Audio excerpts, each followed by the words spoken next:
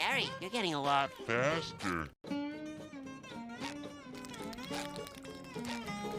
Gary, you're getting a lot Faster. Gary, you're getting a lot Faster. Gary, you're getting a lot Faster.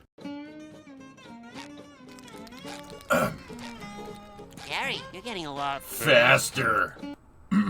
No? That wasn't good opening music? Oh.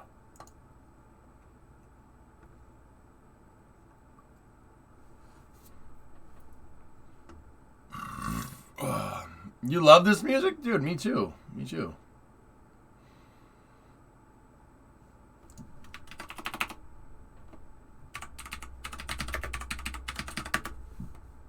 Here, how about this one? Wicked, wicked, jungle is massive. Wicked, wicked, jungle is massive. Wicked, wicked, jungle is massive. Wicked, wicked, incredible. No? Alright. We can't play too much of that. Someone will get mad and then try to, take my entire livelihood away from me. Because, that's right.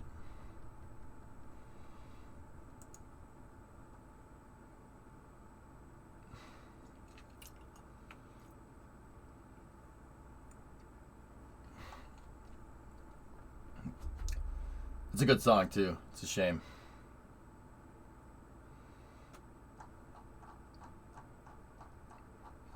Can we get... Yeah, we can do that. Yeah, we can do that. We can do that. That's fine. Okay, enjoy.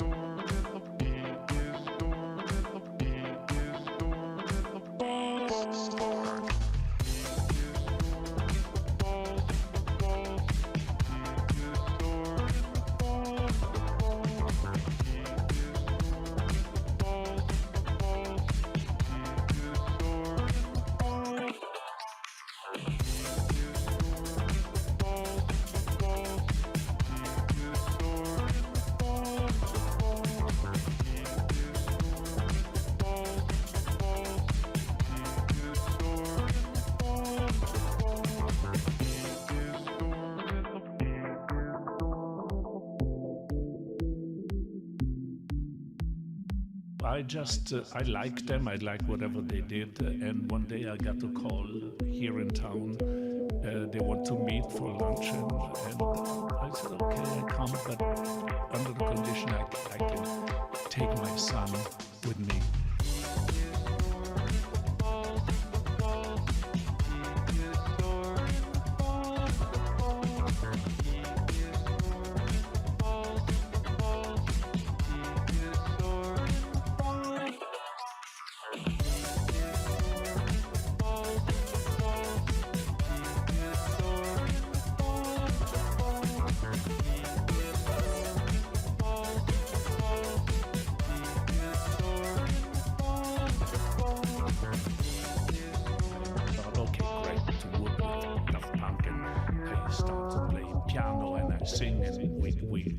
A song, and they said, no, let us do the music. You just talk. You just tell the story of your life.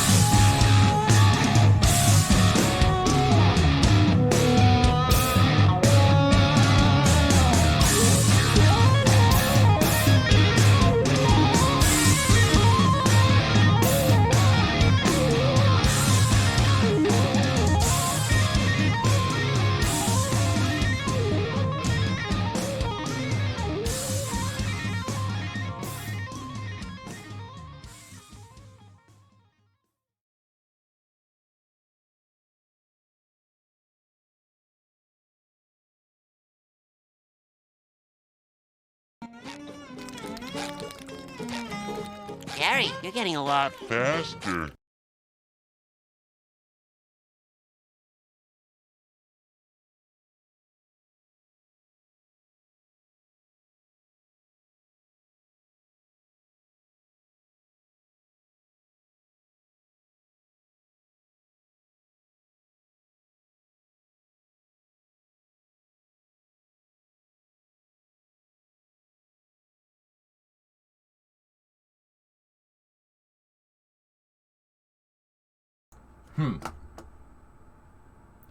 I was just literally talking to chat. Sorry. Didn't get much sleep. Anyway, coffee is needed.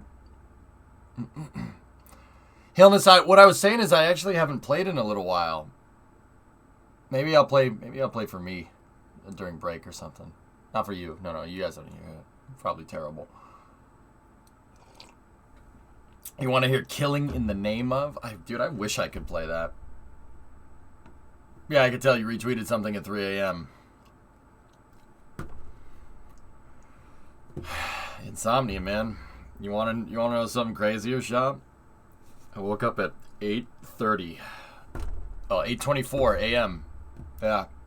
And I'm like, oh, man. That was a good night's sleep. It's 8:30 in the morning. I went to bed 3 hours ago. Damn it.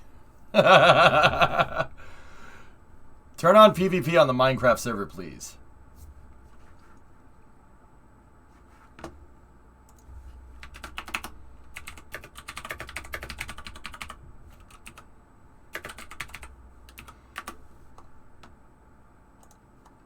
All right, now, it's sale time, so remember, we don't take No shit from anyone.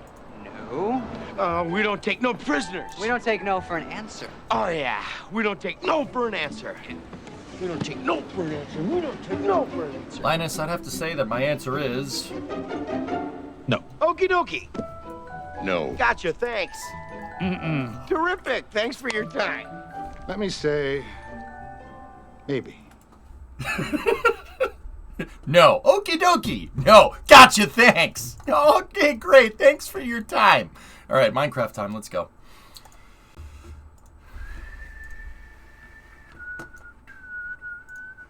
No. Okie dokie. Gotcha, thanks. Best part. We don't take no for an answer. We don't take no prisoners.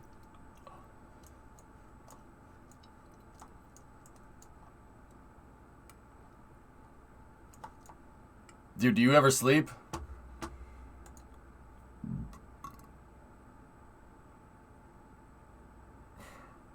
No, but it's not by choice. See last now. No, I don't like you. They don't like you. I don't like you. You don't care. You're here for the good. I don't like you. Nobody likes you. You came all the way over to this chat for nothing. Can we do some speed builds here today? I really want to get the seafront looking as good as the south of the city. Yeah, 100 blocks lane. Yes. Yes.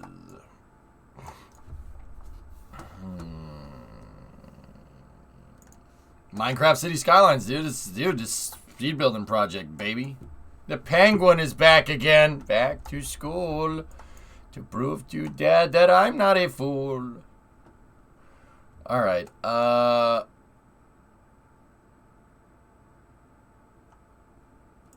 think there's like a building that's like halfway done here. Let me take a look. We'll get in there. We'll get in there and go. Oh. Speaking of blocks.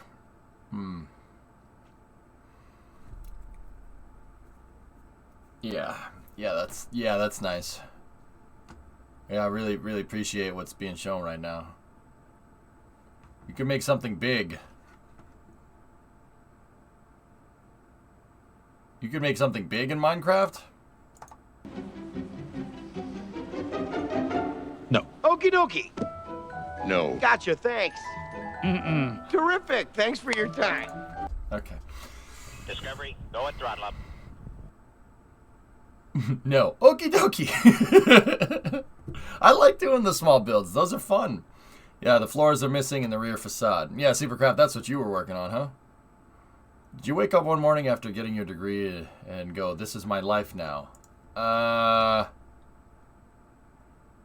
No. If you really want to know, the day after graduation, public, the day after graduation, so this was August 9th, 2008, because I graduated on August 8th, 2008. I graduated on 8/8/8. Yeah. August 9th rolled around, and I had a really, really, really interesting existential moment in my apartment in Florida. And that existential moment was, what the hell do I do now? I don't know. What am I supposed to do here?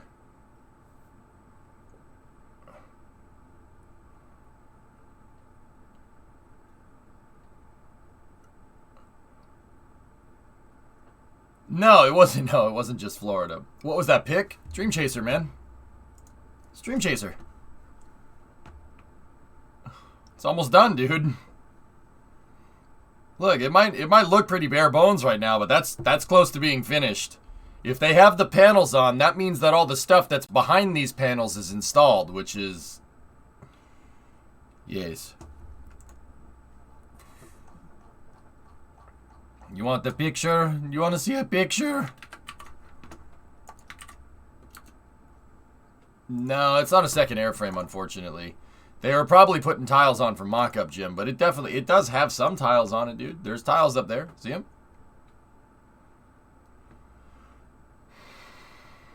Is the orange coating an insulator? It's anti-corrosive primer, Alucard. Yeah, that green-orange-ish stuff.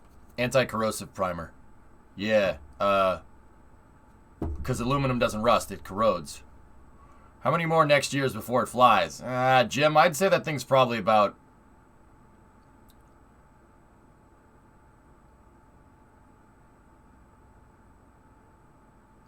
75% done, maybe 70, 75. It's close. That, I mean, dude, that's considering like like it's 75% done being assembled, but that doesn't mean that like this didn't take a long time to freaking make. Making spacecraft is tough, dude. Ask Boeing; they know. They'll tell you the same thing. Lockheed, they'll all tell you the same. Even SpaceX will tell you the same thing. Yeah. It's gonna take a little bit, dude. 2 more years to fly? No.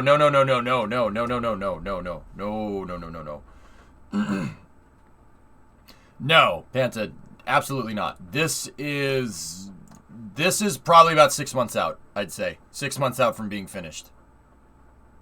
Yeah. So assembly is 75% done. The project is the whole Dream Chaser project is like 90% done.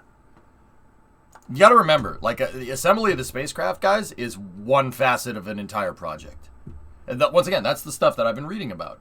Assembly of the vehicle is nothing. That's the easy part. It's not the easy part. It's all difficult. It's relatively easy. Designing the damn thing and testing the dang thing is what takes time. That's assembling a flight prototype right there. That means the testing is all done. So if it's 75% done, that's a pretty... If it's 75% assembled, that's a pretty good indicator that the project is like 95% of the way there. 90 to 95% of the way there. Now, don't get me wrong. I'm making these numbers up. I'm just telling you what I see. All right? I know that this spacecraft is assembled. I know that it's real, and it has all the flight stuff in it. You know how I can tell? Well, Jim, you pointed it out. It's the tiles. It wouldn't be putting tiles on there if it wasn't finished. That's for sure.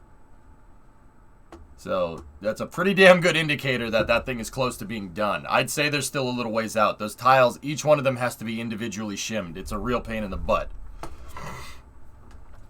And then you have to, you don't have to grout them, which is good. But I feel like Dream Chaser's been worked on for almost 20 years now. Well, Dream Chaser started as the HL-20 program, which was a part of Space Station Freedom. What NASA wanted to do was have this thing fly up, wings folded, backwards inside of a shuttle payload bay.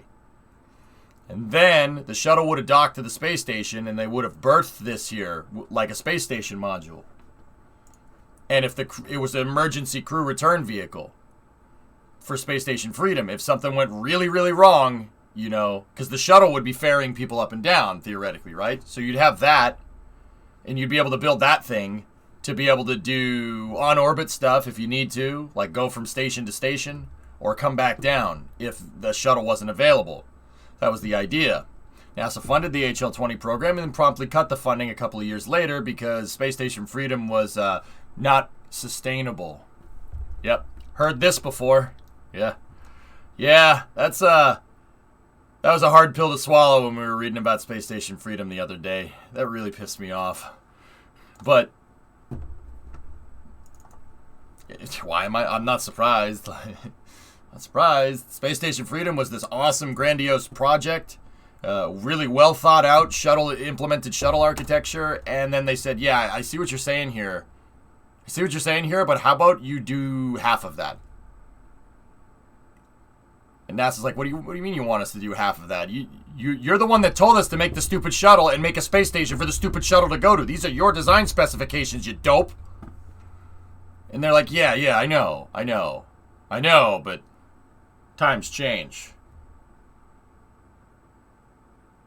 NASA's like, yeah,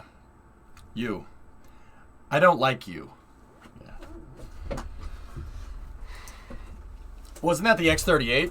Oh, the X-38 was another one. Yeah, no. The X-38 is what replaced the CRV because somebody tried to revive it right after that, and that's what became the X-38. Yeah. That was a little bit later.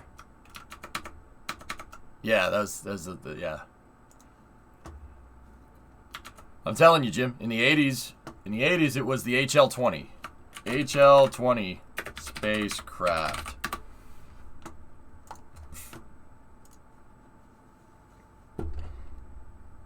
Gee, that looks familiar.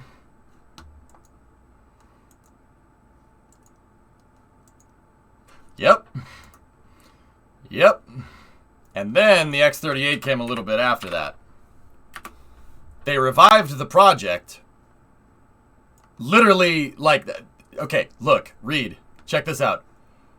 Crew orbital mission study by Langley Research Center around 1990. It was envisaged as a lifting body re-entry vehicle similar to the Bore-4 spaceplane design. Its stated goals were achieve low operational cost, improved flight safety, and a possibility of landing on critical runways. No flight hardware was built.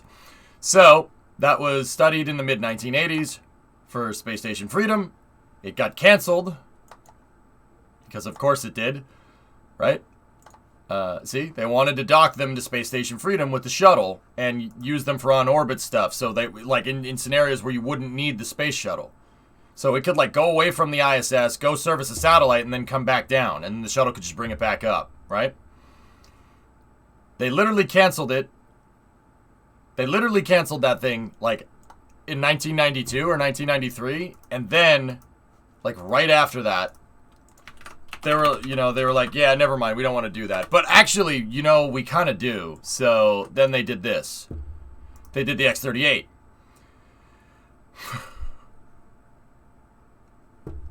They did the X-38, which was basically a watered-down Dream Chaser. Yeah, I know. It's funny how this works. Watered-down Dream Chaser, basically. 95 to 2002, which was basically a simpler version of the Dream Chaser. It would have been used as the crew return vehicle. The shuttle would have taken it up there. They designed prototypes. They finalized all the plans. They even did flight testing. Yeah, that shot is it flying. That's actually flying. And in 2002, they promptly canceled it because of budget cuts. Yep.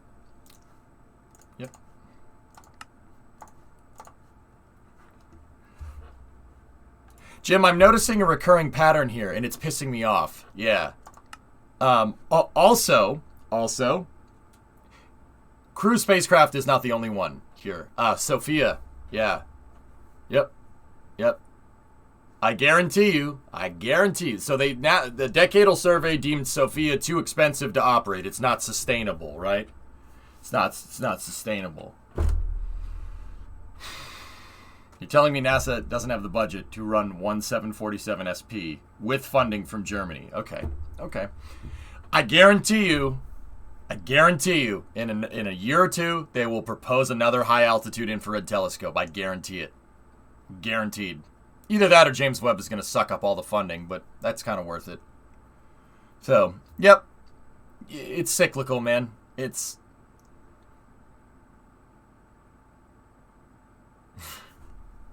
Dude, I I say, oh, it pisses me off, and it's annoying, but you know, who's more foolish? You know, if this keeps happening to NASA, are we that, like, the fool or the fool that follows him? Like, Congress is obviously a bunch of fools here for doing this crap over time, right? And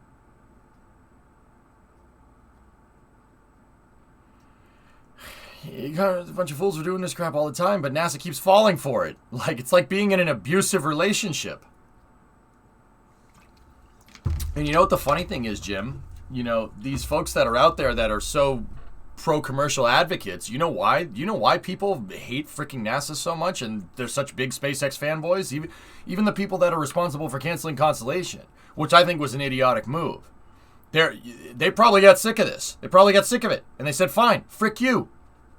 You don't get to launch stuff anymore. We want to do commercial stuff. And NASA said, and the Congress said, no, you can't do that. We're going to throw a lot of money at NASA to build a launch vehicle that we want.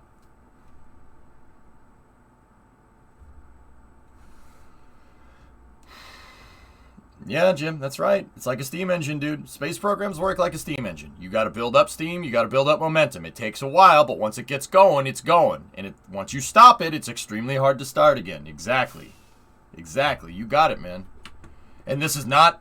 Like, Jim, I will always advocate for science and human exploration, even though I like human exploration stuff more. More rovers for Mars, more rovers to the outer planets, more rovers to the Trojans, landers, probes, all of it. More probes to the moon. Let's do it. Let's do it. More telescopes. Hell, we only have one Hubble up there? You telling me we could muster one Hubble over 30 years? Bull freaking crap. Bull crap. Bull crap. I don't believe that. No. We need a constellation of freaking Hubbles, all right? And then we need like Dream Chaser or Dragon with an external airlock that can go and service them. Boom. There, I said it. And you know what the messed up part is, Jim? That's not going to cost that much more money. It's not going to cost as much money as people say it is. Unsustainable. Yeah, okay, unsustainable. Is unlocking the secrets of the universe unsustainable too? Yeah, how about you go back to your desk, okay? We need 3 James Webbs and operate them as an interferometer. I'm in, dude. And you know what? Have SLS deliver them. Boom. There you go. The constellation of James Webbs, dude. Of James Webbs. Yeah, that's a word. Okay. I'm old, so are you. 48 months, Mason. We need a Starlink network of Hubbles. Indeed, Katra. NASA was literally given a second Hubble Space Telescope. They were given another space telescope, the Nancy Roman, which is another Hubble-class telescope. The NRO didn't want them anymore. And it's been sitting in a hangar. It's been sitting in a hangar for God knows how long. Yep. The NRO donated them to NASA in like 2013. And NASA's just like, okay. A web of Jameses. Yep. How long would it take to make a second one? Well, Astro, it wouldn't take as long as the first one.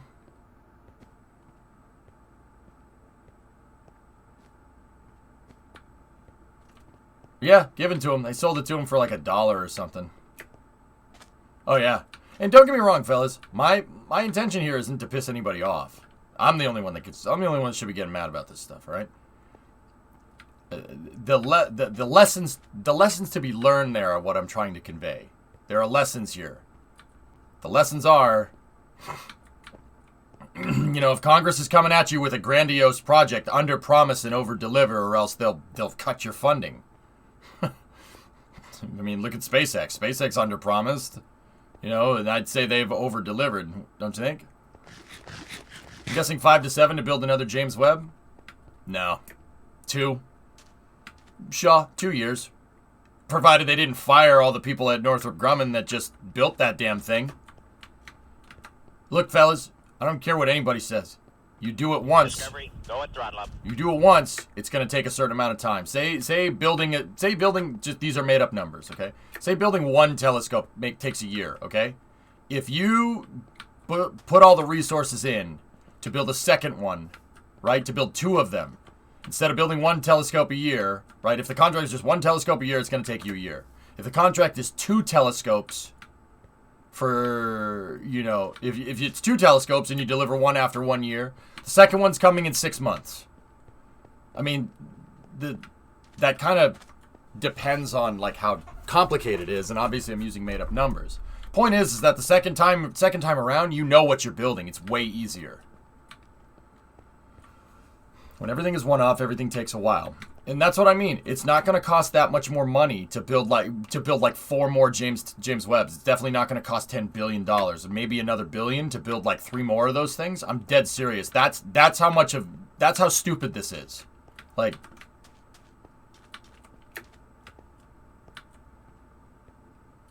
have you seen the Smarter Every Day video about where his dad worked on James Webb and how meticulous they are on everything and how time consuming it is? Of course, subs. Yeah. Once again, fellas, it's made up numbers. And actually they will. They will make it in 2 years, subs, because they know how to. Yeah, you could already see this happening with SLS right now, guys. SLS, the thing that took 10 years to make. Anyway, I don't want to keep doing space news. We got to get everybody set up here first. Alex, sleep. We got to get everybody set up to do some speed bills. I mean, fellas, look, that's from 2018.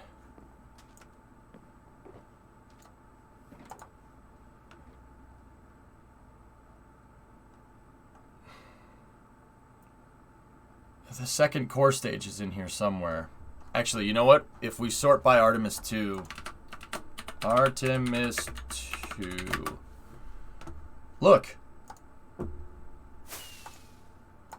The second core stage is already being built. The first core stage, they started assembling it in 2018 when Jim was administrator. All right? The first core stage rolled off the line last year. Second core stage is almost done. They're putting it together right now. They just got to put the engine section on it and install the engines. We looked at this footage the other day with the torque wrenches. Hell yeah. It's not going to take that long. It took 5 years to make the first one. It's going to take 2 to make the second one, take a year to make the third one. Once you ramp up and you scale that production line correctly, that's it. You're going to start making you'll be able to optimize the time over time. It won't take nearly as long. But here's the thing. With James Webb, the original thing was just to build one. It was always just to build one telescope. And then maybe scale the technology to another telescope. So, even if you tried to go and build another telescope right now, it ain't happening. It ain't happening. It would probably cost a lot of money again.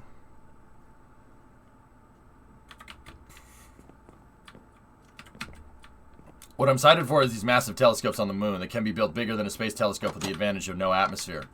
Far side of the moon telescope, subs. Like I said, you're right. That's absolutely spot on, dude. We just gotta find a way to rope them together. So, like, how about this? We use SLS, right? Use SLS to deliver all the parts that you need for a giant telescope, right?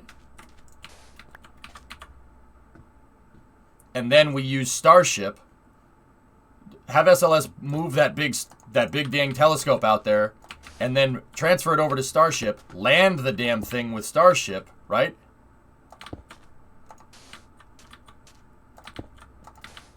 And then Starship will be able to build the dang thing out there by itself. Now, I know what you're going to say. Why not just move the whole thing with Starship?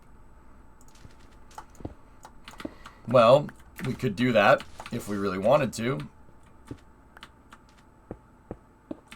We can move the whole thing with Starship, but SLS can deliver a bigger payload with that 8.4 meter payload fairing, and it has more delta V because it's an expendable launch vehicle. If you string the programs together and you wire all the programs together in a gigantic web where programs depend on each other, it makes it impossible to cancel. SLS is very good evidence for that. Last, please. Yeah, sure, K3. The outside of my building is pretty much done. You might want to come check it out. Okay. All right, Panther. Give me my gray concrete back then. I was going to make potholes. Give me my gray concrete, you stupid bear.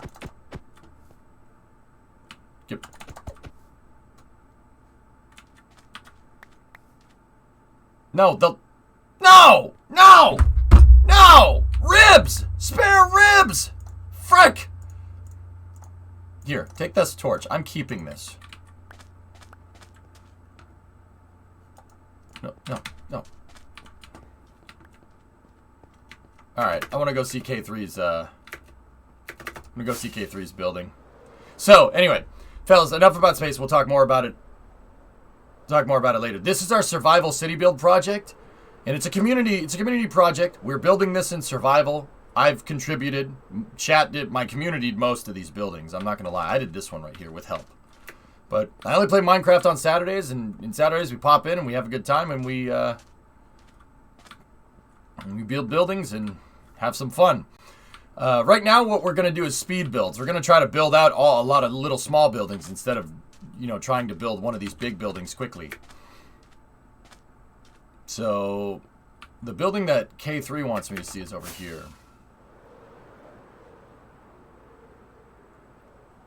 I know you disagree with me on this, but I'm not too optimistic about any government space programs. The way forward is going to be funded by capitalism and private companies, asteroid mining, and tourism. No, Gift. No, don't get confused. Hold up. Okay, so first of all, that's the building that K3 wanted me to see. It is a total masterpiece and a masterclass in Minecraft building. Just thought I'd let you know. Second of all, no, don't get confused, dude. I'm not anti-commercial, and I'm not pro-government either. I'm both of them. I want both of those things. You don't understand. I am a greedy mother trucker when it comes to this stuff. I don't want corporations being the only people. They can lead the charge into space, but I do not want them being the only way to get into space. Does that sound like a good idea to you? Having NASA beholden to a corporation to get to their moon base? That doesn't sound smart to me. Look at the problems that we're having right now. A NASA mission was delayed by a tourist mission.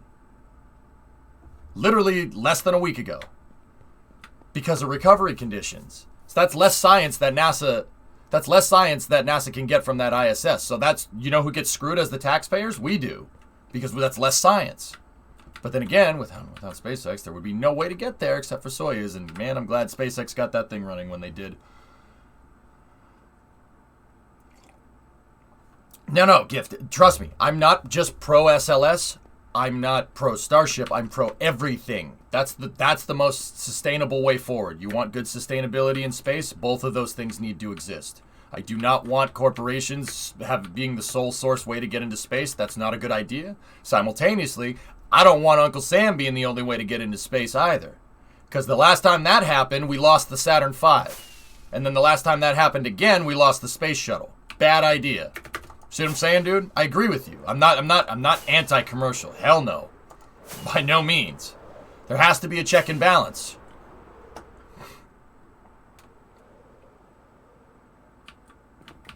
Wow. I don't really see NASA existing in 50 to 200 years, but yeah, I agree. There's good reasons for them to exist. Yeah, I hear you, man.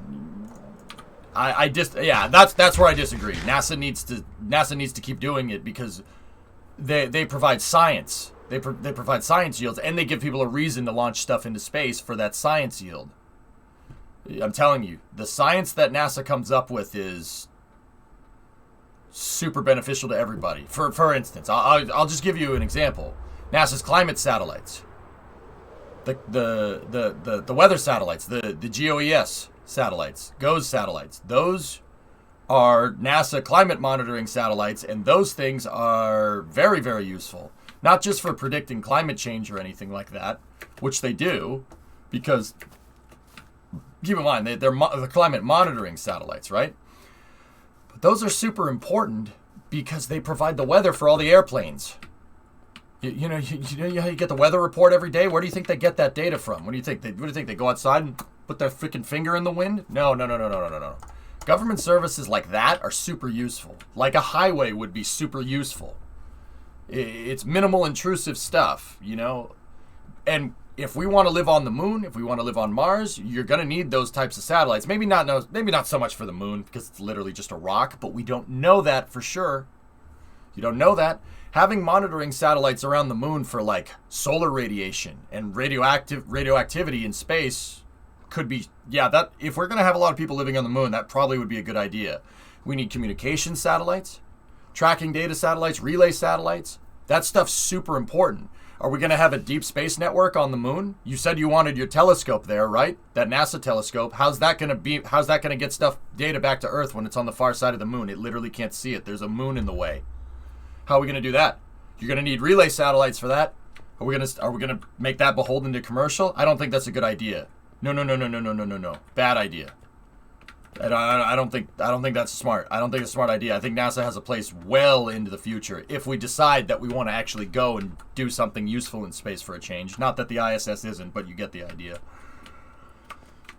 Dude, it has to stay around. I trust me, man. And I want to dump on the government just as much as the next guy. They're so goddamn slow. It's so annoying. But you have to have it. You have to. I don't want. And look, I love Elon Musk. Like I seriously do have the biggest man crush on the guy. I'm not even going to deny that. I'm not even going to say that I don't have a bias there, because that would be lying. I do. I absolutely do. I'm a huge SpaceX fanboy. But even Elon himself said, if you can't have one sole proprietor of things, or at least that's what he thinks with like buying Twitter, for instance, right? You can have a sole proprietor of stuff, right? Not that Twitter is, but you get the idea. He's saying that the gist of what he's saying is that there needs to be a check and balance. And the check and balance is having NASA have in-house capability with commercial redundancy on top of it, like how the post office works. The post office operates at a loss, but the post office's job is not to make profit, okay? It's a logistics service. That's a critical service for how our country and every other country works. Every country has a federal mail service. Every single one of them. Nobody has a full privatized mail service, that to my knowledge. Why is that? Because you need it. It may operate at a loss, but you need that.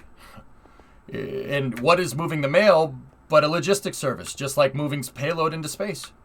NASA needs to have a redundant capability, man. It's so damn important. I don't want Total Recall in space. I don't want Blade Runner. Hell no, I don't want that future. And that's why I will advocate for everything. Like, I think, like, I like my human exploration operations. I like sending people into space, but that doesn't mean I won't fight tooth and nail for, that building is amazing. I'm staring at it while I'm talking.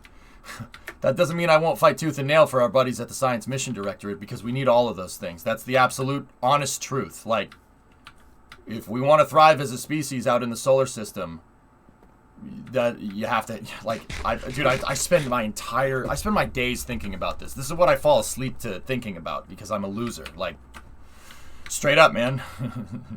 Other people go out and hang with friends. I sit here talking about the intricacies and economics of spaceflight, or talking with myself about it. I told you, I'm a loser. Like, what do you want?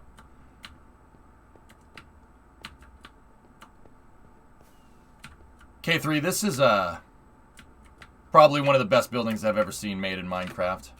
I'm not going to lie to you. I see what you're saying, dude. I understand. And once again, you know what's cool about this? We can disagree with each other and still be cool, right?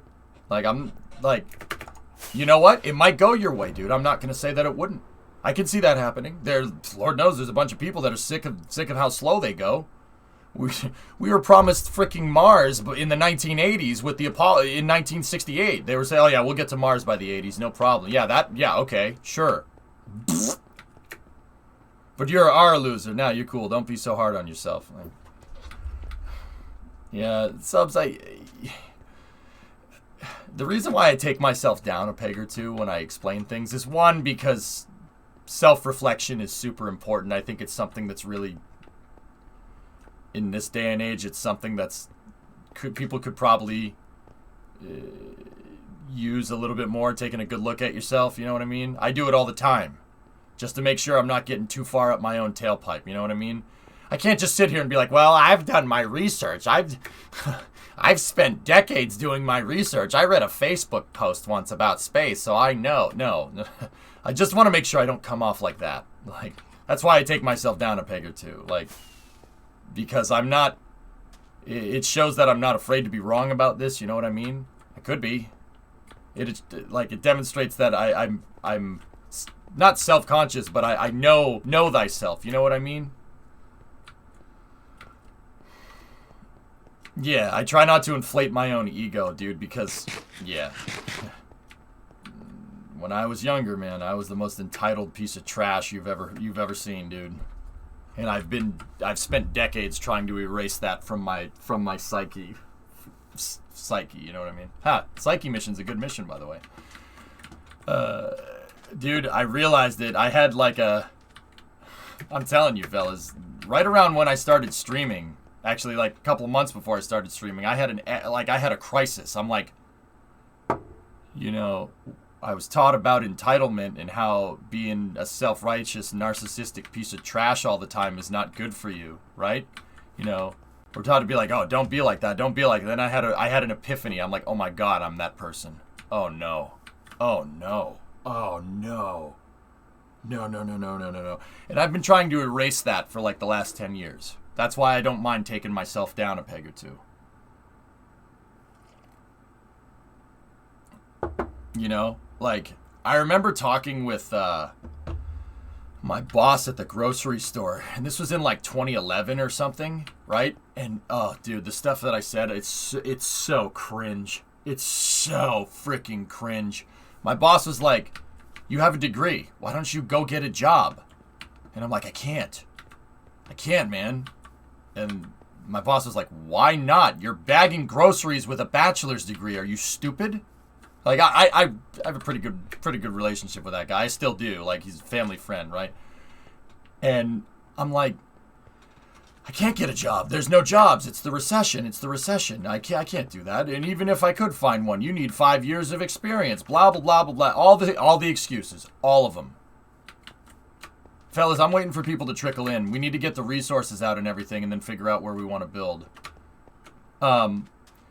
And I would say all this stupid crap, subs. I would make every excuse in the book, blame everybody else for my freaking problems, and then I realized that's, oh crap. That's not how you can't live that way.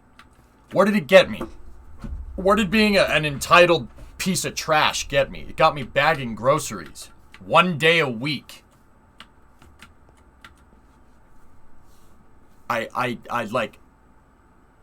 was battling this idea in my head for like a week. I'm like, am I really that person? Oh my God, I am.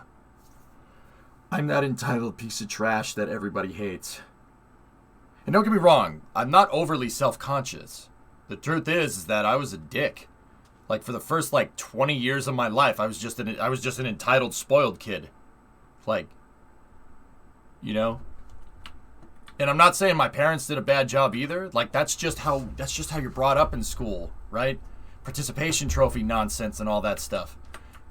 That is a self-defeating way of thinking. You will fail. And when I ultimately did fail by not getting a job out of college, it really screwed me up. Because I was being, you were being propped up. Oh yeah, you'll just sail right into a job after college, no problem. You'll sail right into a job and you have it on easy street, and then you work all the way to retirement doing 3D modeling and you're good to go. No. They made it seem like it's so easy, like you could just sail in, like, oh, you got a degree, you're good to go. It's not that easy. It's not. It requires work. Even if you're following your dreams, it requires a lot of work. They never mention that part. So I had like this crisis because like I was telling my boss, like, and keep in mind, like, this was like 11 years ago. I was telling my boss, I'm like, yeah, I feel like I've been cheated here because, it seems like before the recession, everybody just sailed right into a nice cushy job. And now that the recession happens, I try to sail into a cushy job and I get screwed. And then it kind of hit me. I'm like, that's not how that works at all. Oh no. Oh no.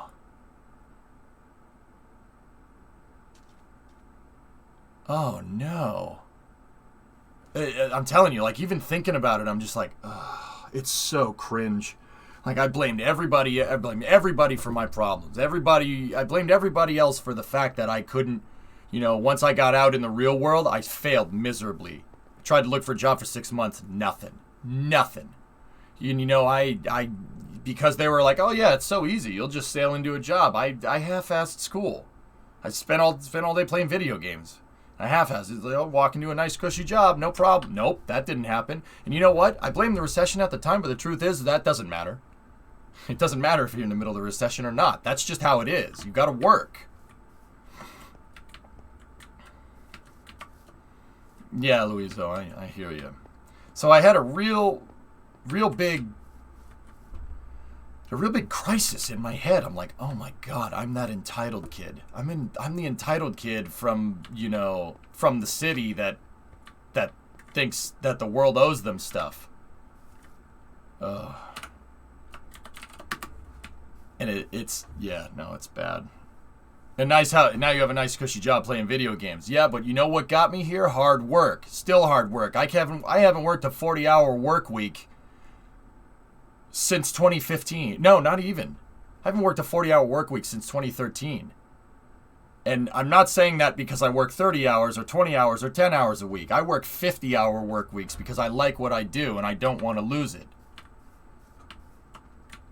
Dude, during the pandemic, 70-hour work weeks. I was streaming 12 hours a day, 6 days a week. Well, not 6 days a week. It was Monday, Wednesday,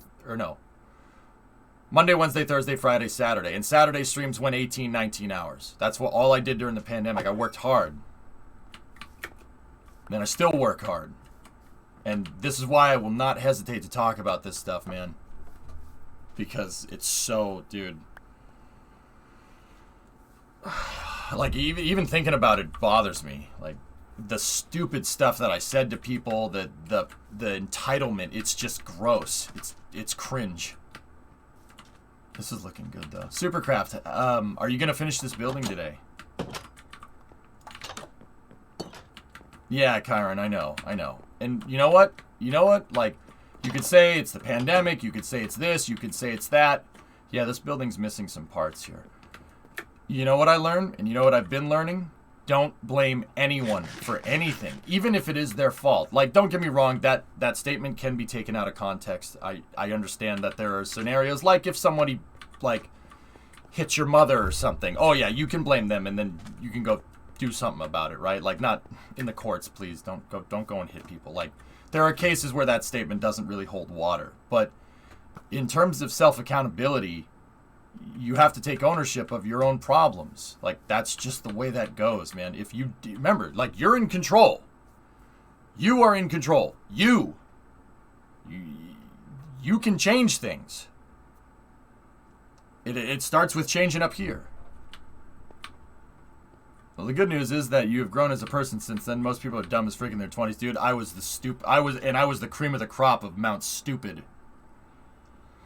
I didn't do well in school because, you know, no accountability was taught. I was getting C's and D's and passing. Dude, if my kid, like, you know what, man? I'm going to go freaking Asian dad on my kids when that happens. And don't get me wrong, I'm not going to be strict, but I'll be fair. If they don't come home with A's and B's on their report card, I'm going to be pissed. And I'm like, don't get me wrong, I'm not going to be that over-controlling parent that lives vicariously through their kid. But my kids are going to get a good education. I don't give a frick. I don't care if I have to do it myself. I will not let people tell them that they are entitled to anything. You're not entitled to dick.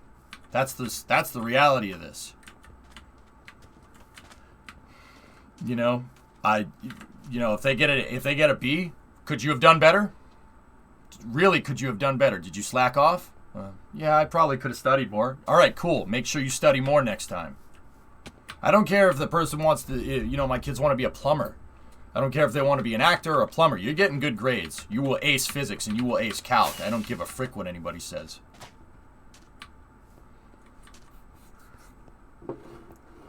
You know, and like I said, if that's the case, if I have to do it myself, I'll do it myself. Even if it means taking a day off streaming or taking a week off streaming. Or, you know, if I'm down to streaming 2 days a week because I'm busy teaching my kids stuff, I don't care. That won't bother me. It's worth the monetary loss, in my mind. Abso-freaking-lutely.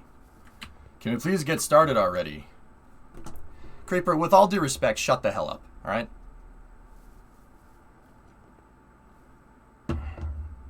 Yeah, no, we won't get started now. Now you can wait another 30 minutes. I'm gonna go hop around for another 30 minutes now. Enjoy. Finish Supercraft's building. Don't do that, dude. Don't do that again. I'm very serious about that. I take the time to teach people about these lessons, Creeper, and it's very important to understand them. To say, "Oh, can we get started already?" that's pretty damn disrespectful, dude. I wouldn't do that again if I were you. I will go see the canal surfers. Let me go take a look.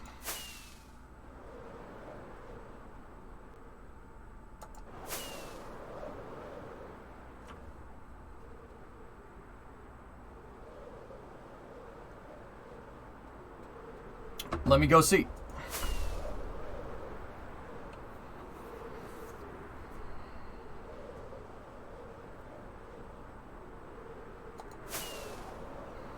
Check out Drool's new millionth boat. Yeah, I'll do that, and then we'll get started on those speed bills in a little bit.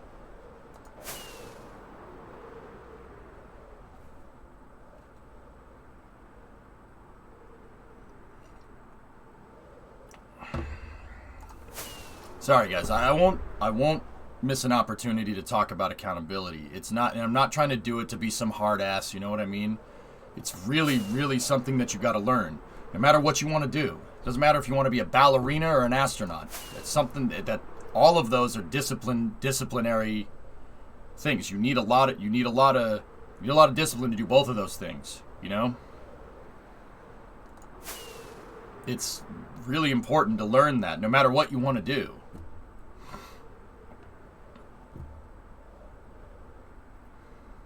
You want to be a ballerina? Good. What about all of us that are slackers? What can we do? If you're gonna, if you're insistent on being a slacker, you better be the best. You better be like Jeff Spicoli good at this, okay? No one's gonna understand that. You want to be the very best, Taradra, like no one ever was? Is to catch all of them your great quest, and train them is your cause? I'm really hoping once you get a garage, you can do more truck streams. All your hard work will start to feel like it's paying off. Yeah, me too. But, hey, Badger, I'm patient. I'm patient. That's the thing. The housing market sucks right now, and it's annoying, but I'm patient. We'll get it done. It'll happen when it happens. You know, like, if, a lot of people like to, use movies as ways to understand the human condition. You guys remember Andy Dufresne? Ever read The Shawshank Redemption or seen the movie? All it takes is pressure and time. That and a big goddamn poster. Turns out Andy Dufresne's favorite pastime was toting his wall out in the exercise yard. And I think by the time Tommy was shot, old Andy had had enough. I think the last thing that went through his head, other than that bullet, was how old Andy Dufresne got the best of him.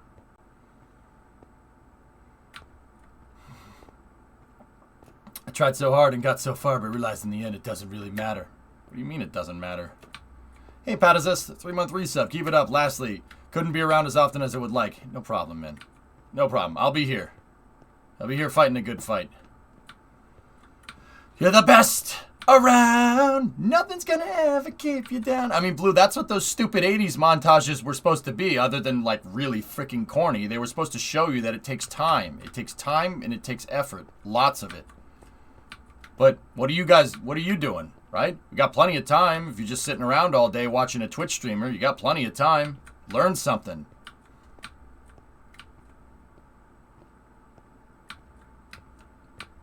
The Shawshank reference I was thinking of was a little different. If I could make it by crawling through 300 yards of sewage, I'd do it. Yeah, well, you'd be amazing. You'd be amazed at what people will do for freedom. Andy Dufresne, who crawled through a river of poop and came out clean on the other side. The canal's looking good, dudes.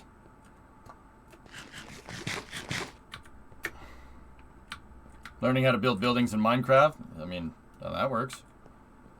Not just watching any streamer. This streamer, ew. I hate the situation I'm in, but having a mental illness is kind of the problem for me. Okay. Knight, here's the thing about mental illness, man. And once again, not a psychologist, not an expert. Take this for what you will. I just don't want to see, it hurts to see friends not being able to achieve their maximum potential because stuff's holding them back. Dude, I don't know what mental illness you have. When I met you, you seemed fine to me. But look, man, you got to live with it. You just got to live with it. Some people have to live with being short. You know what I mean? Some people have to live with, being blind. Some people have to live with one eye. Do you see that? Do you see that holding them back? Some people can't walk. They don't let that hinder them. Dude, that's where I'm at with like mental illness and stuff, dude. Like don't get me wrong, I've been lucky to not have gone insane at some point, right? Like, yeah, this is looking good, man. That's a lot of terrain to move, but dude, my mental illness holds me back. That's only gonna hurt you. You have to learn to live with it. You know what I mean? You learn to live with it. And I'm not saying like it doesn't exist, and I'm not saying that it's not valid. Like, just learn. You got to learn to live with it, dude. Adapt. You can do it. I trust you. You can do it. Some people have to live being me. Oh, dude, you don't want to be me. Trust me, you don't want to be me. You don't want to be me. I'm just as messed up as everybody else. It seems like I have stuff figured out, but the reality is I'm trying to figure it out just as hard as anybody else would. I know that it starts with accountability, though. I have to live with being short. I looked up at EJ. Yeah. Yeah, and then when I went to Japan, I hit my head on the ceilings. Yeah. So, I mean, take that for what it's worth.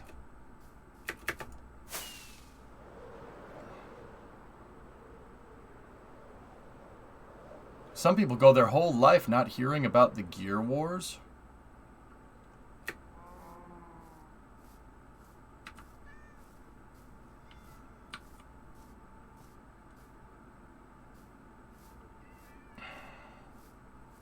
You're that tall? Supercraft 193 centimeters, man. And I don't hide it. I mean, I don't like flaunt that. I bring it up when it's proper subject matter, 5'6" is the ideal male height, and I'm not coping. I mean, Wiser, I can't fit into most automobiles. Even American automobiles, I have to slouch over. All right, we're at the Trader Village here. I'm gonna head back. I want to check out. I want to look at the map for some of the ships here, and then we'll go.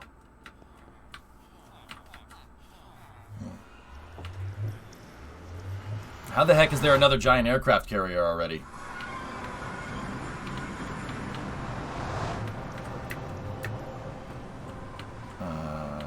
This way.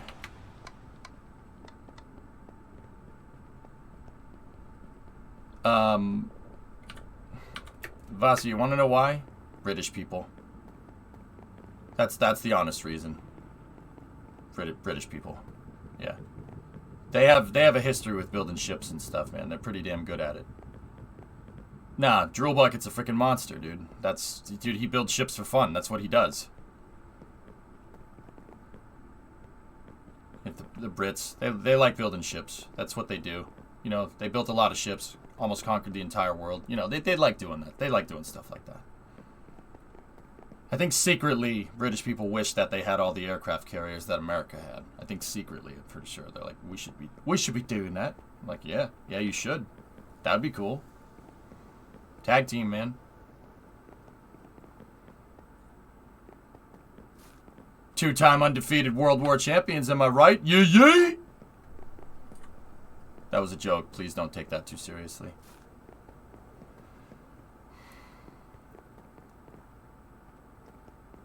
Is it the same class as the old one? I'd have to look at it.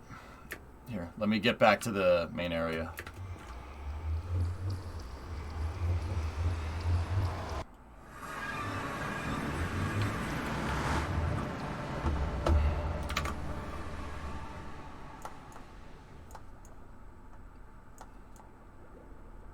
Yep. Yeah, that's another Nimitz. So Vasi, these things are about as big as the Kuznetsov, and they have, but nukes. They have, I think these are The Nimitz have, what is it, A4Ws or something? They have twin nuclear reactors in them. Like, there's a nuclear power plant built into the back of this thing. And then over here, that's the Washington right there. Yeah, that's also a Nimitz. Yeah, they're the same class. Those are sister ships. There's 10 of those things floating around in real life. I mean, you know, Brits like building ships. We like building ships. We build a lot of ships. Yeah, dude, they went, dude. So like, okay, so why do we have so many aircraft carriers, and why do we have them in real life? Well, the reason why we have them is basically because we can put an entire air force on somebody's doorstep, literally in 24 hours. It's deterrence, right? That's the whole idea. Just like, you know, everybody has nukes pointed at each other. If we can put an air force on your doorstep in 24 hours, you know, no one's gonna try nothing, right? That's the whole idea. But the reason why we ended up building so many of these fixed-wing carriers is because, well, the U.S. really never stopped defense spending after World War II. We never stopped doing that. I mean, neither did the Soviet Union, to be fair. But we drove industry to, you know, to get more tax revenue so we could build more of these damn things. Like, dude, they don't screw around. Like, and then there's a new one. There's new carriers coming out that are replacing the Nimitz. These are Nimitz class carriers. They're named after Chester Nimitz, who was a Nimitz was a commander, or admiral in World War II. And the reason why we have all these is because, like I said, we didn't really stop building them after World War II. We just kept going with it because of the Pacific Theater. That's why we have so many aircraft carriers. Because in the European theater, what are you going to do with an aircraft carrier? The Red Army had no use for an aircraft carrier, right? Even the Germans, they were like, yeah, we don't need this. They built one, to be honest with you. They built the Graf Zeppelin. They built it. The ship was like 90% outfitted, and they said, yeah, no, never mind. They freaking built an aircraft, like a fixed-wing carrier that was like as big as an Essex class, which was our World War II carriers, like Intrepid. Intrepid is an Essex, right? And the funny thing is that the Soviets got this. They got it after, and they're like, what the hell are we gonna do with this? Why do we need an aircraft carrier for the Baltics? Yeah, sink that, use it for target practice, and that's exactly what they did. They sunk the fricker and used it for target practice because what the hell are we gonna do with that? It's kind of funny, but like because you know the U.S. has that big ocean on the west coast, that's why we have so many freaking carriers.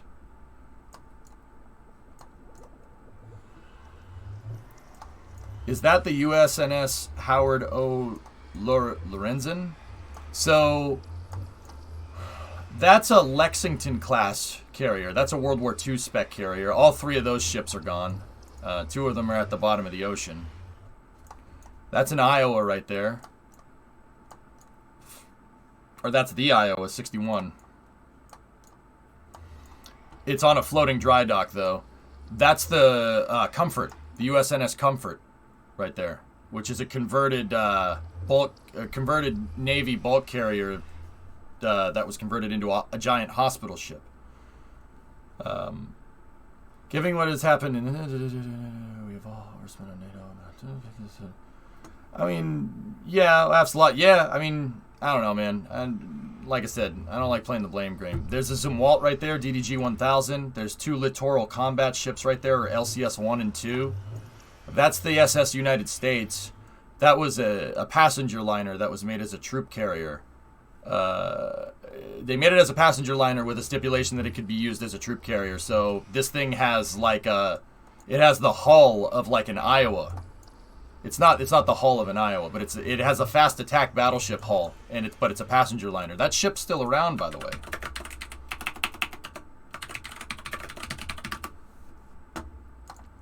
It's quite literally a battleship with a cruise liner on top. I mean, look at the hull. The hull's a dead giveaway. That's a military ship all day. But they built it as a passenger liner. That ship still holds the record for fastest transatlantic crossing by boat. That thing could do 35, 40 knots. Crazy, right? Yeah, it's still around, but it's just sitting there doing nothing, which is annoying. That's really, really annoying. But I will say, Jim, this is, I'll take this over what happened to its sister ship.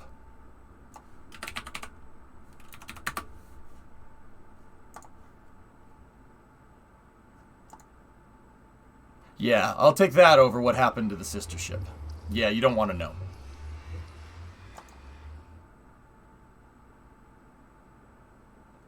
Yeah, they were towing it for scrap, and it got stuck on a reef and basically beached itself in shallow water, and then the ocean ripped it in half, and then it just rusted away. Yeah, see? The ocean, hydraulic pressure. Don't underestimate hydraulic pressure to...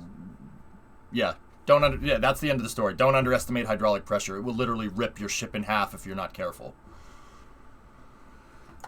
Oh, look, someone made it in Minecraft. Nice. Yep. That's all that's left now. So I'll take that one over the other one. But yeah, and then Vasia, there's your ship right there, and then yeah, that's the Washington. 73 is the Washington, I think. And then I'm not sure which one Drool is making over here. If I had to guess, are there museums for old Navy boats? Yeah, of course. There's one like less than 20, well, I don't know exactly where you live, but yeah, of course, in Long Beach, dude. One of the biggest museum ships in the world is in Long Beach, dude. That's where I started Route 154. Check this out. Go look at this thing. You'll be in awe. So, okay, so you know San Pedro, right? So there's San Pedro, Long Beach over here, Long Beach Pier, right? So the second bridge that goes into San Pedro, turn around at the exit ramp, go down here, and this berth right here. It's an old cruise terminal. This is near where SpaceX used to dock their ships. See? It's down the road from it. Check this out. Now this is an old picture. You want to see the new picture? Look at this. The Iowa's there, baby. An Iowa-class battleship.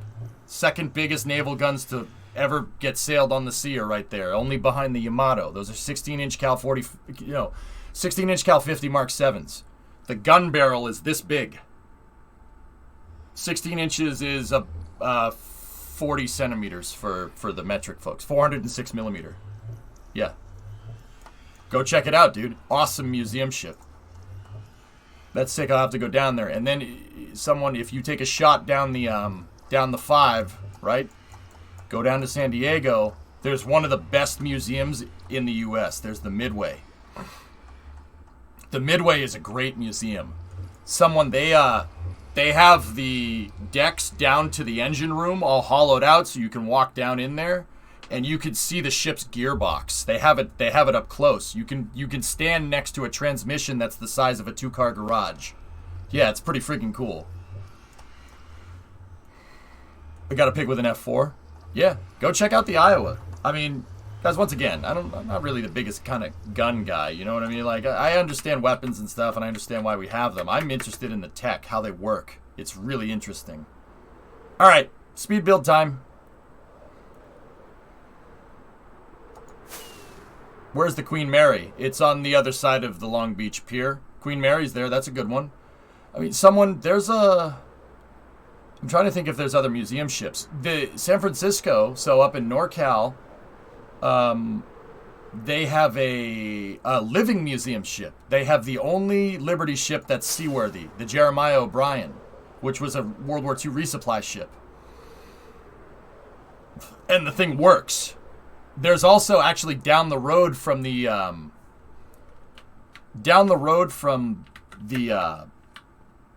Iowa. There's another World War II resupply ship. I forget its name. And then in the bay, there's also the Hornet, Blue. Yeah. So the USS Hornet, that's in Oakland. It's in Alameda, California. So Oakland side of the bay. So East Bay. The Hornet is the ship that recovered Apollo 11. It has the MQF in it. The mobile quarantine facility, that converted Airstream trailer that the astronauts had to stay in. The MQF is in it with a capsule. Not the Apollo 11 capsule, but... So what does USS stand for? United States Ship. And then USNS is a non-commissioned ship, which is United States naval ship. I forget what the difference between non-com and com is, guys, because I'm not a military guy. I mean, I know it, but I forget what the definition is. I haven't served. And sadly, with the Kitty Hawk getting scrapped, it's all current, future, and carriers will be made in a museum. Yeah, Creeper. Yeah, unless they find a way to safe the stupid nuclear reactor. Yeah, Kyron, that sounds right. If there's any squids around, help me out.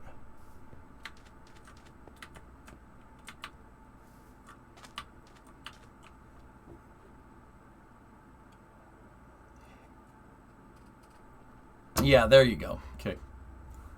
I heard a documentary that America stopped switch from main battleships with huge cannons like the Yamato to aircraft carriers. They're more powerful after World War II. Yeah, Violent. A plane carrying bombs can do more damage than a battleship. Battleships were useless even through World War II. That's why the U.S.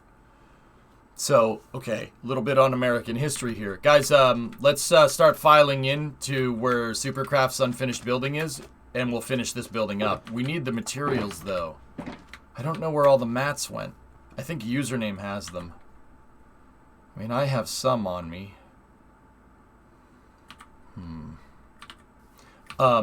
So, once again, the Pacific Theater, Violent. You have an aircraft carrier that has planes on it, and those planes can go out, you know, 300 kilometers in every direction and back. They can go 300 kilometers, bomb something, and come back. 300 kilometers is way further than any naval ship can shoot. Way further. I mean, nowadays, you just have missiles. Cruise missiles can go that far, but that's the reason. In Pearl Harbor, when Pearl Harbor happened, December 7th, 1941, right? When the Japanese bombed Pearl Harbor, the U.S. got lucky. You know why? Because only our battleship fleet was there. And the battleship fleet was pretty much obsolete. Battleships at this point, even to this day, a battleship would be good at coastal bombardment. So like protecting a beach invasion. They're still good for that. They did that during Desert Storm, believe it or not, in the 90s with an Iowa. They were shelling targets in Baghdad from the Persian Gulf, which is actually kind of cool. Except for the fact that, you know, if it missed, it's not going to... That's why the precision-guided munitions are probably better. But I digress. But we switched to carriers after that because the carrier has more range than battleships. Way, way better use if you're on the high seas. Speaking of Long Beach, it's been a bit, but you got some from the GP. Nice. That's cool, someone.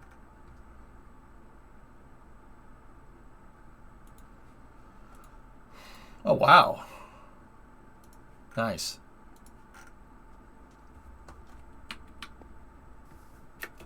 I mean, Blue Devil, you could get pretty damn accurate with that 16-inch. They had analog computers, guys.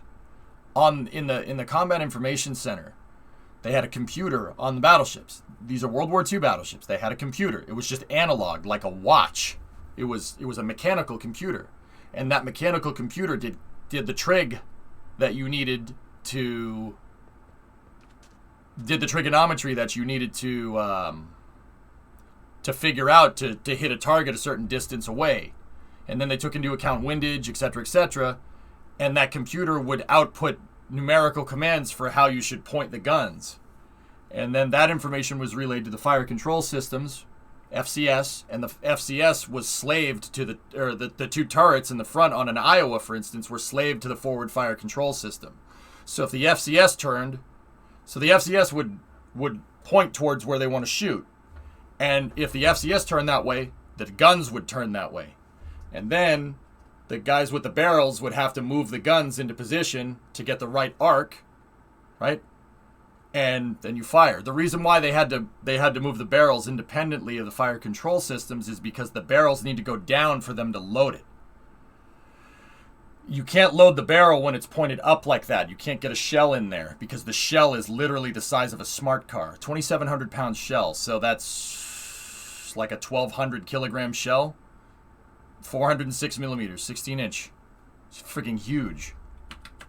It's a big shell. So the turret had to go down so they could breech load the thing and then put the powder kegs behind it and then close it and then turn it back upright. Yeah, computer. Dude, it looks like something out of Fallout. It's awesome, actually. It's this big box with a bunch of levers on it and gears inside of it. And then there's just mechanical numbers on the top that go... It's really cool, actually. How many elephants is that? Alright, we got a quarter of an elephant. Let's go. Alright, so we need mats, guys. Does anybody figure out where the mats went?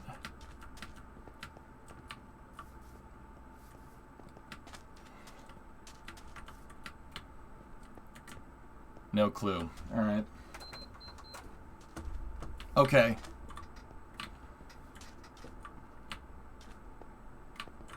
Interesting, Kickning. I didn't know that. I don't know where username put them. Okay. Hey, drummer, are you here, buddy? Yeah. Oh, yeah. You guys want to learn about battleships? That's actually a good point, Badger. If you want to learn about battleships, there's an awesome resource on YouTube.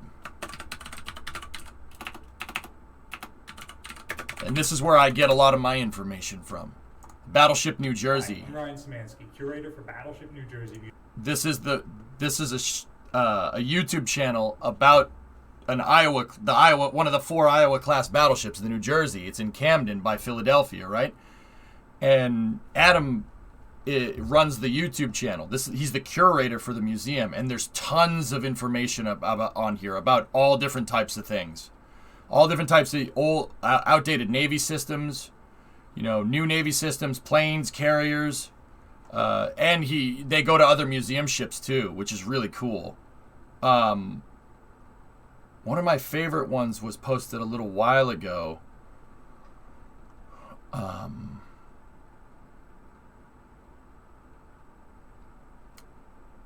Adam went to the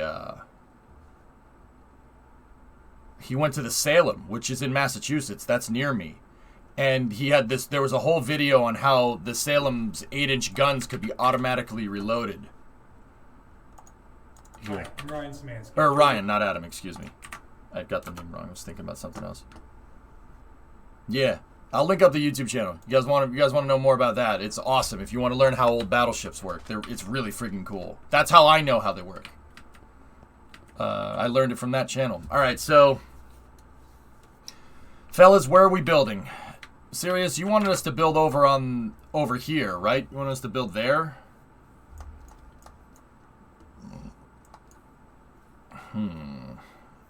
Point made. Cruiser Moskva critically damaged by 2 anti-ship missiles fired 2 kilometers away. Or 200 kilometers away. Yeah, the Neptune missiles. I mean, the Russians still say that it was a fire. And I until I see video of a Neptune missile hitting that, I don't know who to believe. Like, I mean, what I do know is that ship's at the bottom of the ocean. I don't know how it got there, but it's there. And that kind of sucks, because apparently a lot of people died, which... I don't want to see death. Death's not cool. I mean, that's pretty lame. A fire caused by a missile. Yeah, maybe. I don't know.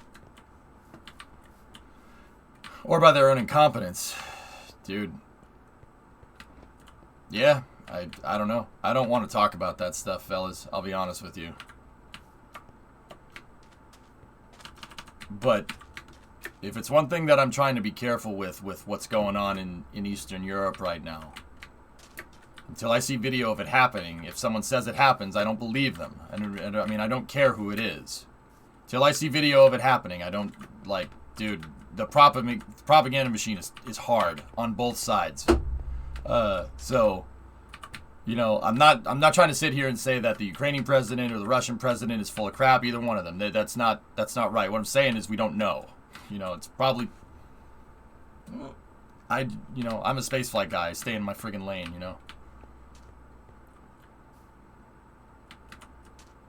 What determines a ship's hull design? Cake, it really depends. It depends on what you're doing.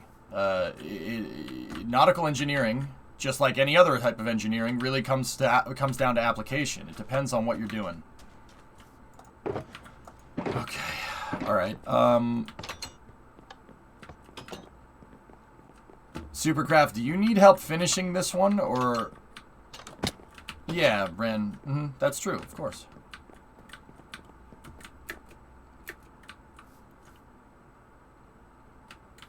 Yes, Intel says it was the missile. Yeah, no, guy, I'm inclined to believe it. Yeah, you will continue the floors. All right, guys, to warm up, okay. So, what do you want the back of this building made out of, dude? Oh yeah, the Snake Island guys, Creeper. They ended up, dude. It was and this is what I mean. It was reported initially that those Ukrainian guys on Snake Island got killed. They didn't get killed. They surrendered. And they're still alive, and they actually got awarded a medal by the president, which is cool. But see what I mean about, you know, they said, oh, they told them to go screw themselves, and then they died. That's not what happened. Can we speed build the ship at some point? Yeah, maybe, Geeson. Sure. All right, fellas, let's warm up by finishing this building. Supercraft's got the floors. I'm gonna do the back here. Let me pick on what I want it made out of.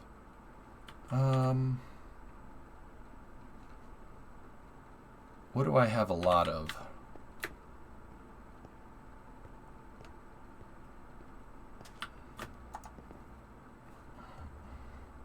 Speed building a ship would be a lot harder. Bossy, if we were going to speed build a ship, we'd build the entire ship. I'm not just talking about a hollow shell that looks like a ship on the outside. If we were going to build one, we would build one. But we would honestly need blueprints. These buildings are pretty easy to make. They're pretty easy to get the point across, you know? Real question, why paint a Z on your forces? I thought a bigger part of the war is camo and hiding your troop movements.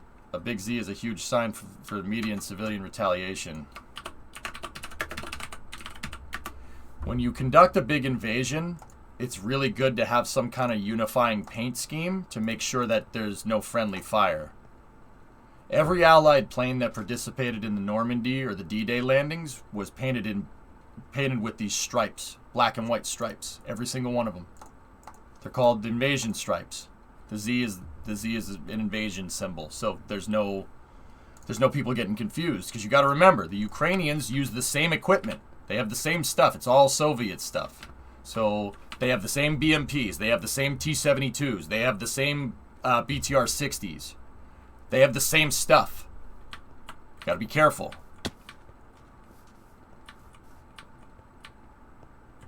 It's for IFF purposes.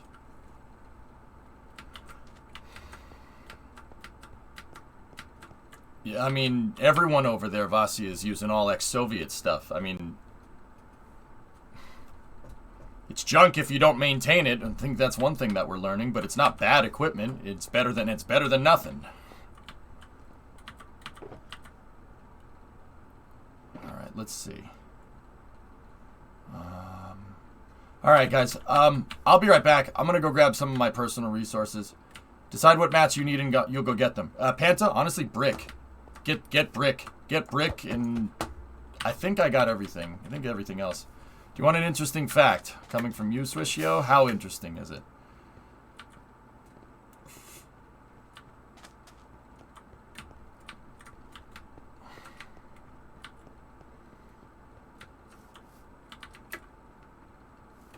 Well, big orange panels didn't work in Iraq. I mean,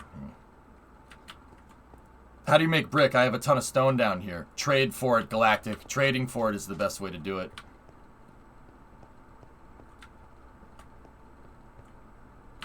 Pretty sure it became similar to... No idea. I don't know. I think they just chose something.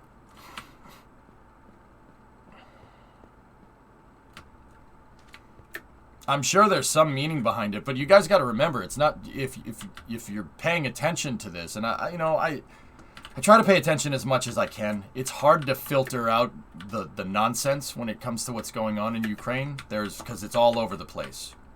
It's all over the place, dude.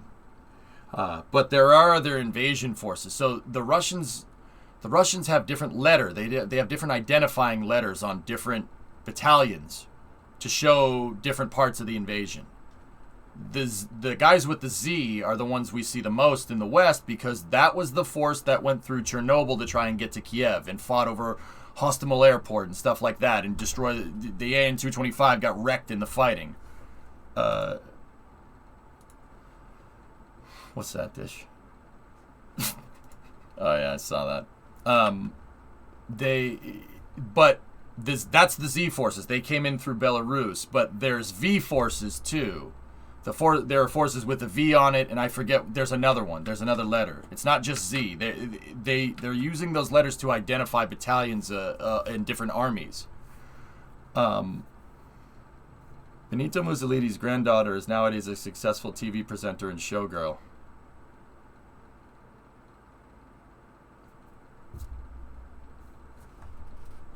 All right. I mean, okay. As long as she doesn't do that whole, fascism thing, I think that's fine. I have no problem with that. It's interesting. I mean, considering what happened considering what happened to her freaking grandfather. Especially, that's one of my favorite parts of Italian history. The Italians were like, Benito Mussolini was like, okay, yeah, we got to do this, and they're like, all right, I guess. And then when they had enough of his crap, they just hung him from a freaking lamppost. It's like, nah, we are tired of your nonsense. You get hung from a lamppost, yeah? You have impeded us from making spaghetti. You break the spaghetti, so we break your neck.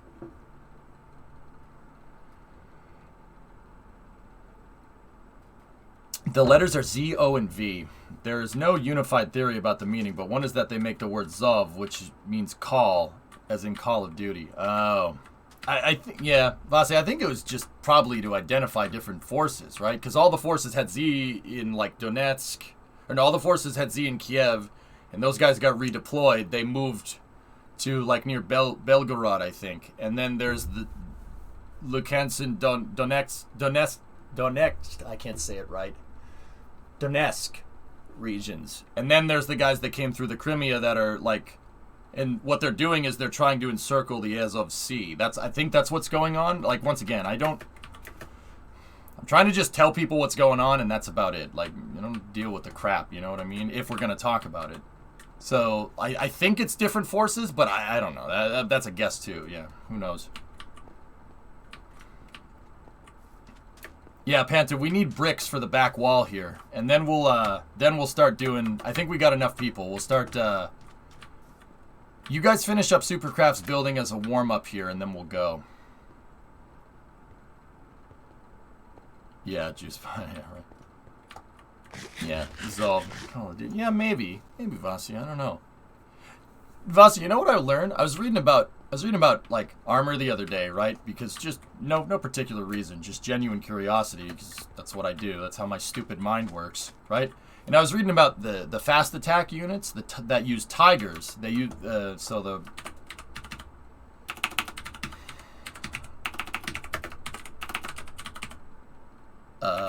called the TIGR. These things. So it's made by Gaz, right? These things. They're like an up armored Humvee, right? Those things actually have Cummins engine. They have 6BT Cummins in them. They have a 5.9, well, it's not a 6BT, it's a B180. They have 5.9 Cummins. Dude. Lucky. Those are really, really good motors. Those things never break. The vehicle will rust into the ground before that motor stops working. So, like, just take that for what it's worth. Oh my god, they make a civilian version of it. Oh, I kind of want that, but I kind of want this too. I like this one. Can I get one with a Cummins in it? I mean, Cummins can move that. That's probably overpowered for the application, to be honest with you, but fast attack, it's supposed to be.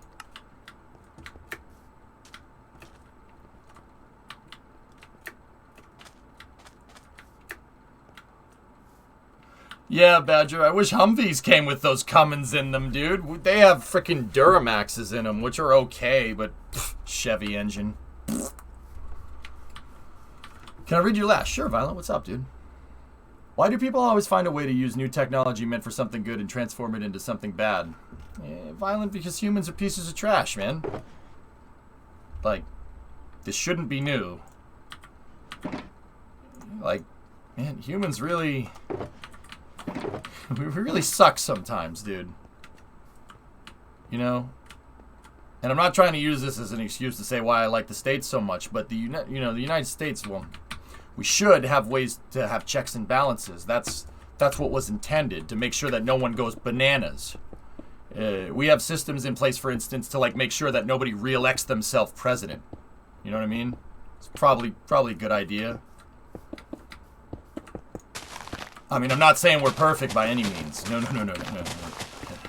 Humans are imperfect, man. We're never going to get it perfect. It's never going to be exact. But we can strive to be better, that's for sure.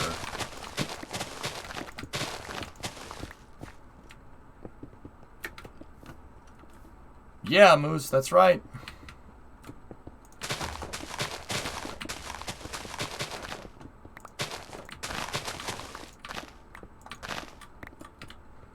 Like, humans are pieces of trash, dude. Like, and I'm not trying to be some cynical jerk about it either. Like, I don't believe being cynical about things is useful, a good use for your time.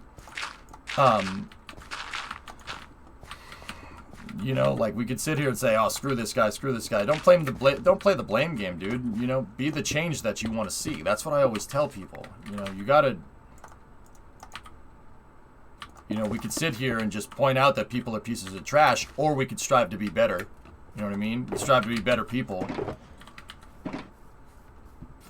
I choose the latter, not the former. You know, that's why I don't like blaming people for problems or anything like that. I'm accountable to myself, etc., etc. You know, if everybody's watching out for themselves, then theoretically there should be no problems. But the problem is that, you know, we're not perfect.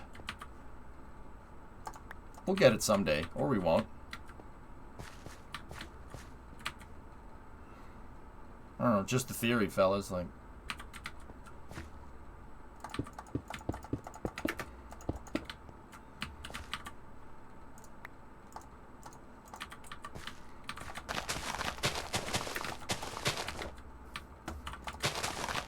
I mean, Violent, that's one of the reasons why I like spaceflight so much. Because spaceflight is one of those, this is one of the reasons. I like spaceflight first and foremost because I like spaceflight. It's my jam. That makes me so happy. But the other part of the reason why I like doing what I do here is because,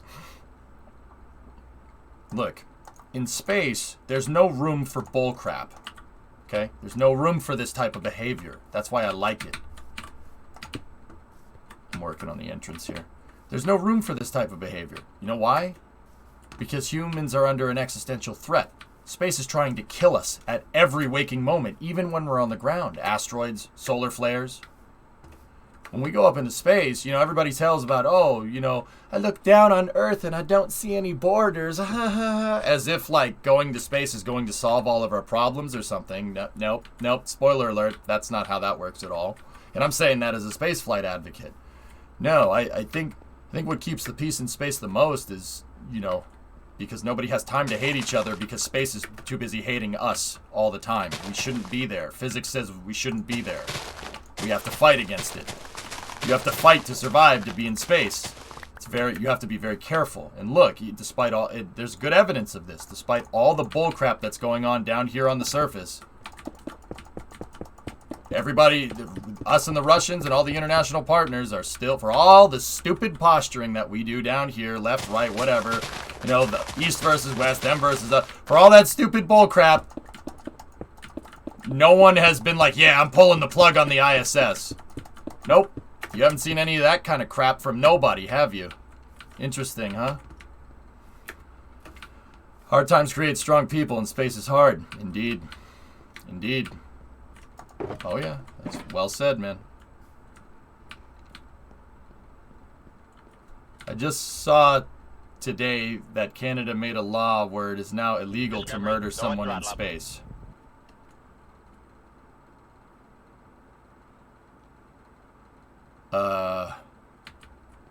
Okay.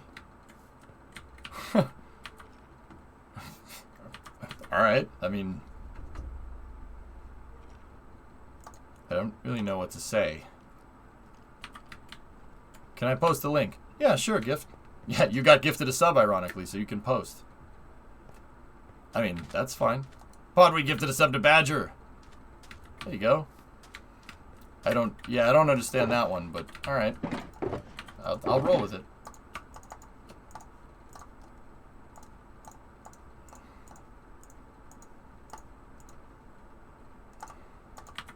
Cookie! Good work, Cookie. Oh, nice.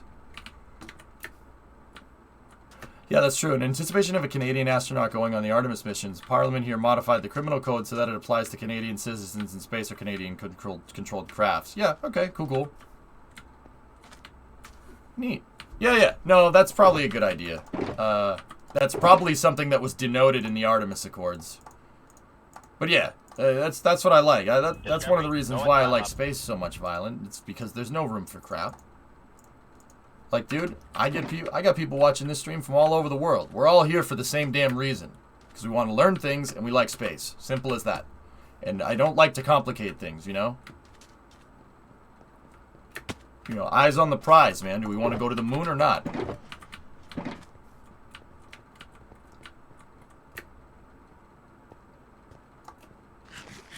Because, look, if it's one other thing that I've learned, you know what usually stops us from going to the moon?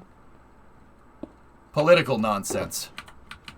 That's usually what stops us. Oh, perfect, Penta. Nice.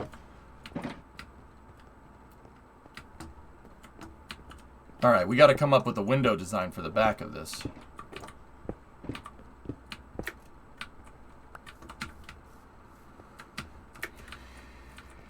Well, actually, hold on. What did you put for the front windows?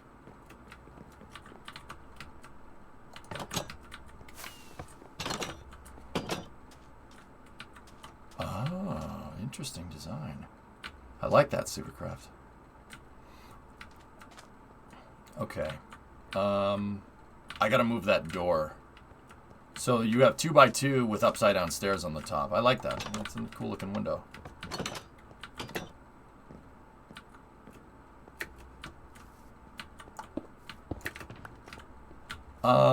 Alright. Well, the back of this building ended up being stone brick, but that's fine.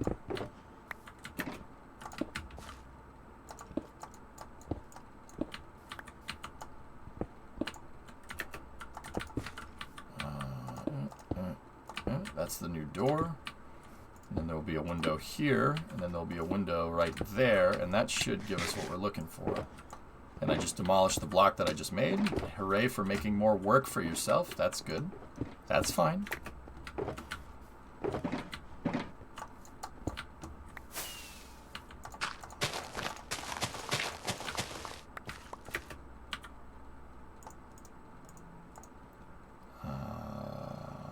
Yeah, here we go. Smooth stone.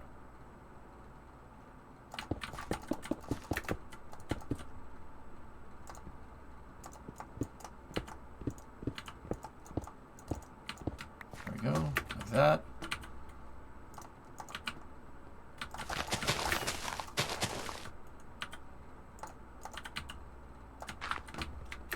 Miami GP yacht harbor with no real water.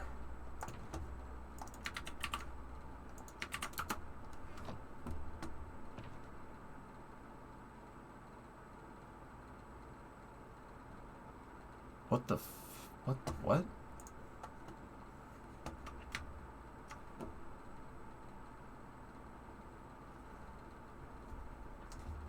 Sir, this is a parking lot.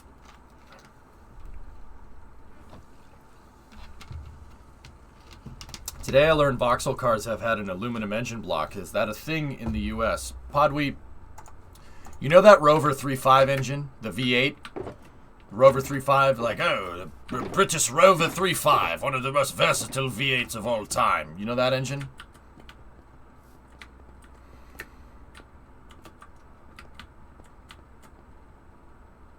Yeah, that's a Buick design from 1959. Yeah, that's a Buick aluminum engine. Buick was making aluminum engines like 60 years ago. Yeah, we've made aluminum engines before. Yeah, Rover 3.5. That's a Chevy motor. Buick, if you want to be more precise. Yep. Oh yeah, dude, the aluminum engines have been around for a long time. But saying it's a it's an aluminum motor is not exactly right. That's not correct. The motor isn't all aluminum. The motor is most likely sleeved with steel. So where the piston, the bore that the piston rides up and down in is steel, because aluminum doesn't like the heat very much. But with that being said, there are all aluminum engines out there. That does exist.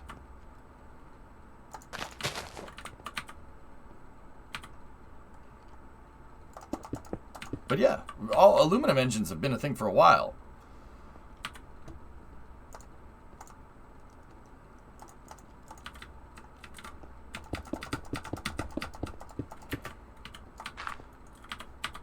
And, you know, Padre, that's why I always go off about how I used to like Chevy. Because Chevy used to be at the peak of innovation.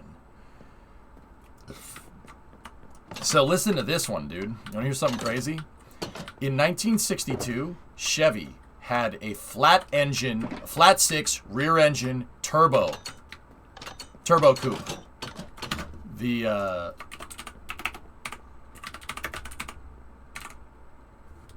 It's called the Chevy Corvair. I don't know. I don't think anybody else got it. So they developed the Corvair. The Corvair is flat six rear engine, like a Porsche. And it handled about as good as one too. It was pretty cool until unsafe at any speed. Now this has a frunk like a Tesla. The gas tank was up there. It has a flat six rear engine with a turbocharger from the factory in 1962. Yep, there it is. Look at the cubic inch displacement. It's a 6. It's not a 154. Yep. And they had all different types of versions of it. They had the wagon version. I don't know why you'd make a station wagon with an engine in the back, but whatever. The spare tire, though, rides up in the front. It's a nice car. They were great cars. I mean, cool looking, too. I think that looks really cool, considering the motors in the back. This thing Chevy designed it to compete with Porsche. With the Porsche 956. And it arguably was better. And then dude.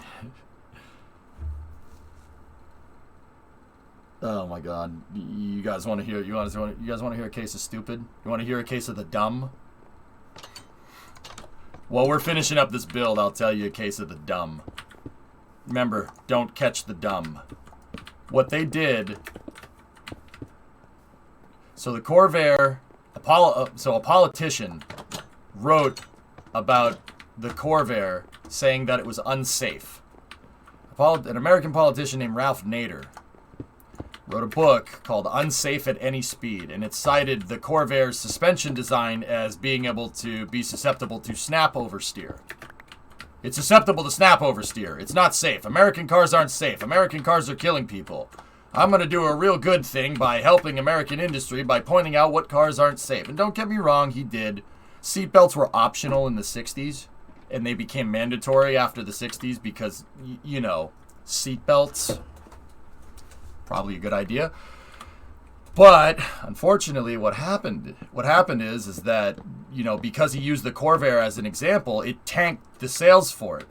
Nobody wanted a Corvair because it wasn't safe. It was unsafe. It was an unsafe car. Right? And what ended up happening is because no one wanted the Corvairs because they were so unsafe. Nobody bought them. And then Chevy got rid of it. They got rid of a flat six rear engine car that came turbo from the factory. Like, all that innovation, all that R&D, all that time down the drain because, they sacrificed it on the altar of safety. And I'm not going to sit here and say, like, oh, this guy's a jerk, this guy's a dick, Nader's a piece of trash, blah, blah, blah. I'm not going to do that. That's what people like doing, but that's not the thing here. What pisses me off about this is the selective outrage here. Because the Corvair is a flat engine, it's a rear engine flat six, meaning the engine is behind the rear tires, and it uses swing arm suspension. That's what he cited as it being unsafe. The swing arms, right?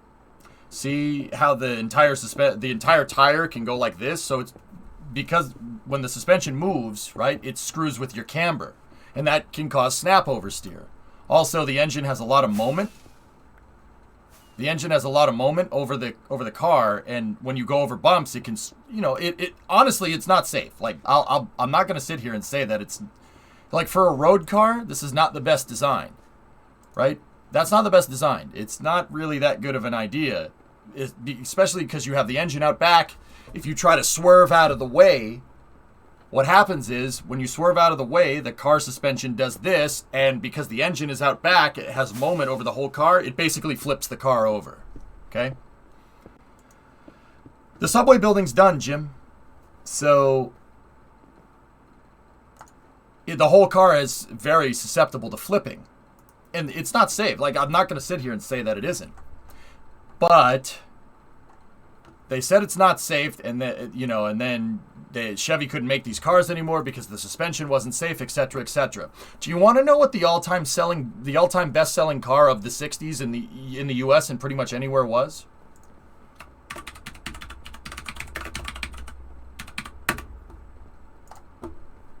That thing. Guess what type of suspension that has?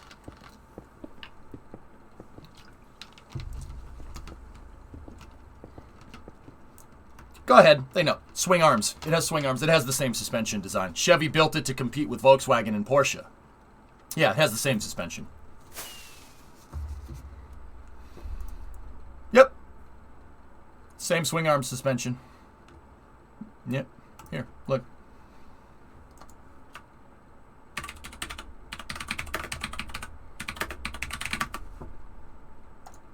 The engine rides in a cradle with the rear suspension.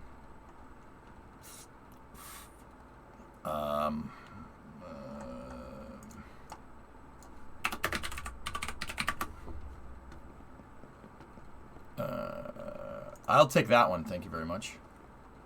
The whole thing rides in a rear cradle. That's aftermarket stuff with swing arms. Yep, and the Beetle was the all-time best-selling. The Beetle was the all-time best-selling car of the 60s. Yeah. So, yeah, we may have made more cars safe, but we ended up screwing American industry in the process. Like, it's like, oh, that's good. You know. Let's just cede that entire market to the Germans. All right, that's fair. All right, because they know it's safe, right?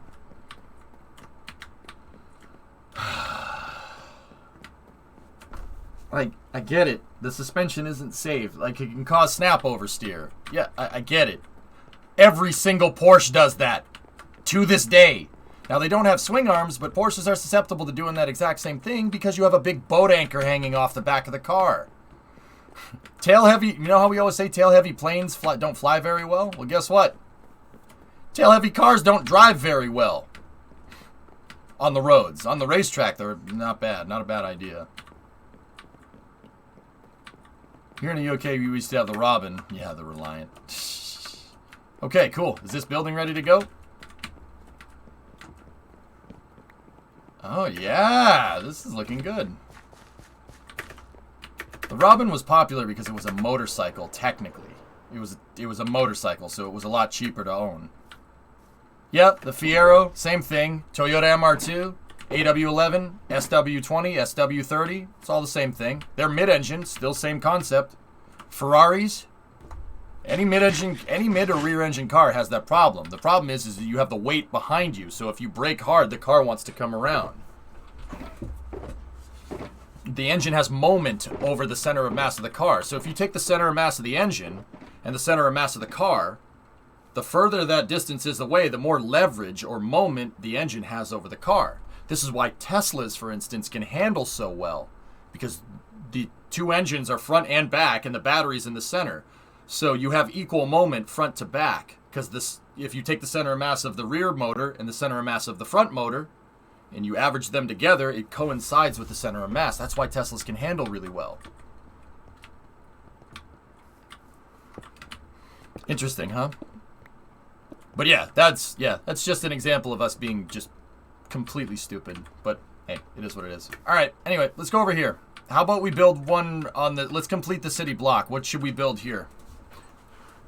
What materials do we have? And the battery is super heavy. Yeah, exactly. I mean, it has Tesla's understeer like crazy because the battery is so heavy. It's just a lot of weight to move around.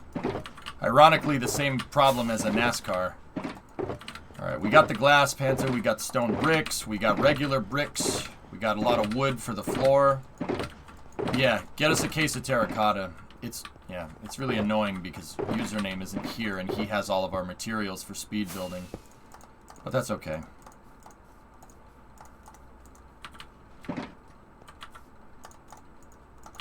A cafe with a piano? I'm gonna put that there, that there, that there, that there, and I'm just gonna put the concrete in there for now. And my iron bars can go in there as well. What do I have in here? I have stone. I can contribute the stone to this project. And then I have iron plates. That can go in there. That was from something else that I was messing with.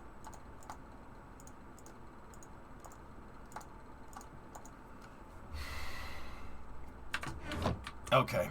I'm going to tell my kids this was the space shuttle. Discovery, go at throttle up. That's fine. Serious. Yeah. Hey, it flew. Flew. Hey, Bristol, 48 months. And outdoor seating? Well, Casper, this is kind of in the middle of the city. I want kind of a dense urban area right here because we have all these big buildings and stuff. Let's think. What should we do here? Or we could just put a parking lot here. We put a parking lot here and call it a day. New York style. In New York, you see parking lots right next to super tall buildings like this. You're dense. Dense with knowledge. Yep. I agree. I kind of want this part of the city to be the pavement paradise, to be honest with you. Yeah, I want this city to be the really heavy city area, not many parks. 6 to 7 story building? Okay, if we want to do it. No, with stupidity. Takes one to know one.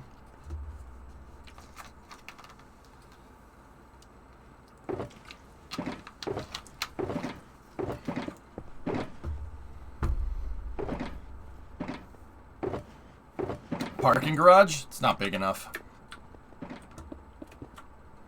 Are we speed building, or are we... What are you doing, Creeper? Wait, are we gonna speed build, or what?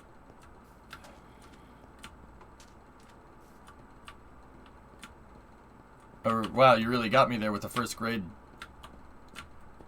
With a first grade joke? You literally just said I'm dense with stupidity, and then you say that I'm being an idiot for acting like a first grader. Whew. Whew. Woo! Woo! Linus, can we use these resources here? I'd assume these are yours because this is your building. Oh, there is terracotta in here. Is DV even here? I think he left. I think he got sick of me talking.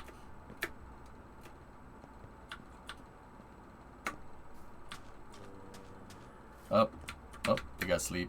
You gotta go sleepy. Oh, nope, somebody already reset it. All right, well, let's get some reference for the first speed build. All right, we're gonna build a building here. So like I said, I like going to Google Earth. Just take random buildings from Google Earth and make it happen. I've been using New York a lot. Let's switch it up. How about we go over here? Somebody from London wants to see you. You got a Duncan yet? We actually do, Chris. Yeah. I don't like hearing that damn zombie noise. Panta, can you do me a favor and figure out where that zombie noise is coming from and eliminate it?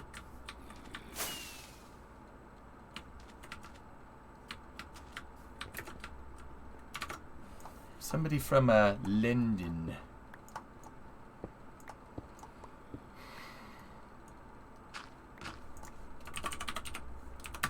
Alright, serious. How about we... Oh, gee.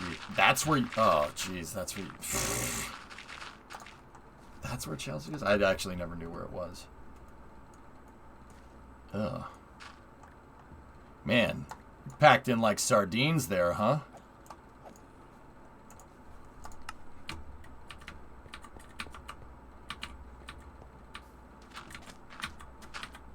Alright, let's try to find some reference here.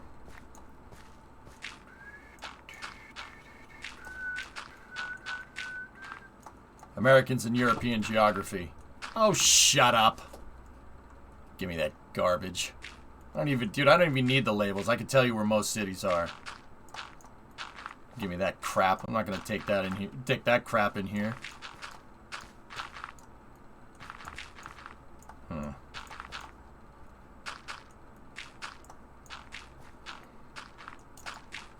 Yeah, these buildings really aren't what I'm looking for. Fires up GeoGuessr. This is your area? Let me see.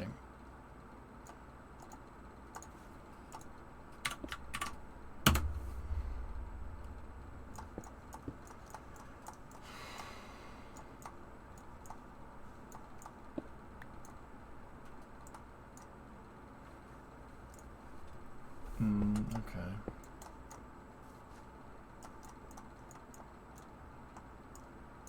Oh, dude, is that the Army Museum? Oh, sick.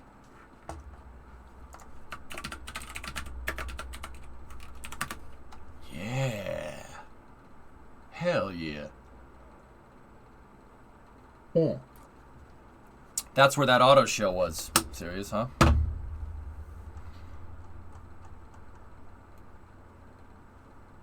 How about this one with the golden ball on top?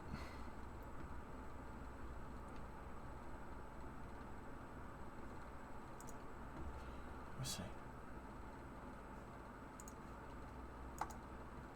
It makes me load the stupid website. I just want to see the picture. And the picture's embedded because... Yep. Okay.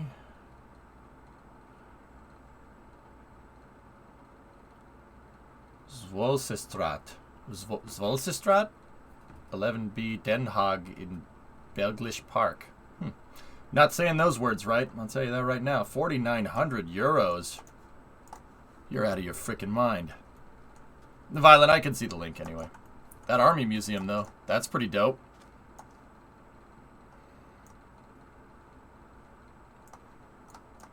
Belgian Park is a fancy neighborhood in The Hague. Oh, word. Yo, let's go. Let's go, dude. Freaking Challenger in the front.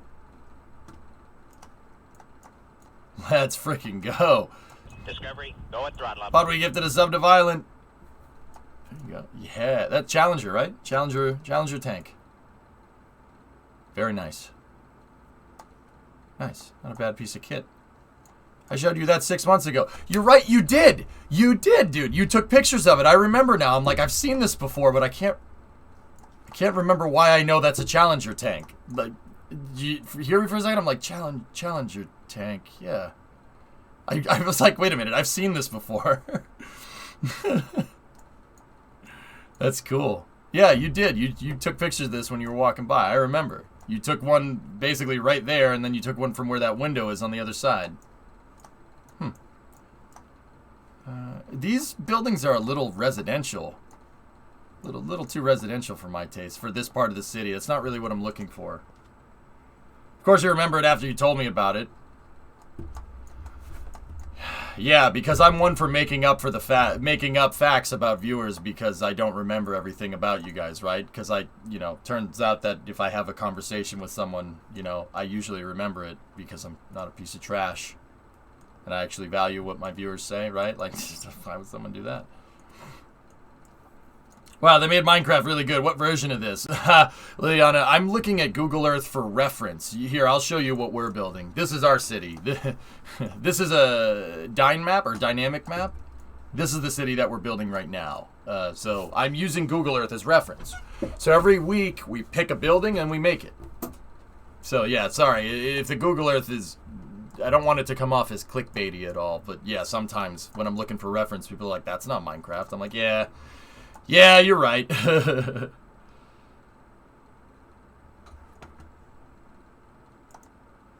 Yeah, Podry, I remember that.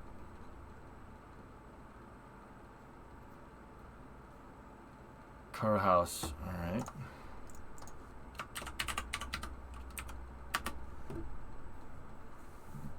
Leaked Minecraft 2 gameplay.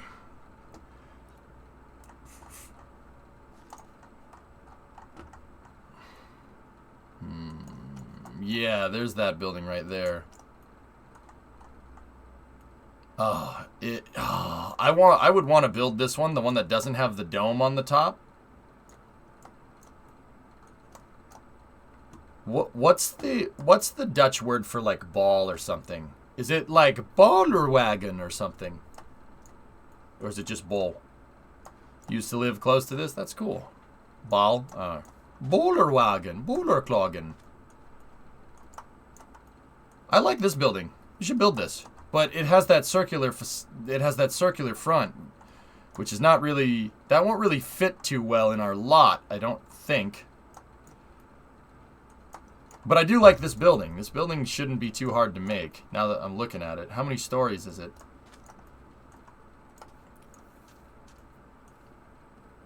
One, 2, 3, 4, 5, 6, 7, 8, 9, 10, 11, 12, 13, 14, 15, 16, 17, 18 stories. Are you guys down for speed building this thing? We're gonna need quartz and white concrete, I think. If we were gonna build that, we'd need a lot of it. I'm not sure if that's exactly what I'm looking for. I think that's too big of a building. Unless you guys are down for it. That's a boat. And I'm not sure that circular facade is going to work too well in this. You have calcite. What is that? Can you place it near the subway and add the tracks? Could. Podway, give the sub to Don Man. You know what? I think I'm going to stick with buildings that fit the aesthetic to what we have already. Let me look around. Bastin. Yeah, just stick to a building that I know. There's a building here. What? Oh, okay. Bastin. There's a building here in Brookline that I like. No, that's too. It's down here. Okay, there's that. There's that. There's that. Nope. Wait a minute. I think those are them right there. See these ones right here? They're really nice stone buildings. Oh, hell yeah.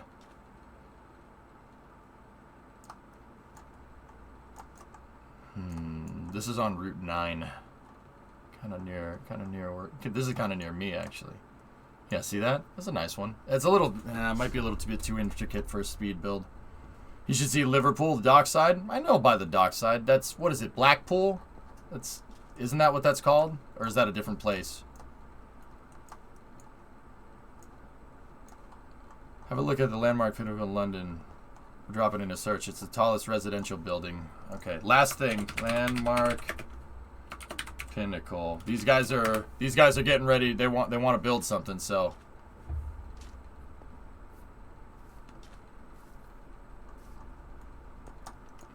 Wow. Yeah, we're not speed building that. Last thing. It's a nice building, Casper. I like it. No, Blackpool is awful. Liverpool up the coast is awesome. Oh, okay. That's a big one. I love how like there are parts of London where they were just like, yeah, that part of the city sucks. Just demolish it and start over. Like, you could clearly tell that this whole area was like a dump, and they were like, no, just build new buildings there. The only reason I know is because Boston is the same way. There were parts of the city that were trash, and they were like, nah, just start over. 2.4 million for a house in Thames Ditton. Wow. Yeah, hard pass. Yeah, Vasia, that's the reason why we had a dump too, because there was industry and the industry all left. There was actually in Boston, there was a huge Navy base. Vasia, there was a huge Navy base in Boston because the Northeast is the closest to Russia, right? So there used to be huge military presence around here, and then they got rid of it.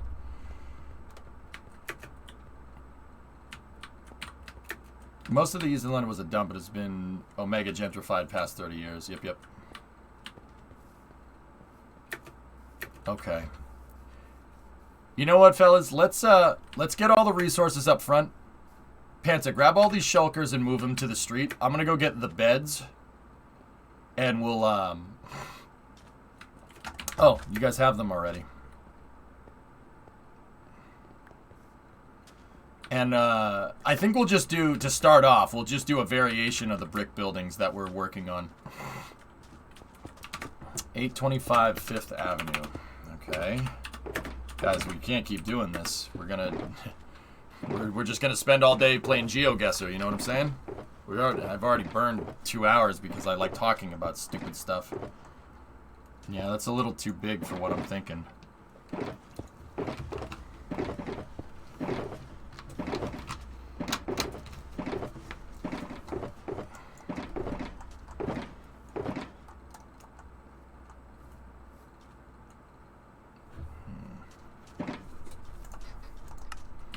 Alright.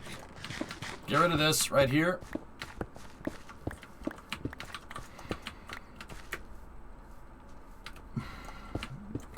Alright, let's do this. Okay, glass. There we go, terracotta. Boom. Alright, do we have any sandstone style stuff here? Alright, we've scrounged together enough resources. Yeah, if we could get... What is this over here? You know what? I can just find out by doing that.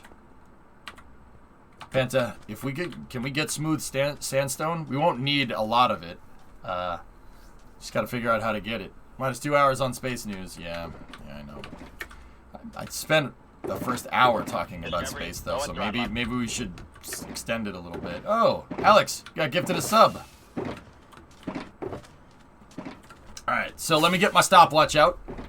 Or, well, it's not really a stopwatch, it's just a phone. And let me figure out the design here. I have 2/3 of a sandstone chest at the canal sand. Oh, God, okay. Yeah, of course. You can never talk too much about space. Absolutely. Here, let me put down the workbench too.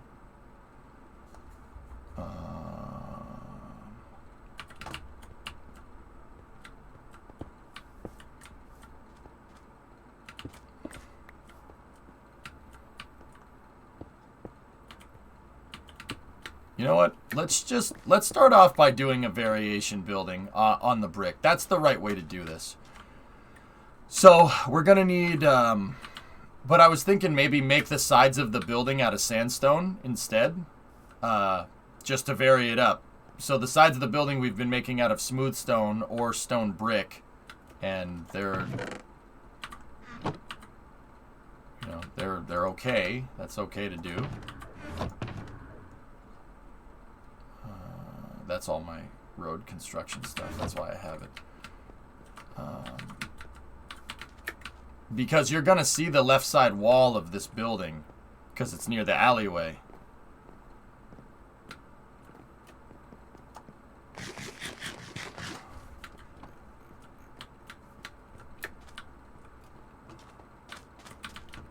Alright, so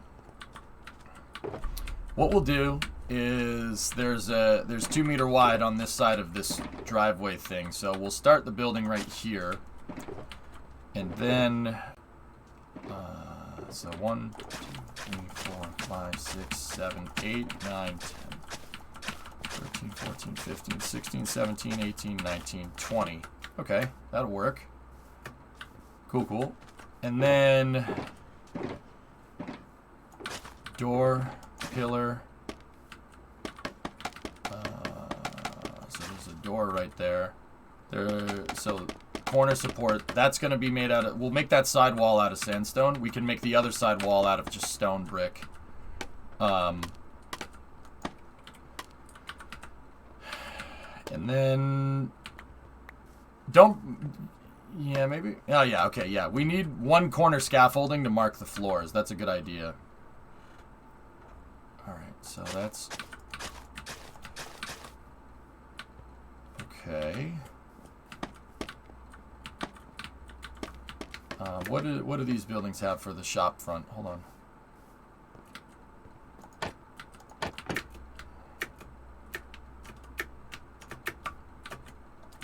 Alright, fine. I guess I can't go through there. Jeez.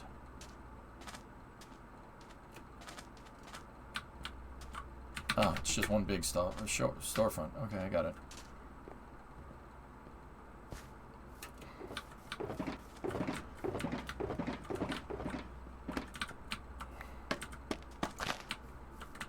So, I'm using this to kind of plan this out.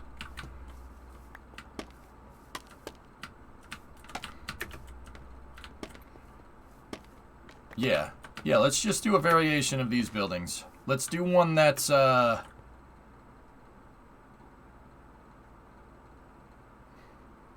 was that one? 1, 2, 3, 4, 5.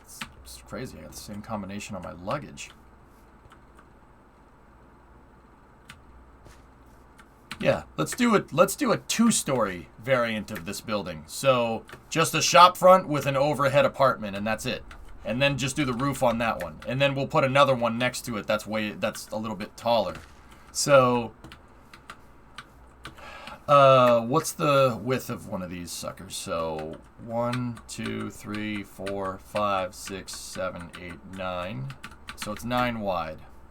Discovery. Keep up the great work. Thanks, Joe. 1, 2, 3, 4, 5, 6, 7, 8, 9.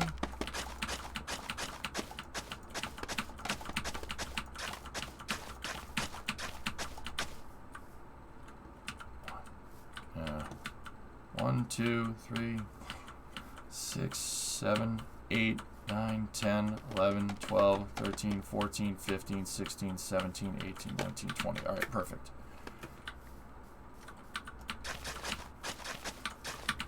Okay, and we're gonna need the stairwell. I was thinking stairwell on this side, so let's put the stairwell right. 1, 2. So that's gonna be the wall, and then we need the 2 rows for the stairs, and then I think that is good enough. I gotta see how big the flights of stairs are on these other buildings. Give me one moment. We could build Bob's Burger Shop.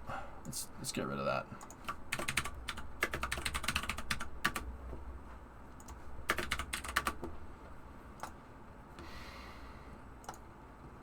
Yeah, pretty much something like that.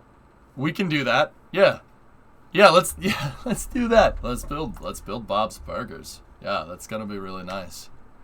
I think that's what we should do. I think, you know, we need to do that as a tribute to anyone that admires the craft of the burger. It's about the same size. So if that's the case, they have the stairwell on the opposite side. We can make ours out of brick though. Like we don't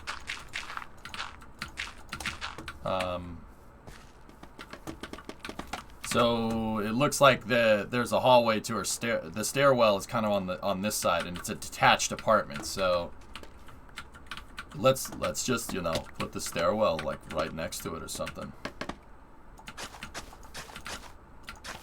So that's where the stairwell is gonna go. It's gonna go up real close, and then the restaurant will go back here, or the storefront, I guess, will go here.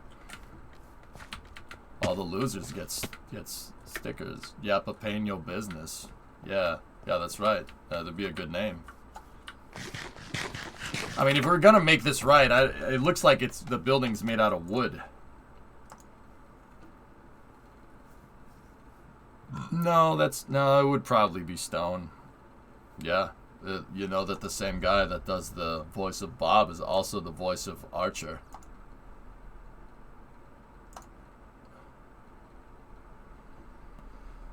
The misogynist. That's awesome. You know, look at these fine folks just doing their thing, running their restaurant and burger shop. It's really good. Of course it started raining. We could use wool. Yeah. All right. Let's come up with a little bit of a different variation here then. We gotta find the right type of material for this. Slip. Where are all the beds? The beds are in the parking spaces. Lime concrete. Geeson, do you have any?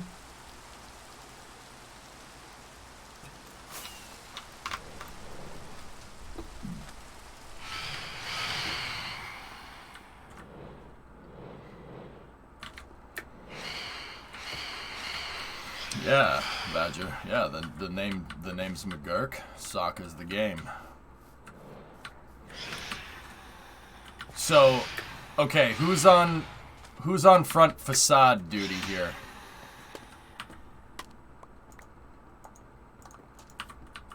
You got lime dye. Okay. All right, we got the sandstone. That's good. You're on mat duty. All right, Panther, you're the mat man. Mat, mat, mat, ba-la-la-lum. Mat, mat, mat, bloop, bloop. Mat, mat, mat, ba-la-la-lum. Mat, mat, meow.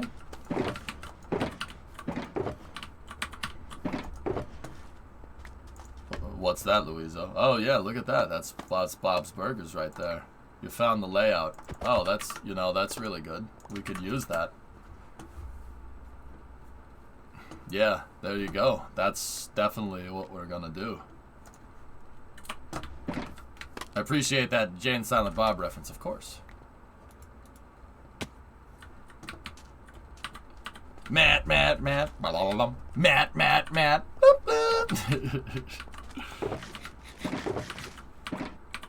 All right, so yeah, it's definitely a wooden building, but wooden buildings wouldn't look right in Minecraft, so we'll make this one out of bricks. So, okay, fellas, sidewalls.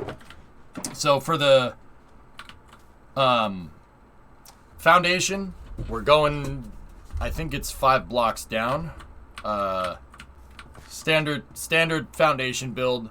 Smooth stone on the bottom, stone brick on the sides, up to ground height, and then I think let's make the walls out of brick. And Geeson will get the limestone.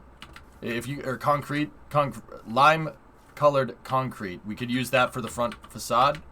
Bricks can make up the back, and then for the back end of the building, use that sandstone that we have, and I think that would look really good. You're on menu item duty. All right, we can use the cut sandstone for the back.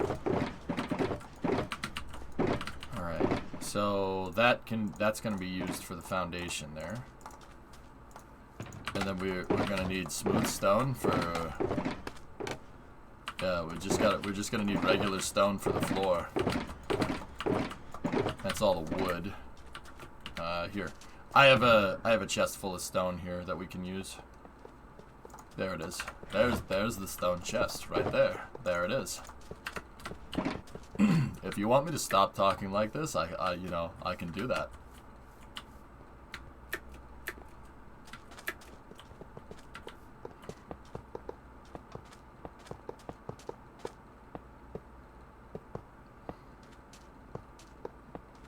All right. Yeah. Well, Josh, I'll do it just because you asked me to. Why do you sound like Bob from Bob's Burgers today? Because we're gonna make it. We're gonna make Bob's shop for one of the speed builds today. That's actually funny that someone actually sketched all this out. So it's actually one flight of stairs here, one flight of stairs up. And then I would assume the stairs to the basement are right here. I mean, this is all going to get excavated anyway in a second, but...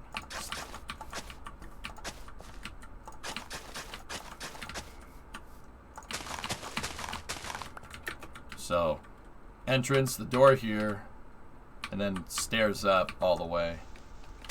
Yep, there we go. And then the stairs down to the basement will be right here. Thanks, Red. People are asking me to stop, so I'm gonna stop.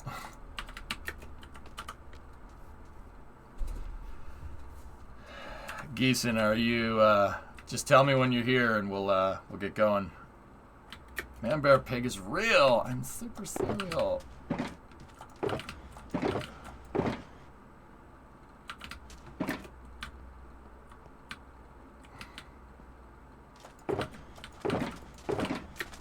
Somebody in Minecraft chat, I think. And I always like to find the depth here, so that's the... Geeson, we're waiting on you for the facade, dude. 1, 2, 3.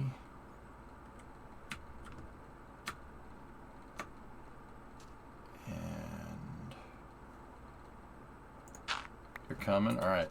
So we're going down to Y60, fellas.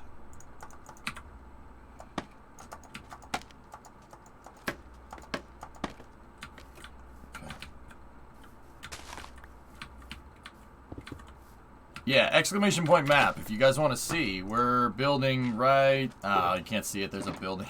There's one of the tallest skyscrapers in the way. That's where we're building right here, where everybody's bunched up. Yeah, top-down view would probably be the smart thing to do. Yep, there it is. There it is. We're going to build this out. It's going to be sweet. All right. Everybody ready? I'm ready for the hole to dig. Alright, when Geeson gets here, we'll get going. Make sure your tools are ready to go. Mine are kind of at low health, but that's okay.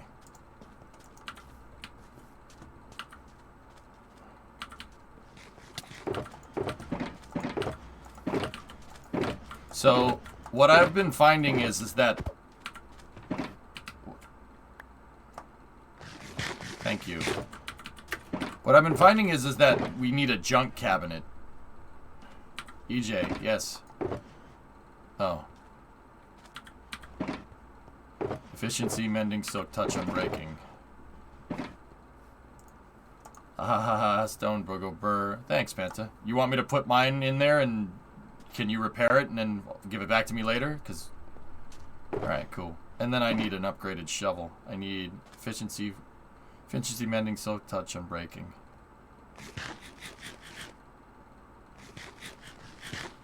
Oh, something like my shovel isn't in there. No. Last thoughts. Okay, I'm good. The front is going to be... Oh. Darth Spader. Okay. Here. Take the ace of spades, but I need that back. Okay. Lemmy gave that to me. Alright, what's your last, Contra? Maybe don't put it as the end building. Maybe as a middle. Use the end spot as something that is open glass to the walkway. It's just a back alleyway, Contra. Yeah, well, trust me, there's plenty more city to do something like that. Okay, Geeson has the lime. We tinting this one like we did the Ford building. We don't necessarily have to. F. Canter.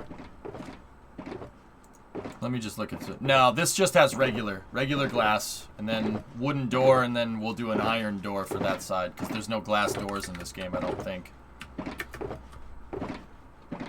Alright, so we got bricks for the side, sandstone for the back, lime green concrete for the front. Geeson, you're on facade duty because you have the concrete. Is that okay? There are glass doors in Minecraft. The Acacia door looks like a glass door. Will you play Horizon Zero Dawn on stream? I really like to see that. I don't even know what that game is about. Yeah, that's fine. All right, you're doing this. You have a veranda window. So like that window is out forward. So we'll have, there's the ground floor. Then there's 1, 2, 3, right? And then there's the second story floor right here, and then that's outset on the first. It's gonna be like out. So like this will be upside down stairs right here. You think you can handle doing something like that? Yeah, an overhang, right? Yeah. Can I say? Well, we're about to start the speed build, Violent, and I've answered a lot of questions today. I try not to. I want to actually play Minecraft. Yeah, there's that link. Okay. All right. I know about workers and resources. I played it, Podway. It's a fun game. Okay. Let me get the stopwatch. Stopwatch is ready. Okay. Everybody ready to go? Are we waiting on anyone? So 1, 2, 3, 4, 5, 6. We have 7 people. So I'm just gonna put down a sign right here. 7 people.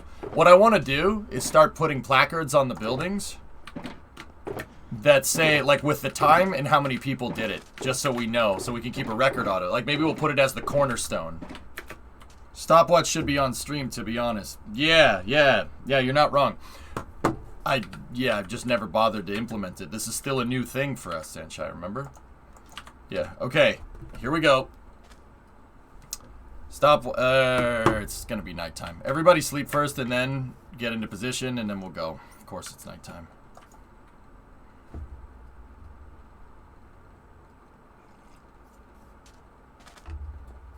Okie dokie. Alright, it's daytime. Let's do this. Everybody get in positions on top of the shulks. It would be really nice to have a junk shulker. Something to just put random crap in because people are going to excavate out a lot of dirt. I'm going to take an empty shulker from here, and the junk shulker we'll put up out in front right here. So put resources, the trash resources, in here. Panta, at the end of the build, take the junk box and put it in the put it back into the community sorter. Do you like the workers game? Yeah, it's a tough game. All right. Here we go. Ready? T-minus 5, 4, 3, 2, 1, go. 2-story building, Bob's Burgers, speed build. Let's go.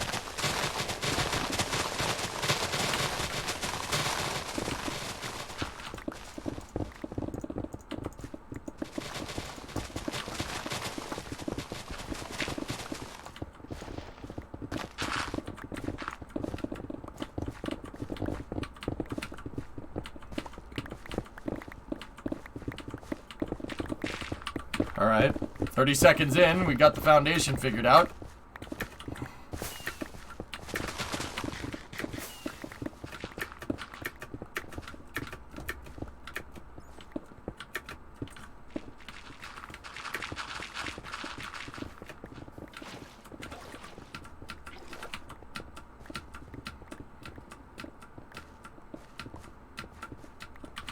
We went one too far on the dirt, fellas.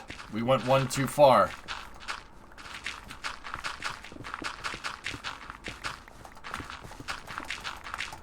I'm filling in the gap where we went too far.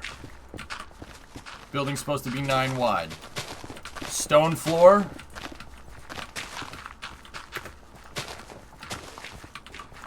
Just regular old stone floor for the foundation.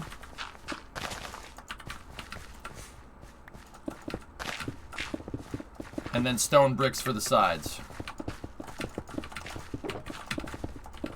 Go, go, go. We're 1 minute 36 in.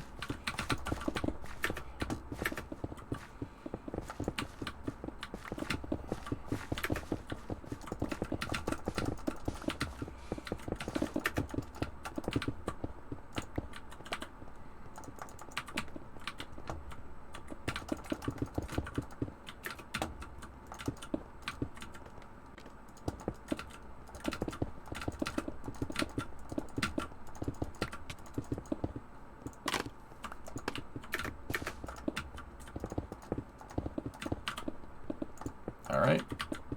Can we make a new way to get in and out? There we go. Hey Grav, what's going on, man? We're just in the middle of a speed build here.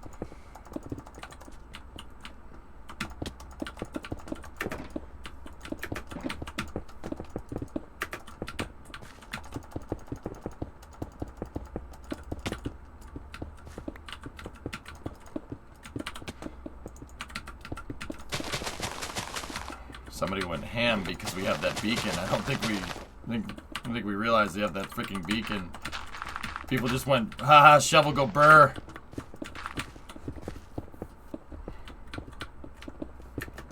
Alright, now for the back of the building.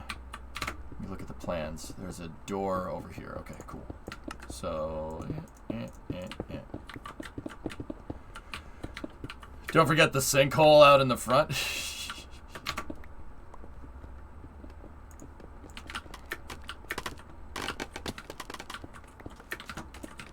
Geese in the...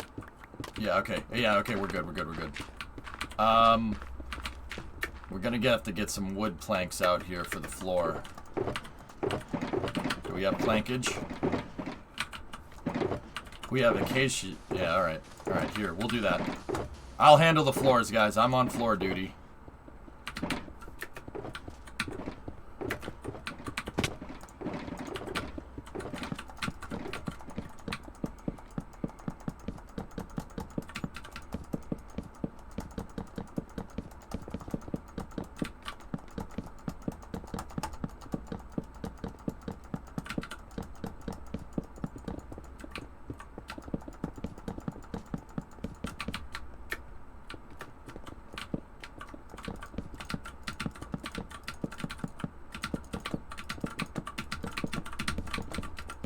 Alright, this is gonna be the future site of a big, revolutionary burger joint.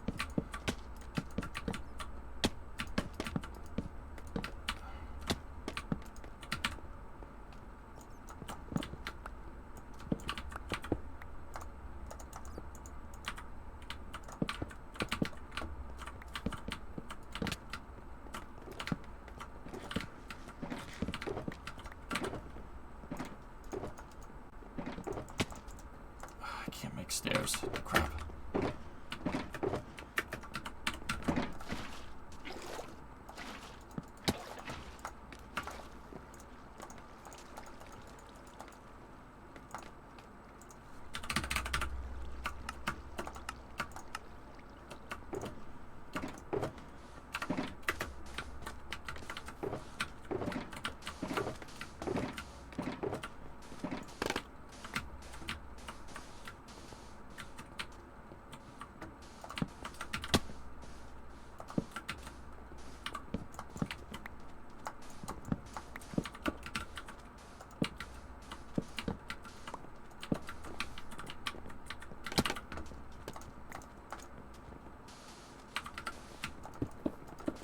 Nah, maybe not. Maybe not stone.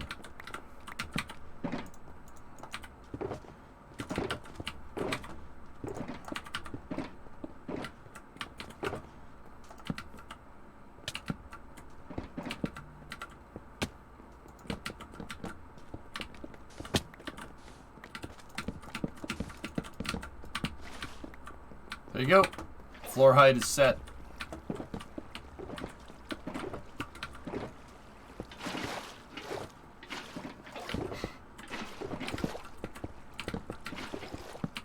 Oh.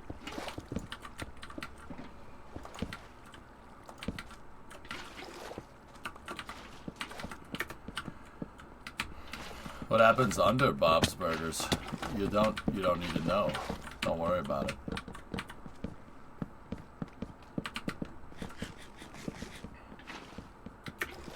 Alright, I gotta find something that we can use. I'll use... You know what? Give me the logs. Can we... That's acacia or whatever. What's this one? Nope. The shaved wood will look good here.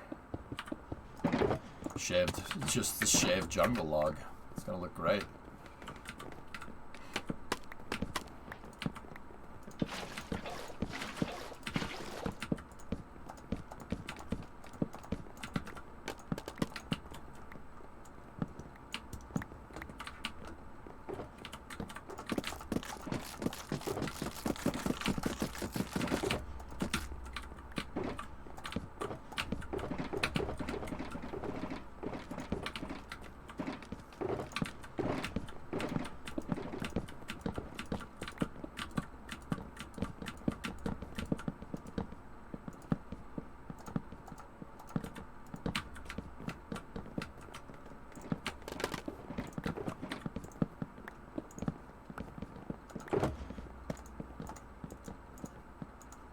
Thank you, Panther.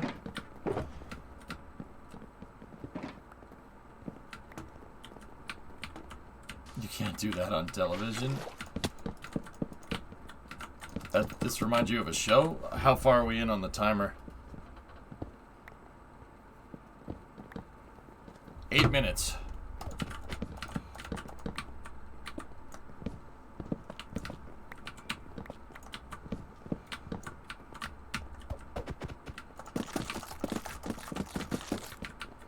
Yeah, shave that wood.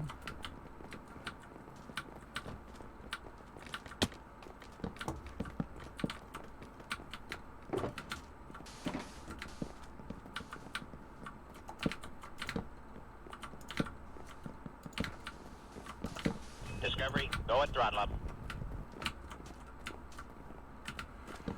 Hey, Miv, 3713 sub.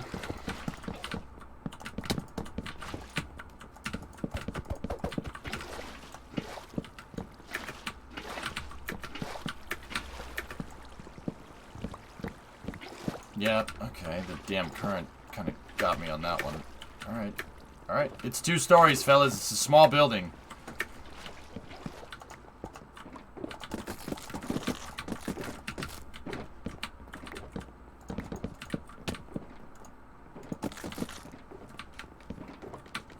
Discovery, go at throttle up. Ska, 10-month resub. Window. Okay, so there's 2 windows in the back. So there we go. That's good. And then we got 1 window, 2 window, no windows. Okay. Oh, there's not a staircase to the roof in this design. Huh.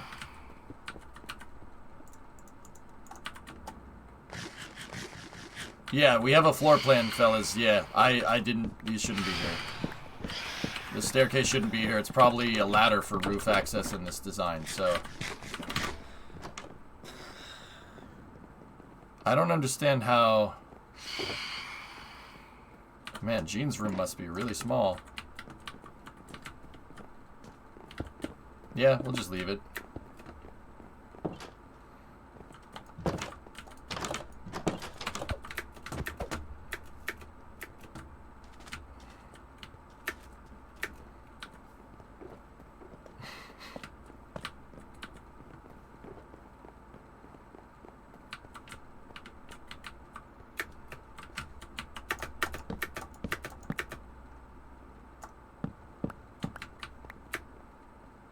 Yeah, we got it in, man. It's all good. Does someone have food?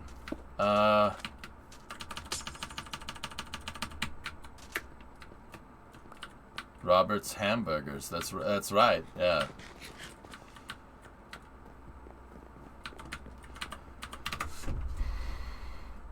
The floor plan doesn't need to be exact, fellas, but yeah, if this is the case, then hang on. That means these staircases need to go forward just a little bit. There is a little bit of a landing, which is fine. That's okay. Let's go... Okay, that doesn't mean jump in to the pit right after me. Alright, so that means we're going to need something like this.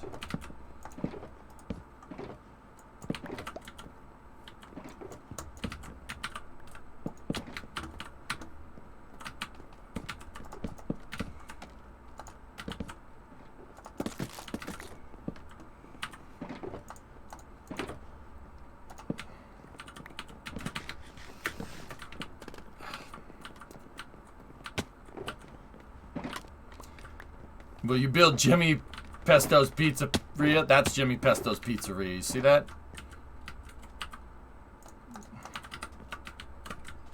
That damn Jimmy Pesto.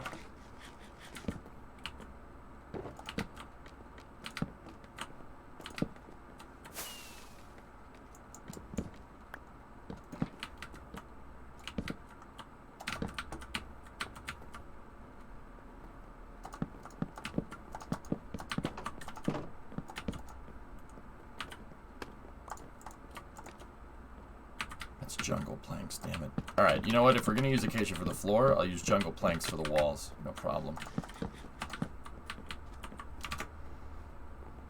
There's a doorway right here.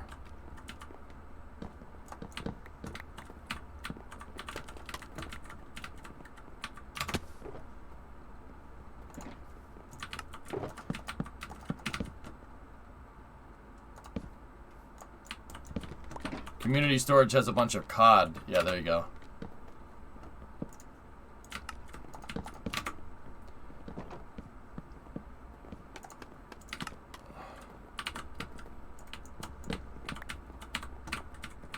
And then something like that. There we go. The floor plan is actually what's going to make this a little bit difficult. Okay, there's Bob and Linda's room right there. There's the bathroom and the kitchen at the back.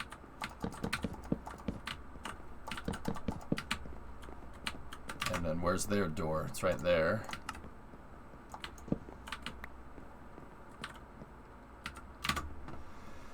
There's the toilet. So the toilet is right here.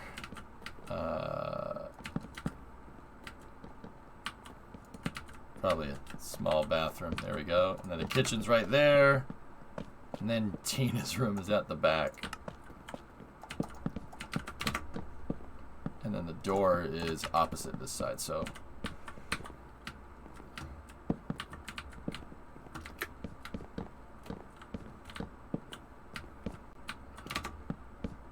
I don't know what that means in mana, and you know what? I don't care. Whatever. Dude, I'm not. I don't care. I don't give a frick.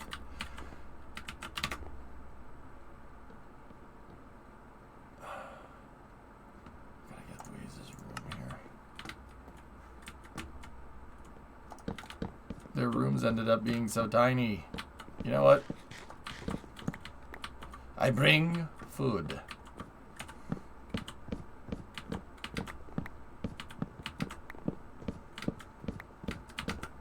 Dang you meter-thick walls.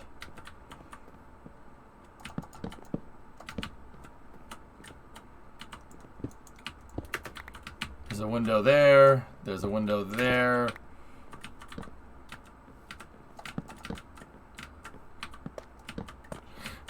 It's so freaking small.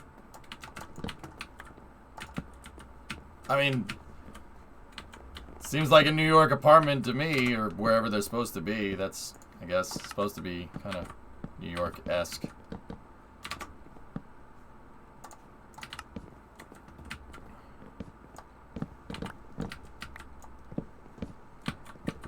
I screwed this up just a little bit. The back wall needs to be right here. The door needs to be right there. Bathroom needs to be right there.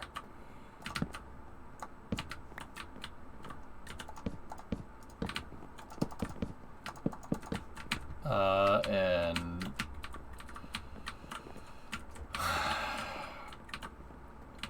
all right, we got to take some liberties with this.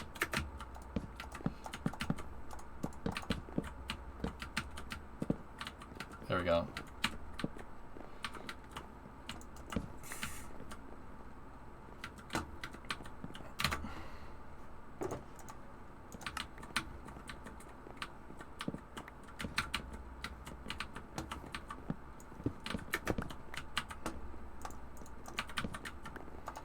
How's the roof looking, guys? Is it coming along? We could do what's... Alright, seriously, if there's no space up here. If you're not up here for building, please get out. It's really difficult to move around.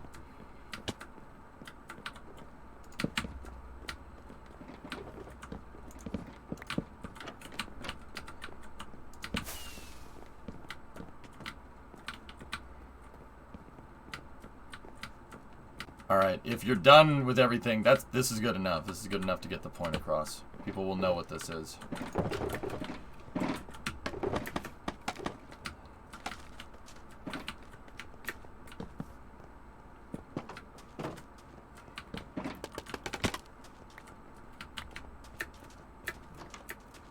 Alright, if you're done with what you're doing, yeah, just stay out in the front right now.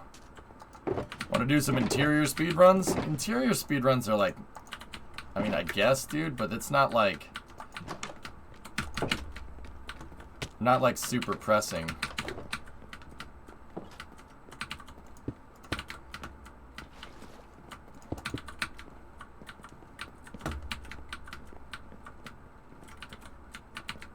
Like, Ian, I think just building the building would probably be better for the time being.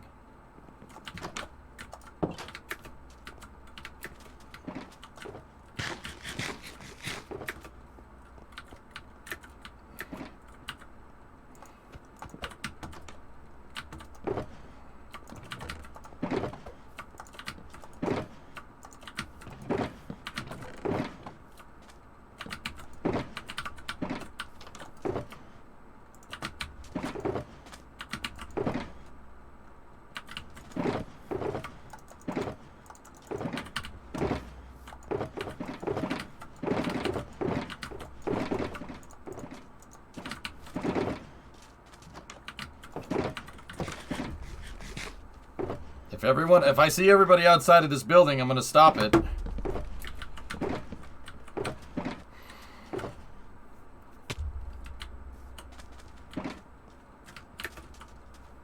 Okay, if you're on street side of the shulkers, I'm going to assume that we're done. All right, I don't see anybody else there. Stop it. 19 minutes 31 seconds. Not bad, dudes. Not bad. Oh. I don't know why that made that go private. Nope. Alright, cornerstone, we'll put it right here. Nope, it also made it go private. Is that, it's gotta be because it's close to the door. Bob's Burgers. Speed build. This is, what's the date? 4/30/22. And then the time, 19:31.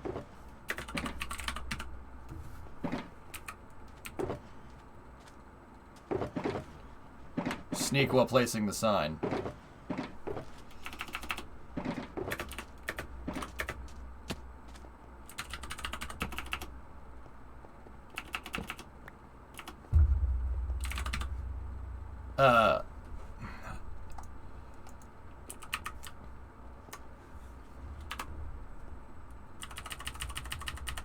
Seven players.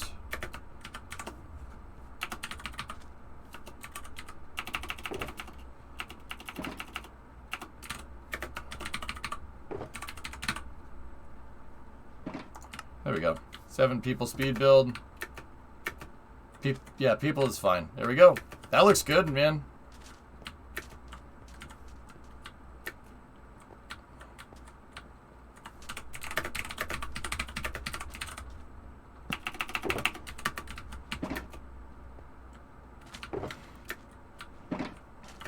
Cool.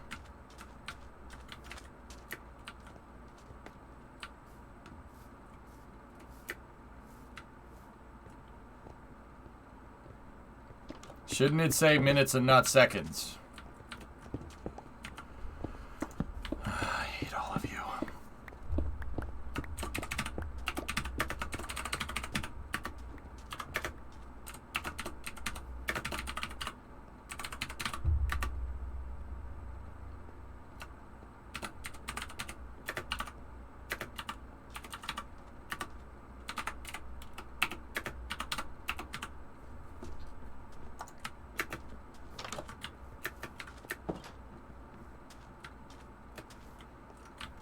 You say no one cares about date formats, but I had to book trips. It's not my fault you don't understand that different people use a different naming convention.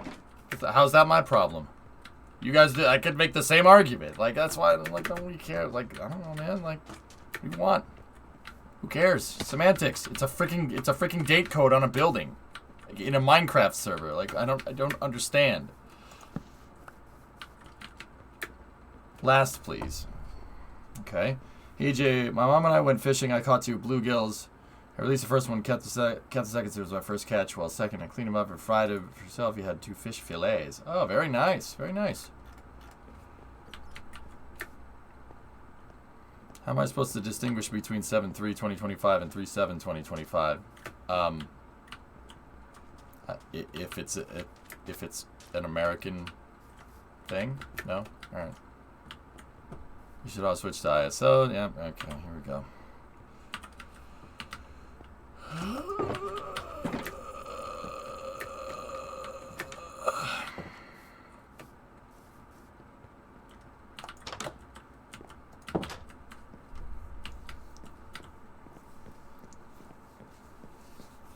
I just spelled out the month to try and not have this problem happen, but clearly that didn't work.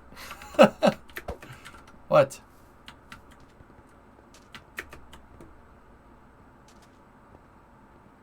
It's over the window, though.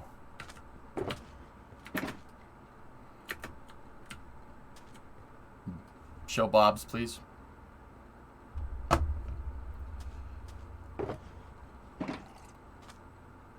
Gießen, the wood looks really good, actually. If somebody wants to get the map done, that's fine. Alright. Hey, Boxy. Next build, dudes. Let's, That was Tina's school project.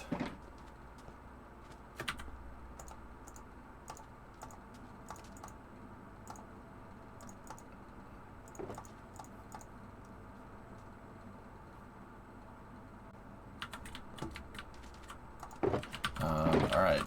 Guys, make sure you deposit any unused resources back into the resource pool so, you know, we can use it again.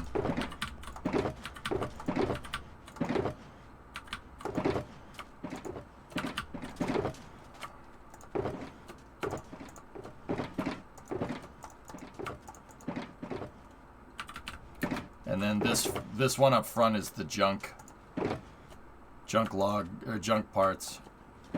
Penta, take the junk shulker and go deposit it, dude.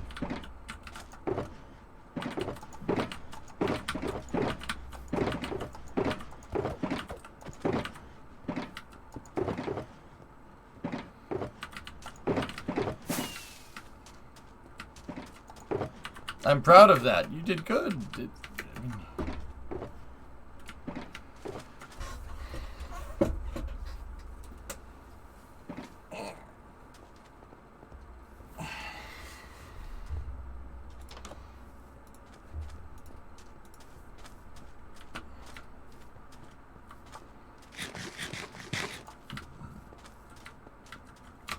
Hey, serious, I got a question. Were you just freehanding something over here? If I needed to build... Okay, so spoiler alert, I made these markings because I was measuring something. I want to build like a heliport here. Is that something that we can do? Or did you make these with a project in mind? Just on a quick side note, I figure I'd ask you while you're here.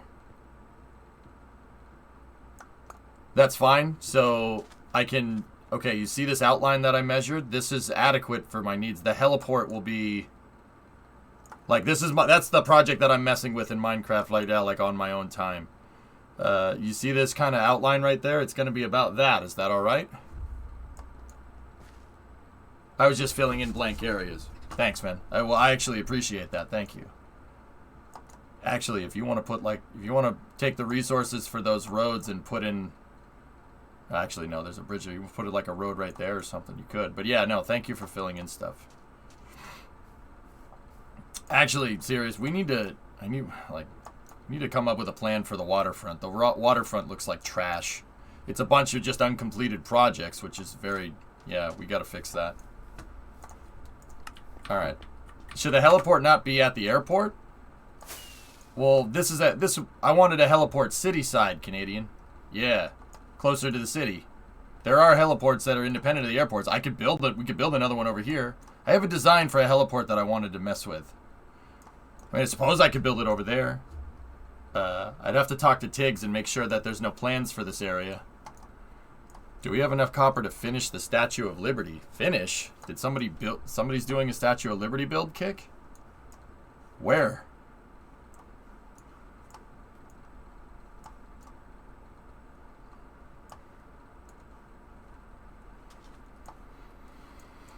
By the marina.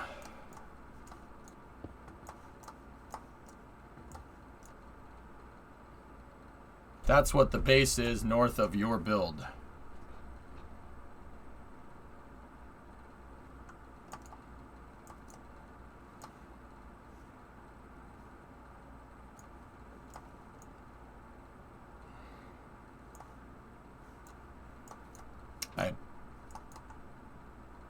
I don't understand. I I don't know. I don't see anything like that here. But yeah, if you look, that outline right there is a helicopter port design that I thought would look cool. East of Lundprod.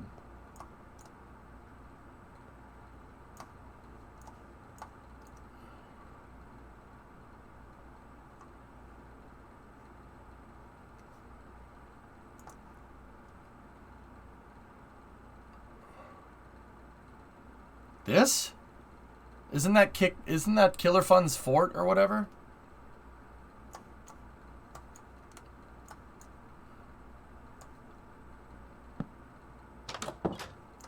Oh.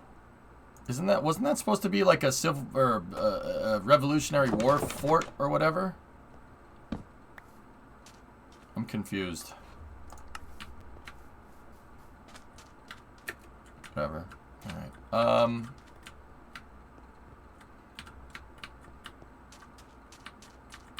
Okay, so let's do another one, fellas.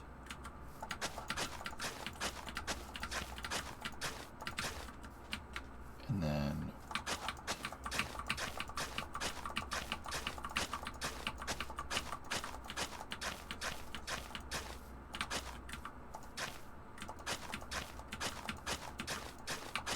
let's just do a standard variation brick building.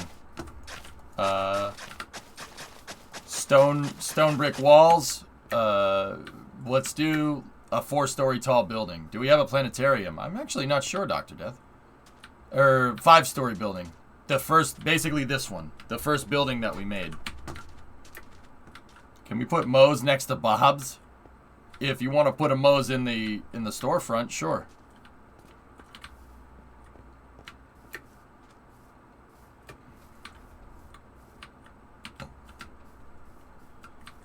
Oh, geez. Maybe we should... Hang on. Hang on a second.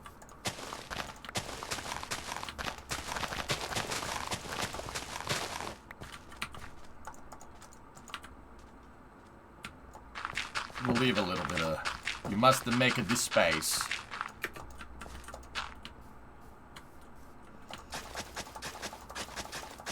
Hello, is stream up? Yeah. I'm kind of wondering where a resource guy was, username. Yeah, that's the footprint of this building. Let's use that. Don't dig out the foundation yet. I'm just getting the outline.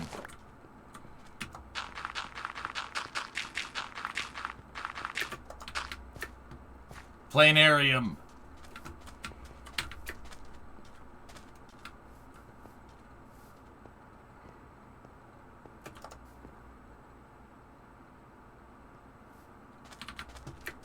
Okay. Speed builds. Yeah.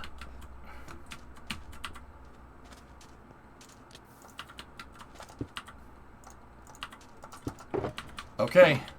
Fellas, this is going to be a standard build. If you need reference for the build, we're going over here.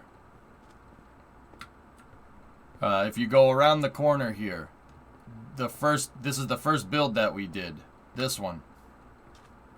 We'll, you know, oh man, I gotta get my iron bars and stuff. Iron bars and iron trap doors.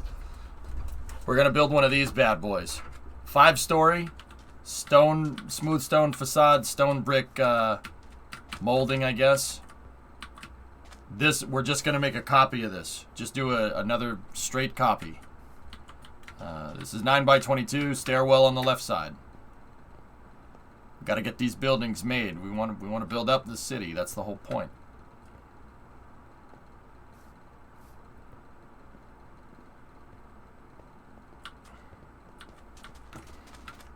Everybody stand on the yellow line when you're ready to go. I just got to take a head count here. Who's in on it? If you're in on this build, yellow line.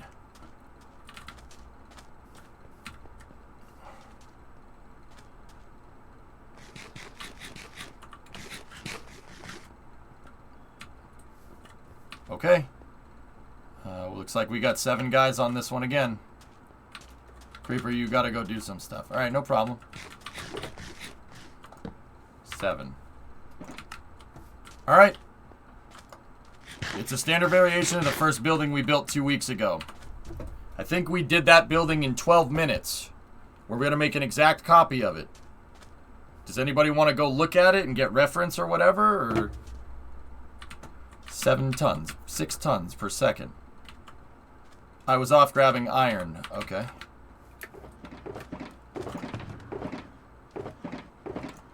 I have iron, I think.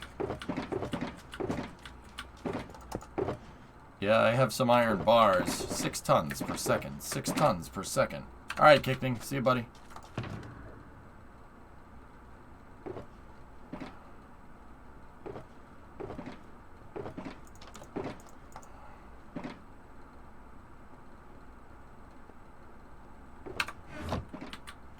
Okay.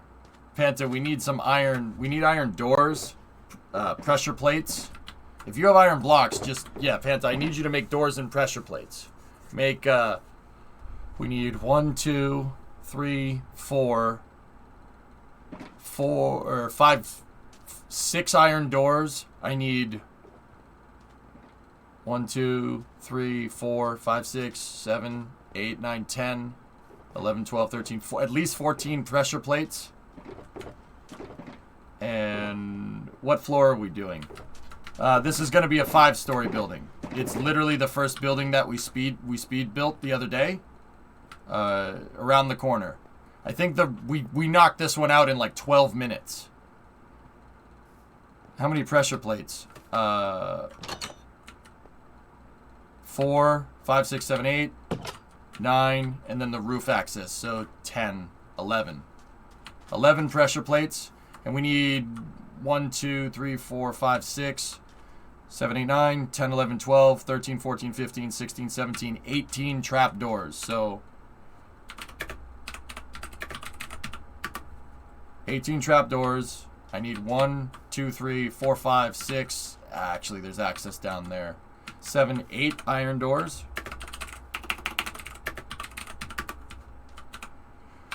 And then we need 1, 2, 3, 4, 5, 6, 7, 8, 9, 10 pressure plates. What kind of wood are we using for the floors? Pick one, Josh. I wrote out what we need for, like, inventory. Josh, which wood do you want? You pick one.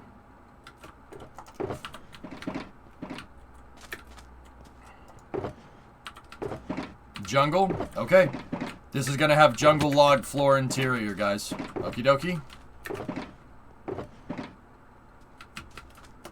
Once again, everybody on the white line, if you want to get in on this. We seem to have more people this time around.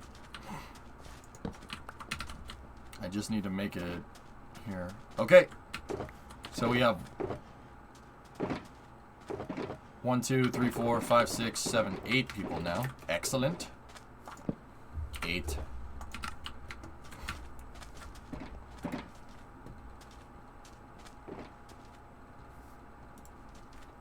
All right. My boat. Okay. 5 floors.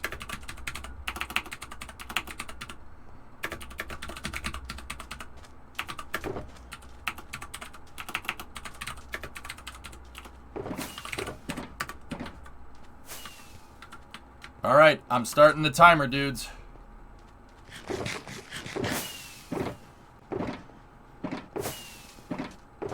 Four floors for the European guys. Of course you guys do that differently. Why wouldn't you? Okay.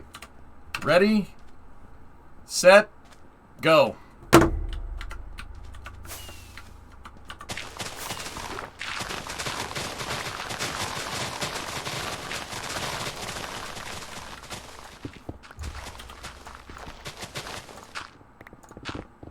Why 60 for the floor foundation?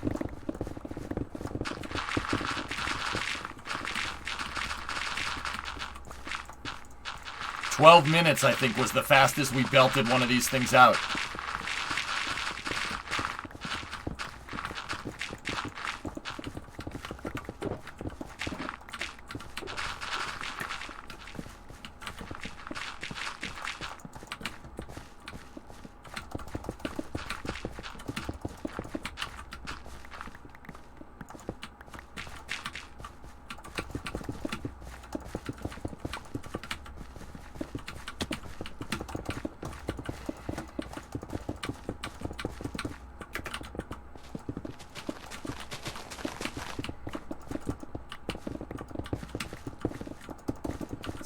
If you're wondering what we're doing in chat here, we're doing speed builds. See how fast you can make one of these things.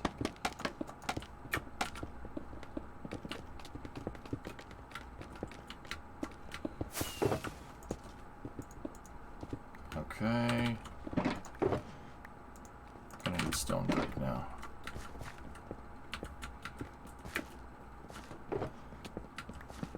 Why do you guys always do this? We're one too wide. Hang on a second, fellas. You're one too wide.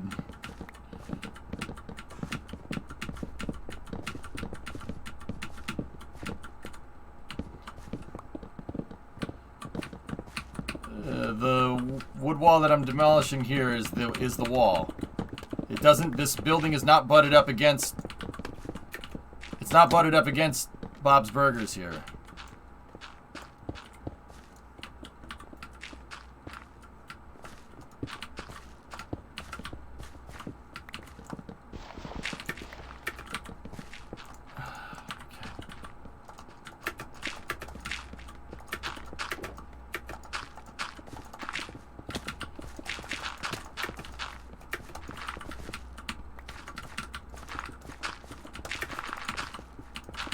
Okay, 2 minute 30 in.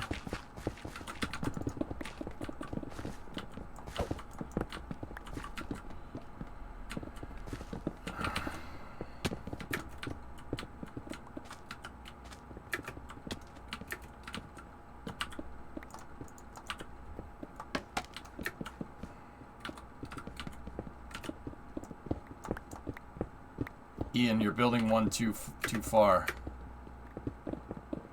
Thank you. Yeah, there's gonna be an alleyway. I designed it to have 1x1 alleyways on both sides.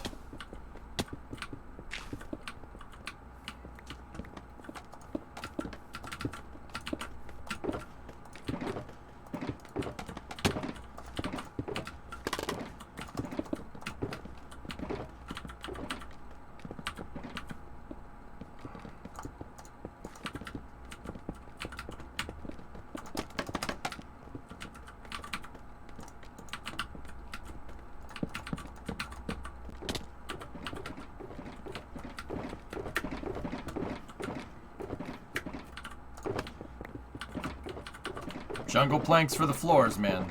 Remember.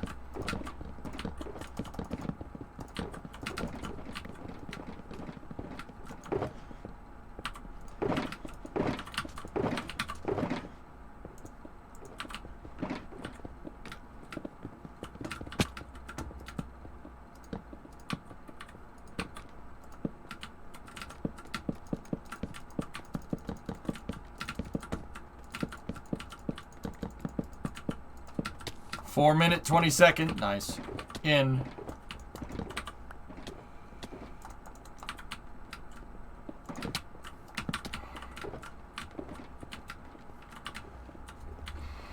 It's scary. Is scurry down here? Oh, yeah?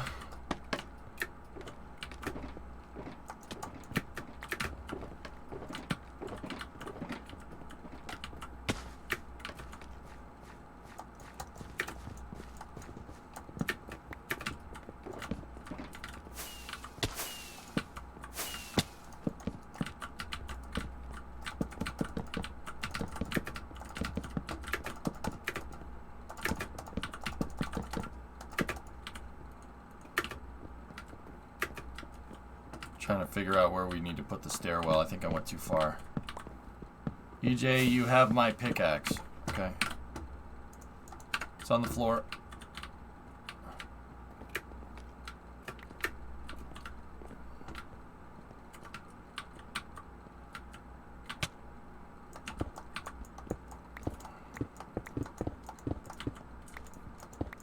I'm doing the front loading bulkhead. A lot of the buildings of this style have loading bulkheads in the front here. There we go. And then we need to, this wall never got finished. I'm gonna belt that out right now.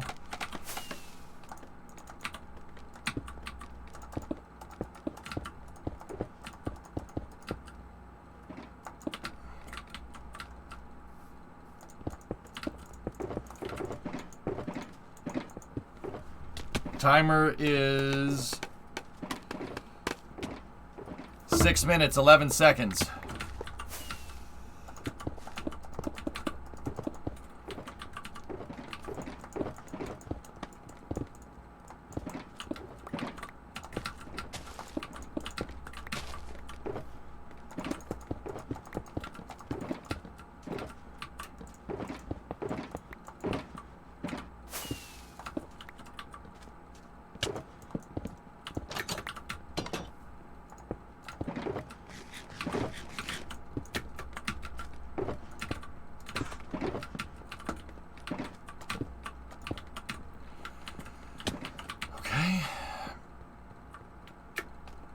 Aziz, light.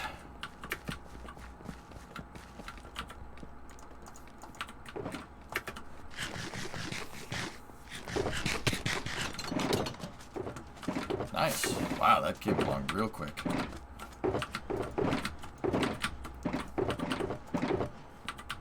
Where are those jungle logs?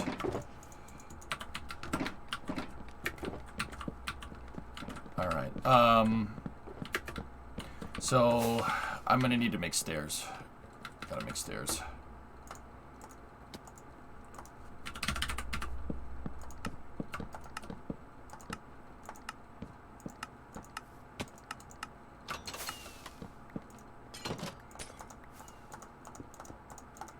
I know I can do this better, but I don't want to use up all the jungle planks. Actually, that should be enough.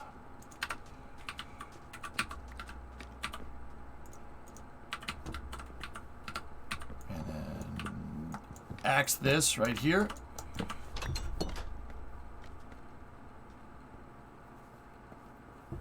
Timer's 8 minutes, dudes. 8 minutes. Discovery, go at throttle up. Hey, Blue Cross Race. Thank you.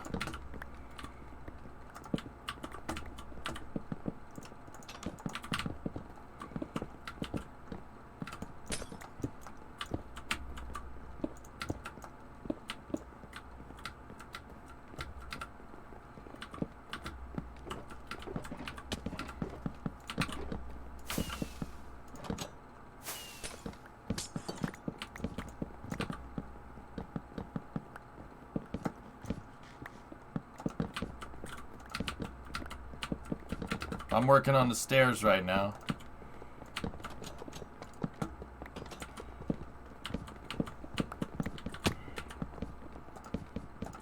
Oop, I think I did place one a little too far. Dude, we belted that out. Serious, we're belting this stairway out real quick.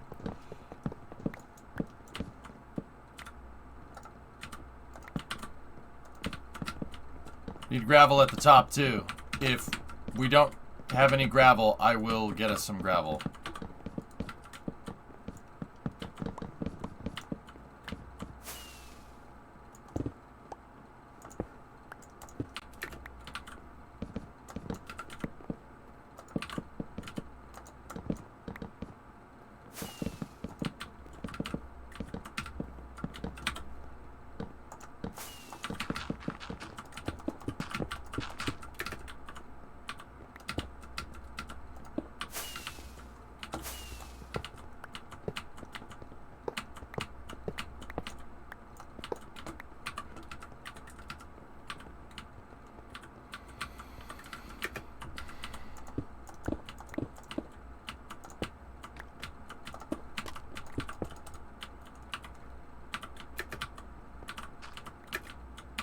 Do you ever expect this city to be completed? I don't know. I'm not sure. Like, maybe someday, yeah. Maybe someday we'll put a bow on it, you know?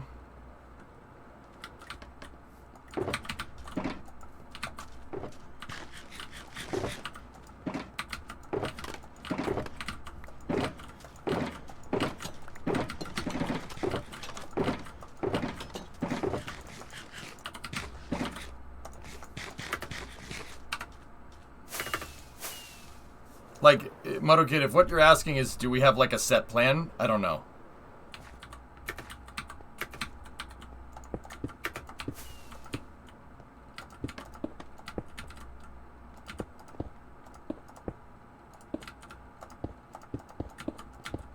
Nah, I mean, probably not, dude.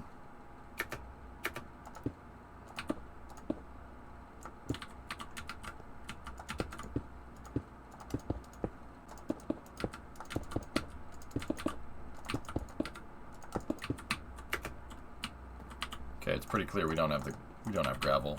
All right.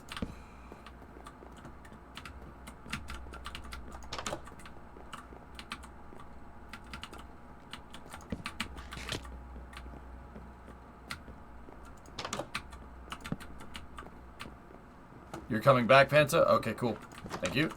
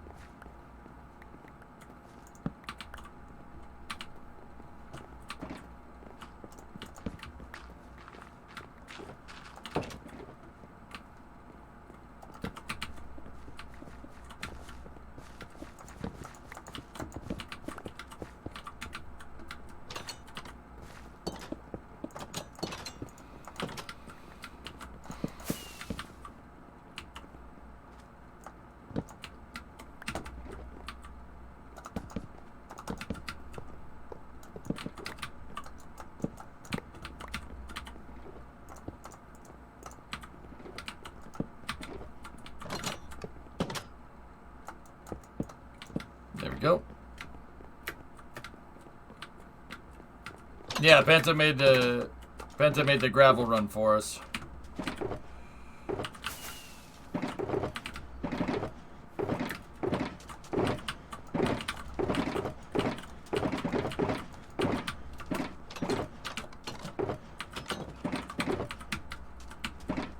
Anybody have scaffolding so I can finish the fire escapes?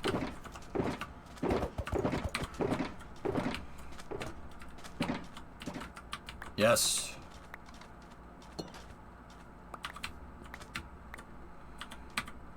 Okay, cool.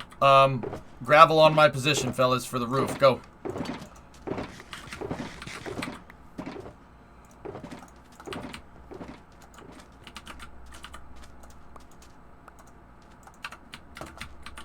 Don't stop throwing it. Whatever.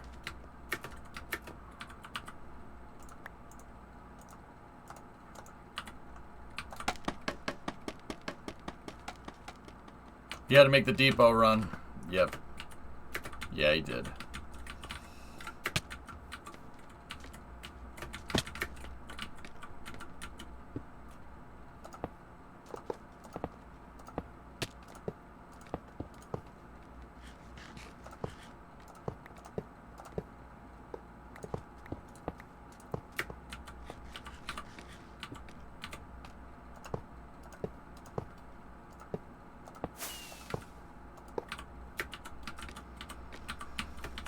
Almost there. Almost there. Panta, I need iron trap doors. Do you have those? Do I want to know what that was? Oh, you're already doing it.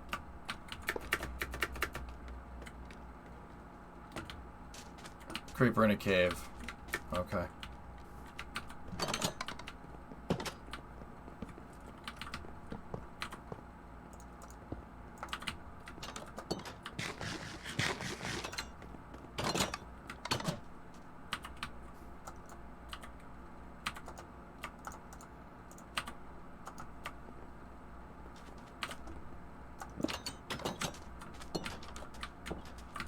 Alright, fellas, when we're done with the building, step up in the front here.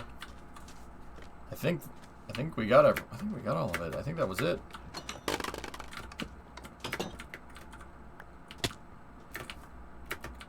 Alright.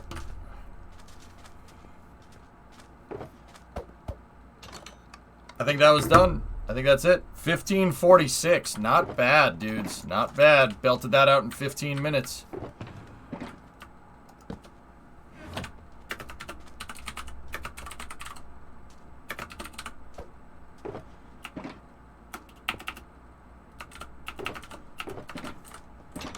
Five-story brick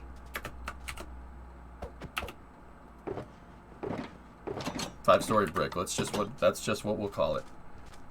This took 7. We had 8 people. What the hell was my naming convention for this? Oh, okay.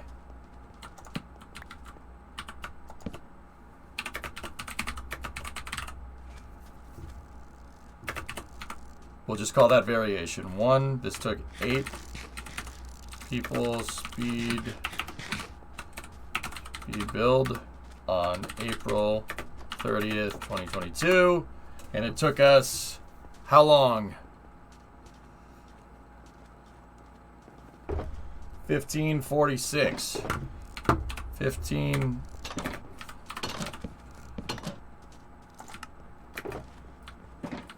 All right. Good job, guys. That was really good. Let's go take a look around, make sure we got everything. Oh, we missed a little bit. I missed the staircase. That was me. It wasn't me. Minus 20 points. You are fired.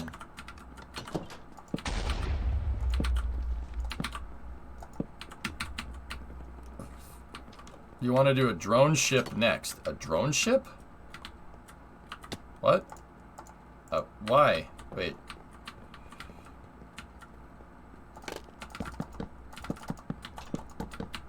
Not really. I'd prefer to keep doing buildings. In Panta, the doors aren't down here. We need doors for the bulkhead. Actually, no. Just keep that like this.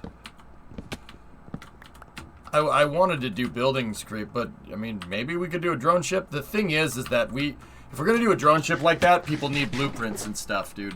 Or if we don't have them, if we don't have blueprints, it's gonna get very difficult to get that done correctly. That's all. Let me check the top floor. Panta, did we put the doors in on the top floor?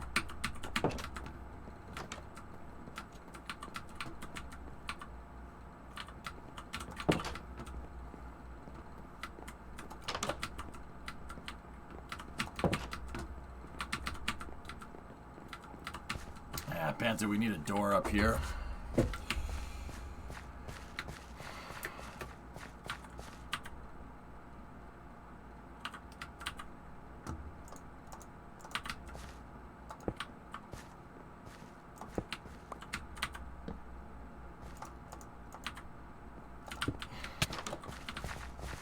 Other than that, though, not bad, fellas, not bad. I want to build a smallish industrial building. Can you give you a spot where to put it? Show me a picture, K3, just so I can get a good idea of footprint, and sure. I mean, yeah. We need more industrial buildings, dude, if we're going to do that. Maybe we could belt out like a warehouse for a speed build. It's actually not a bad idea. Build a couple of, like, just Starship-style buildings. I wanted the... I don't know. Should I put the heliport there? Do you guys think I should keep the heliport there, or should we build the helicopter port over here? I don't have a plan. I want to design it around the plot you were going to give you. Oh.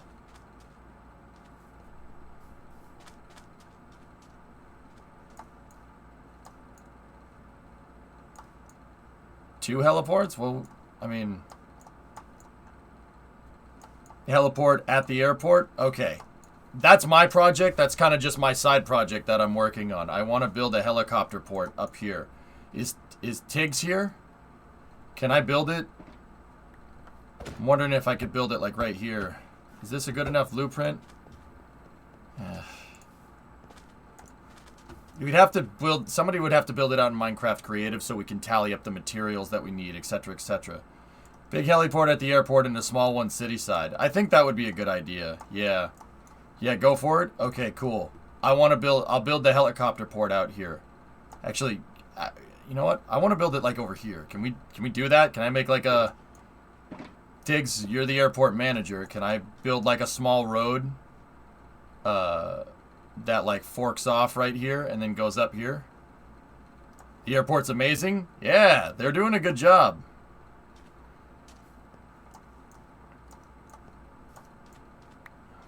I'm thinking like,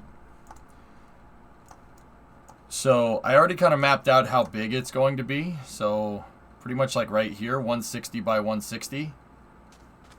160 meters by 160 meters. I think I have a decent enough design for a heliport that I want. Like, this is a freehand build. I'm just building it out in my head, and I'm just trying to make it look nice. I want to build the heliport, Creeper.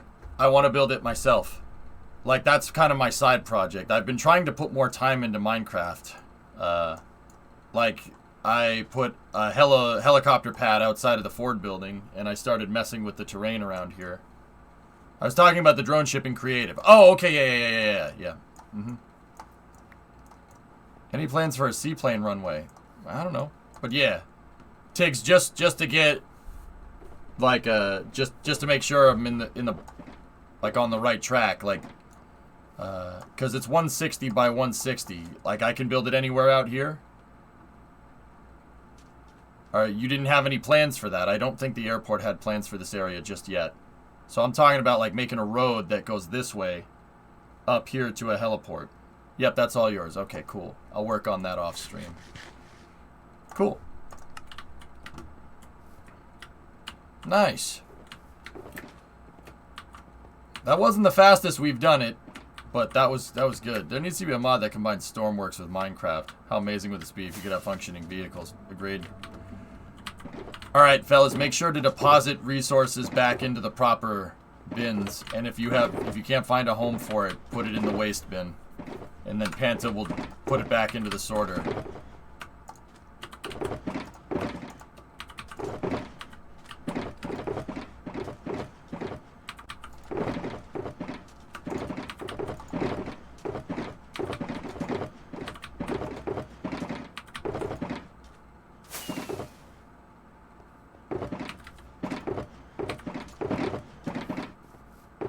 This is all kinds of crap.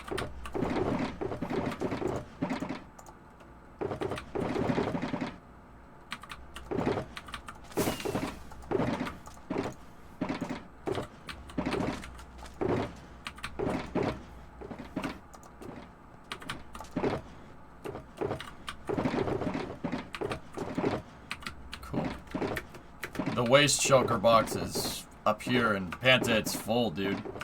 You wanna any resources that we're not using? I'm thinking just community pool.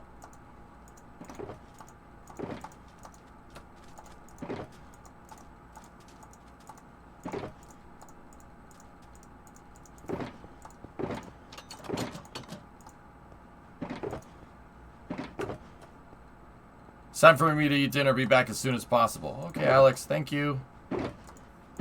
Thanks for playing with me, man.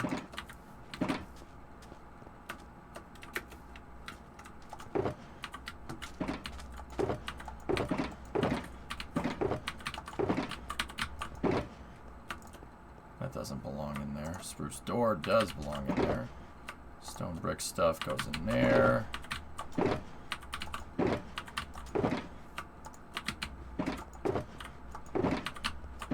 You know what, this unsorted one here, I'm going to take all the stuff that's not spruce log and put it in there. Put it in here. Actually, that's spruce planks. Those can stay.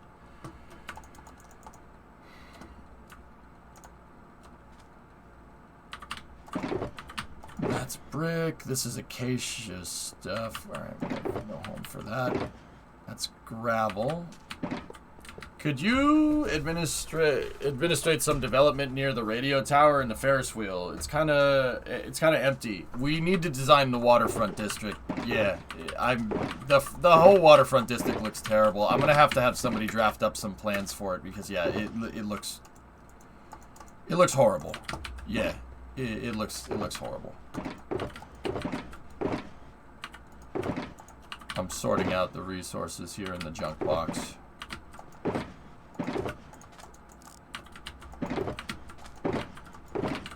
So, serious, that area over here that I was using, that I made the compass for like measuring and stuff, you can keep building out roads and stuff over there.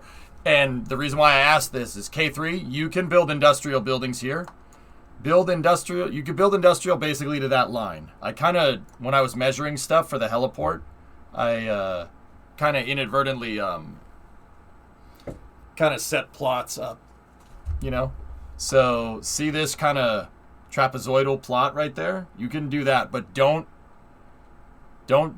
go into Animals Tree Farm. I want to keep that because that's like one of the historic areas. We got all the wood to make all of our original wood buildings from the tree farm. So yeah, you could build there, and yeah, it'll be good. Yeah, I want to do some kind of waterfront district that will have like a park or whatever, and we could do some big buildings like right here on the side, on the road here, but I want to have like an auxiliary road that goes through here for like, you know, whatever. Oh, my plan was for industrial to go there anyway. Well, that's good. Great minds think alike. Yeah, see, you're just like Strimmer Man.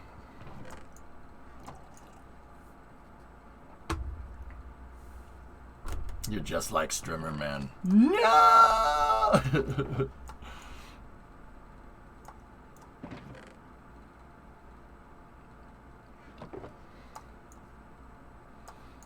All right. Is that meant to be a compliment? No.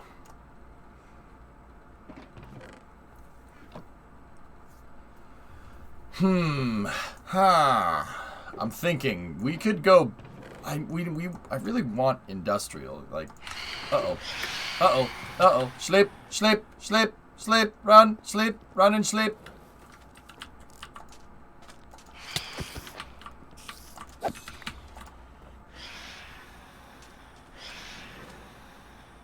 Sleep.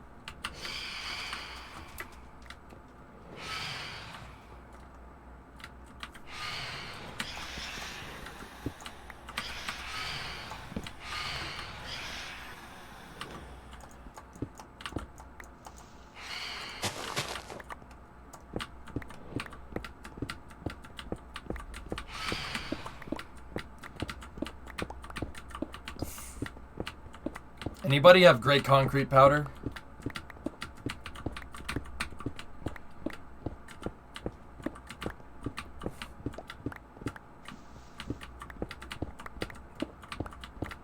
Where, well, wait, what are you apologizing? Not on hand.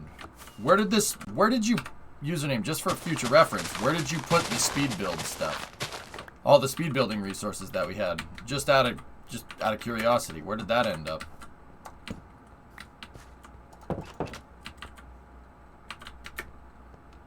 You gave me like 3 stacks earlier.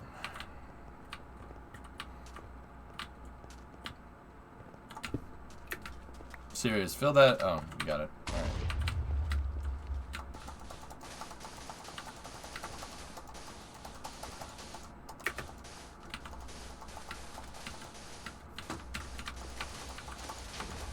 Started boxing up Panta's chests by accident. Oh, okay. Where are all those explosions going on? Just... The speed build get finished, or are they still going? We've done 2 speed builds today. These 2 buildings here. Underground, I'm down here. Oh, okay.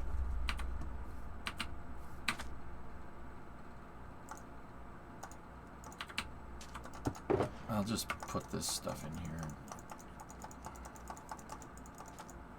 No, we need the scaffolding. We need that.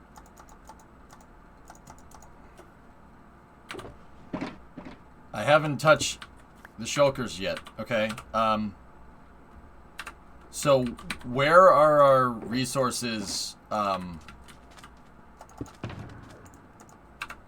where are all the resources you had last time, username? You should play on the RO community server when you play Railroads Online, I think. I guess.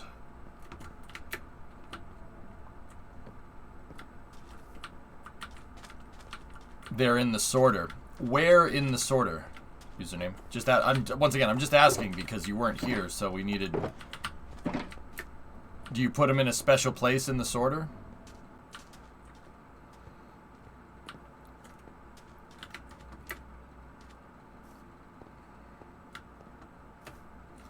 So what I'm going to start doing, Grumpy, is if people want to go in and look at the city and whatnot, we can, like, I'm starting to put the placards on it like a cornerstone. That's 5-story brick V1. That's the first variation of a brick building. I sort them into their chests. Oh, okay.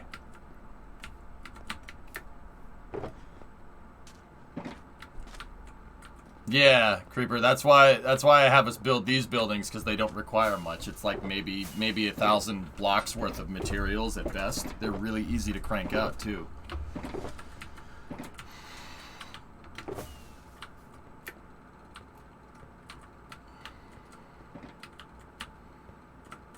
Cool. Yeah, see, leaving like little variations like this, like having the gap there, that looks cool.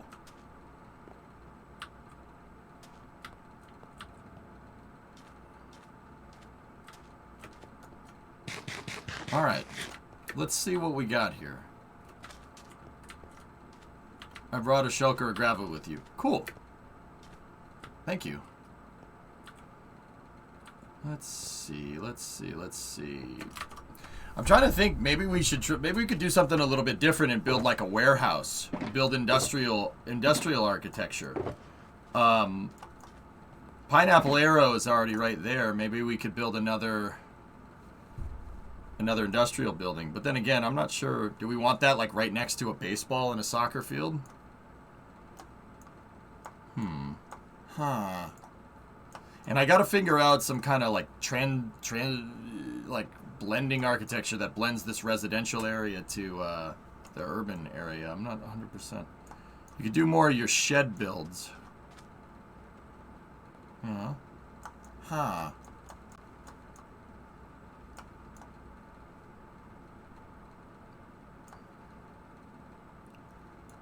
Build a warehouse underneath the elevated highway. Well, yeah, maybe. I don't know. This isn't Taradra's server anymore, right? How does one join the server? Exclamation point MC in chat should do it.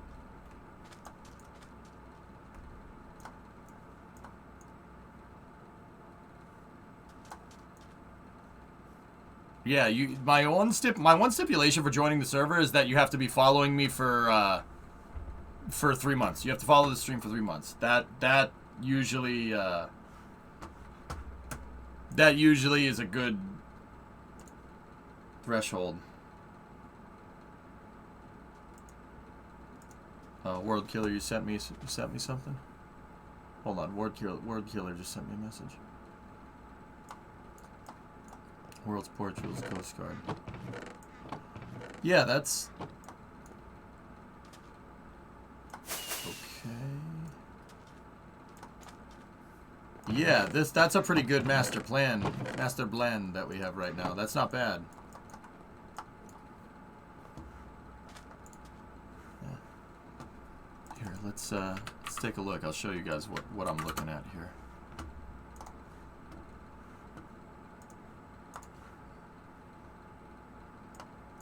I just clicked in and was expecting a much different Minecraft. Oh yeah, we build cities here, sir. Yeah, yeah. There's World's Port right there, and then you got reference images. Drool's Coast Guard. There's the airport. Oh, that's gonna be sick. They're gonna build a huge terminal down there, and then I'll put the heliport up here, and that'll look really cool.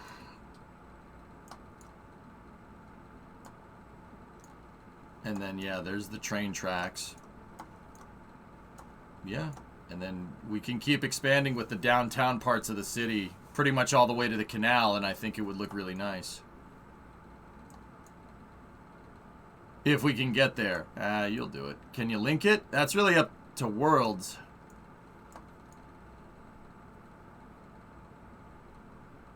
I mean, Creeper, if you just want to belt out if you want to belt out the drone ship, dude, put it right here.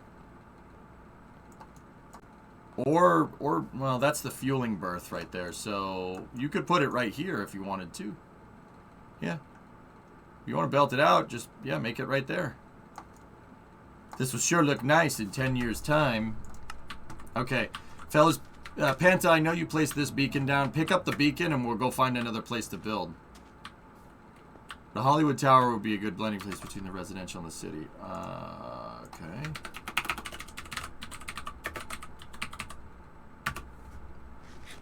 Oh. Yeah, maybe. Yeah, okay.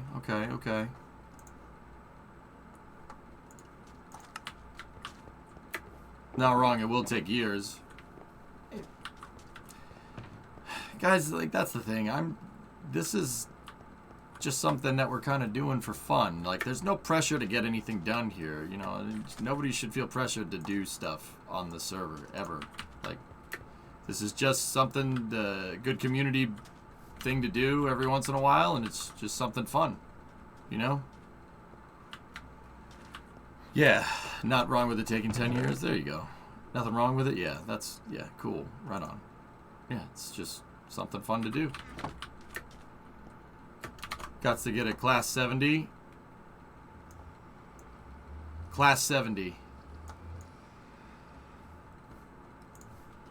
Yeah, maybe, Sebi. How about the Museum of the Future in Dubai?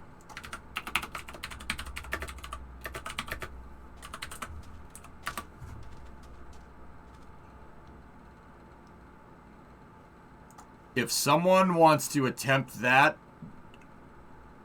no. That not because I don't like it. That's really freaking cool. That would suck. That would suck to make in Minecraft. That would, yeah, nope. Yeah, I'm not making that. No, thank you. That, yeah, no, I'm good. I'm good on that one. We don't need to do that. Just converted to a 3D model? Yeah, right. What do you think about where you are for future speed builds? Supercraft. Yeah. We could do that. I think next to the seaport has been Jonesin here. That's the seaport building from Boston. I forget who made that, but they did a good job. It looks exactly like it. All right, stop it. Stop it. Stop that. Stop shooting. Stop shooting! Put the gun down. I mean, we could... Yeah, belting out... Actually...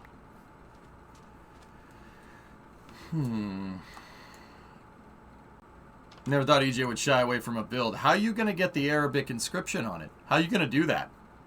I don't think it would scale very well, but that's just me.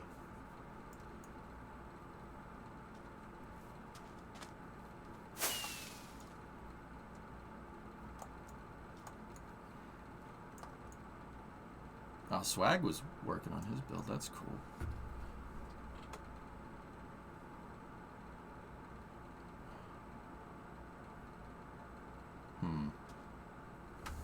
Huh.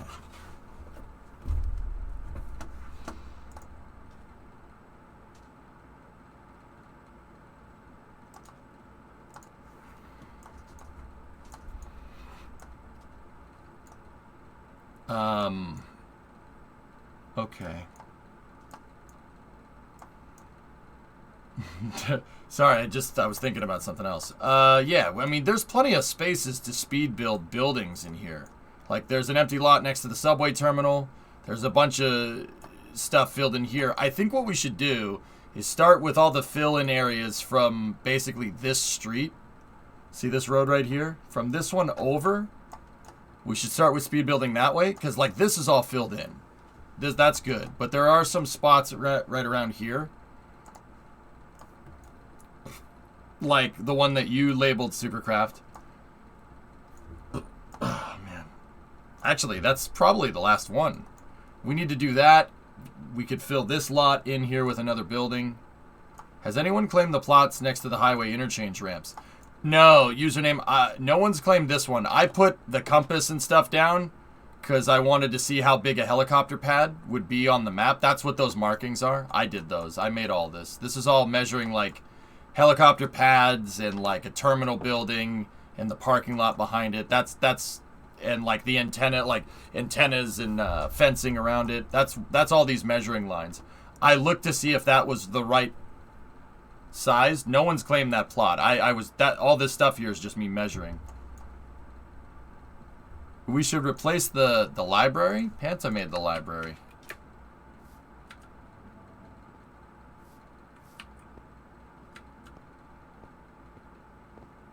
Yeah, Neil, exactly.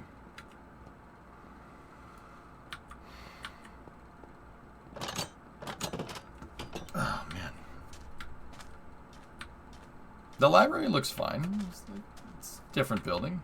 Yeah, I think the next areas would be to fill in here. This would be cool.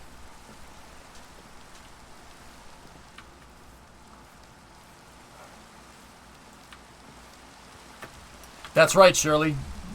So survival city building is what we're doing. So when you play Minecraft there's two really kind of big modes in Minecraft. There's creative and survival. Think career mode and sandbox mode in KSP. Creative, you have unlimited resources. You could just place any material down whenever you want. This is done in survival, meaning we mined all of it. There was a mountain biome right here. You could see where the different colored grass is. This was a mountain biome. It looked like this.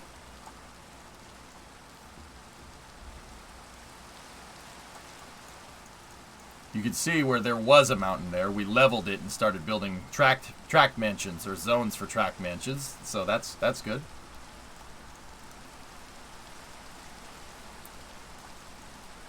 I'm just trying to figure out, guys, really where we want to go with our industrial buildings.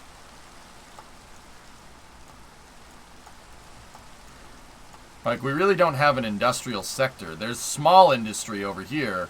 A couple of factories there. A couple of industrial buildings there. Yeah, if you guys want to draft out the buildings in creative first and then show me and then build it on the server, you're more than welcome to. That would be a tough build, though, Sevi. Yeah, no problem, Shirley. Yeah, see, all this, like, dude, some of the buildings, like, my tall buildings, see this one right here? Here, you can go into tunnel view. It's hard, you can't really tell. That building, the pilings go down to bedrock. Like here, I'll show you. We gotta figure out, I want to do some industry speed builds, fellas. That's what I would like to do. So, if you guys want to look around and see where we could do an industrial build, go ahead. But see, this is the SunTrust building. That's a building that's in Richmond, Virginia. If we go down into the basement of the building, you can look down and you can see the pilings. Like, just for fun, just to see if it would be cool, a cool thing to do.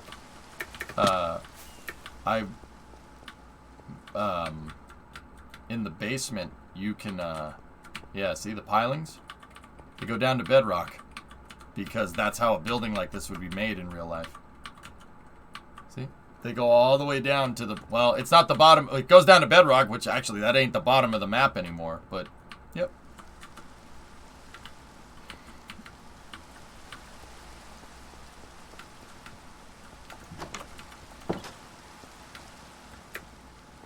Big plants should be out of the city. Yeah, people are saying, like, build an automotive plant or something. It goes to deep slate. Yeah, exactly. Yep.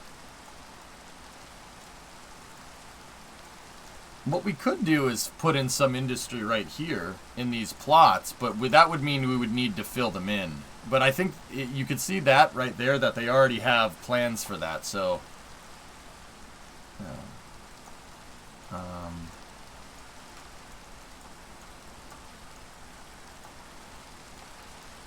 So, like I said, I want to try and fill in, see, everything to the west of this road that everybody's on. Everything to the west over here. We still have open plots to build stuff. That's why I had us build the Ford building in there before. That's one of the buildings from the Highland Park Assembly. That building came out really nice. I got to still finish some of the exterior. Fenway Park? Oh, jeez. Yeah, Matter Daddy, yeah. That would be cool. And I was kind of thinking this whole area, these kind of 4 big plots right there could be done, like we could use this for industrial because there's already some industrial zoning here, and there. And then the train tracks are there as well. So yeah, we could do that. We could even have a switch to make the tracks run right. Oh, that's a cool idea. We could have the train tracks run in here and make a little spur line. You're rebuilding Homestead. Nice. Yeah, fellas, we should go speed build. Pack everything up. Let's go see. It's 4 o'clock. Let's see if we could speed build out a warehouse style building. Can we make the highway exit ramp? Of course you can make the highway exit ramp. I don't want to speed build it, though, because that's... When are we building the Futurama building? You could.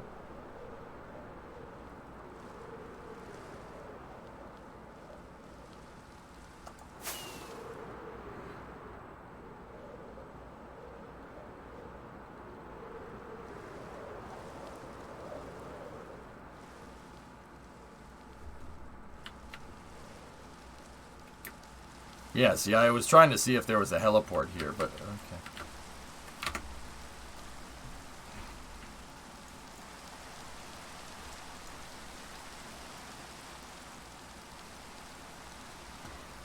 Alright, let's go look at factory buildings, huh? This is gonna be small industrial, not like a big automotive plant. Oh, an automotive plant would be freaking gigantic compared to the rest of this.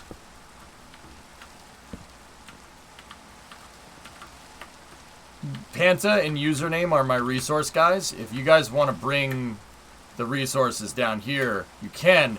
But here's the thing. I actually think putting those back into the sorter would probably be the best idea for now. Because I don't know. I got to see what Ian used to make this. Because that's kind of what I think we should be aiming for. A commercial industrial building. It's white concrete. Yeah. White concrete. We're going to need... Ian, your roof is leaking. We're gonna need white concrete, and then... Panta, what was the name of that material that you had? The Carsite or whatever? Sarkite? Or... It took stacks of quartz and iron blocks for the supports. Yeah, okay. So we're gonna need white concrete, quartz, calcite, yeah. There you go.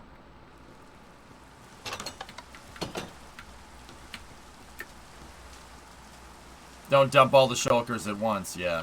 Yep. Here's the HMS I'm doing.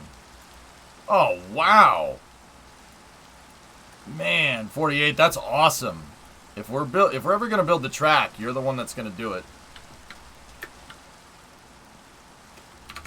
Look up harvester.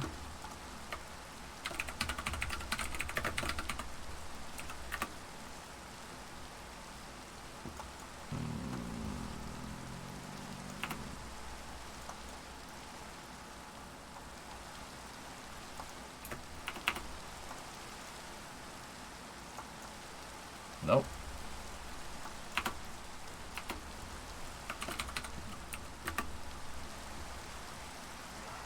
You're down? Well, we'll have to figure out a place to put it, but yeah.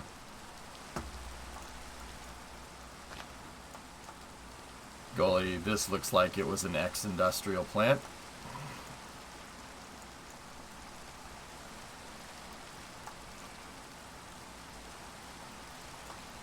Street view here. Okay.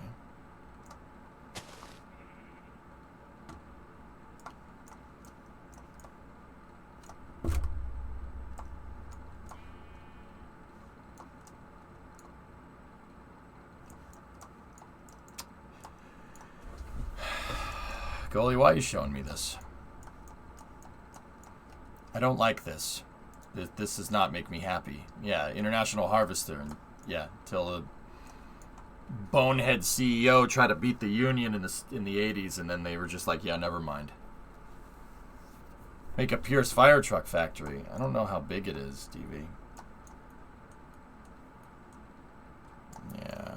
No, this was a factory. It was.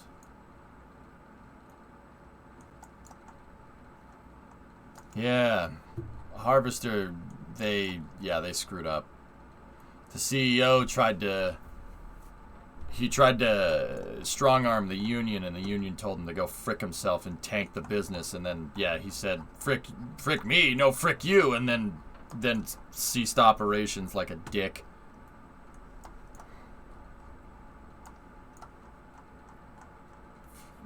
Idiot. Just yep. Nice. Ooh, what's this? Racetrack. With banking. Think you would like the GE plant? Yeah, maybe. This is a little too big for what I'm trying to build, though, goalie. How about Giga Berlin? That's a little too big for what I'm trying to build, Sevi.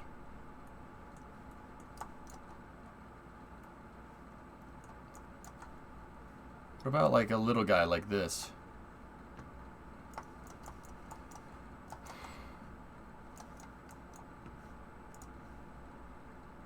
Testing for international? Yeah. Yeah. Yeah, that's really, this is really hard to look at. I don't like looking at abandoned factories. Abandoned factories make me very upset. They make me really upset, man. Like, see it sucks because see these big parking lots and stuff? See these big lots? Those weren't parking lots. That was the factory. They demolished it. And they, yeah, see, there was a building here. This was factory. It's very annoying, actually. That small building was part of Raytheon. Yep, okay.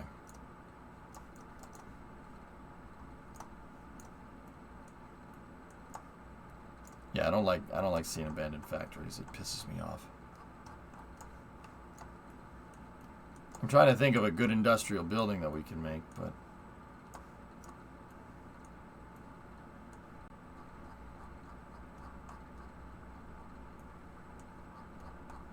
actually, Goalie, you give me an idea. What about the Gemmer plant? The Gemmer plant in Detroit, well, also an abandoned factory, but it's in Hamtramck. It's over here.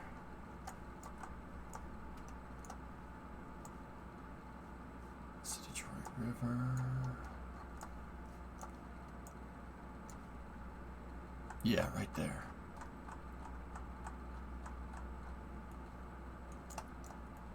Oh man, that would be a lot. That's too big. Yep. Why look at Indiana when you could look at Detroit? There's better industry here. Up close fake water shot. That's just very strange. Yeah, Sevi, that also might be a little too big. I was gonna say we could build out the Packard plant. That would be cool, but the Packard plant is also big. It's like 20 blocks long. You know why the factory is so ridiculously long? Because the assembly line is right here. So how they had this set up. So you guys want to hear something cool? A little bit of a trivia thing here. The Packard plant was a main bus factory. They set it up main bus style. So each one of these wings is a different sub-assembly. One of them would make pistons. The other one would make connecting rods. The other one would make engine blocks, right? And this side of the building goes all the way to the end, right? And cars would pop out over here. Raw materials go in at one end, and then cars pop out the other.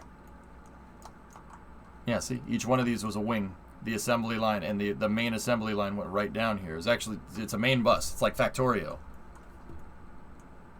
And you could see that one of the sub-assembly lines one of the assembly lines for one of the subcomponents needed to be longer, so they made it a U and it went around and then connected into here. Yep, that's the Packard plant. It was light years ahead of its time, to be honest with you. Raw materials went in this side. You could see that's used to stage raw materials there, and stamping and everything, and then cars would come out the other side. Yeah, really smart for its time. Yeah. I mean, this is a more modern plant. This was built in the 80s. You can't really see because it's all industrial buildings. But with the old buildings, you can see the assembly lines from the sky, which is cool. Over here is Lynch Road. That's the factory where my Dodge was made. This thing, it's not really a factory anymore. It's just a bunch of buildings.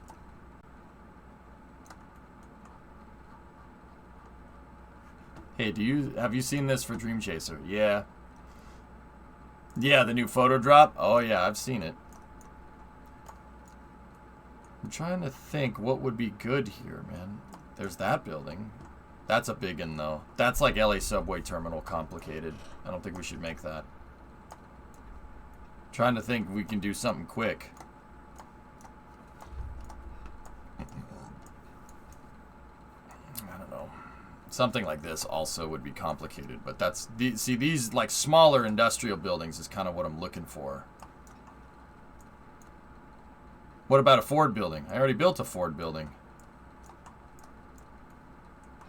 Oh man, My stomach's upset all of a sudden. That's, you know, that's good. Sure that's good. Probably the 3 hours of sleep that I got. How's Dream Chaser going to space? How's Dream Chaser going to space? Vulcan. Yeah. ULA's Vulcan, dude. Gigafactory when? Don't. Jeez. Goodyear, Hershey, I don't know. Yeah, we need like a subcomponent building. Or maybe we could just do a big old Amazon distribution center. That would be pretty easy to make. But see, something like this. This little guy. That's not a factory. Oh, no. I know what that is. And I don't want to admit it, but I know what that is. Yep. That's an abandoned school.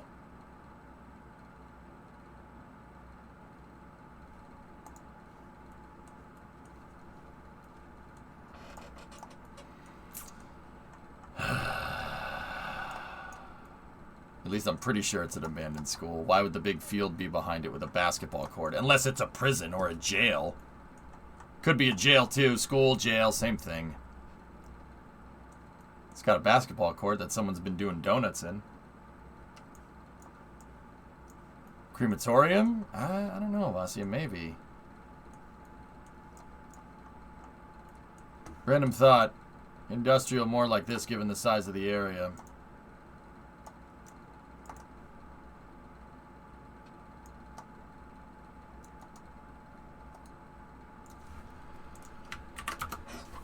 Alright, Canadian, what do we got? It says a high school on the back end if you zoom in. Yeah, that's definitely a school. Let me see.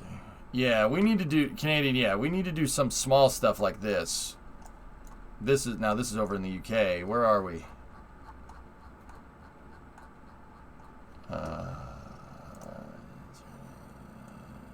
Basildon.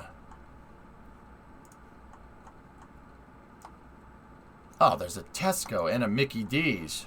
Nice.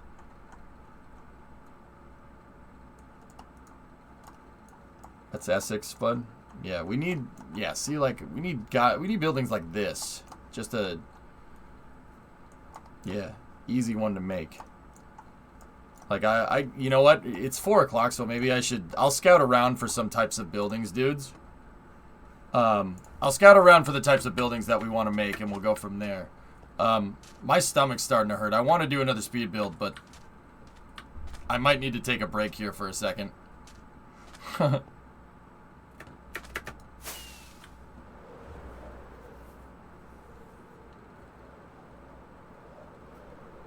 Yeah, see, more buildings like what Brand built over here. It's only like 1:30 here. 1:30. The city is getting bigger. Yeah, it looks cool.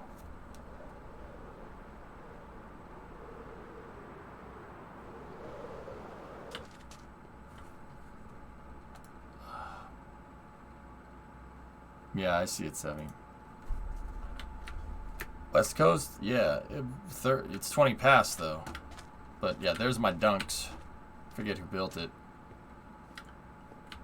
Yeah, fellas, I'm probably going to take a break here. Last. Look at Pierce Manufacturing. 38 East Avenue. Alright. I might need to take an hour before Space News, guys, because my stomach's starting to hurt. When is Brimo back? On Monday? Linus, where are we going? Oh, it's in Bradenton. Bradenton, yeah, nice part of Florida. Build a Tesco? We could. We need more grocery stores. There's only one in the city. Pierce Manufacturing. So these guys make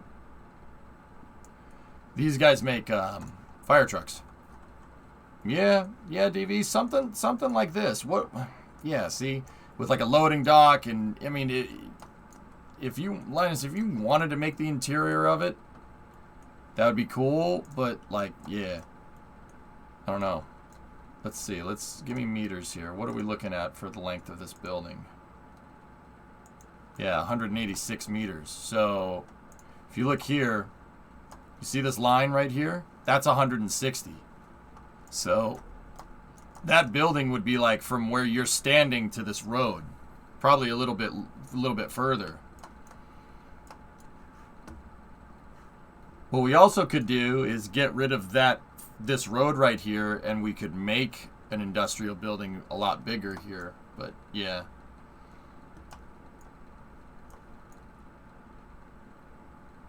Either way, guys, did good work on the speed builds today. We got that block finished. I think next Saturday, I think we should belt out all of this and see how fast it takes to build a bunch of these things. It's the Uniroyal plant. Gotta throw your suggestion in. Yeah, I mean, I'll take the reference. I'm looking at everybody's reference, Badger. The Uniroyal plant. The Uniroyal is... Badger... tires, right? Yeah, see, this type of stuff, dude. Yeah. Where are we?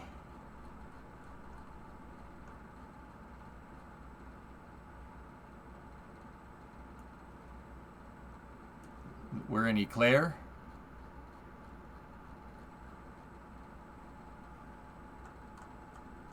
Yeah, okay.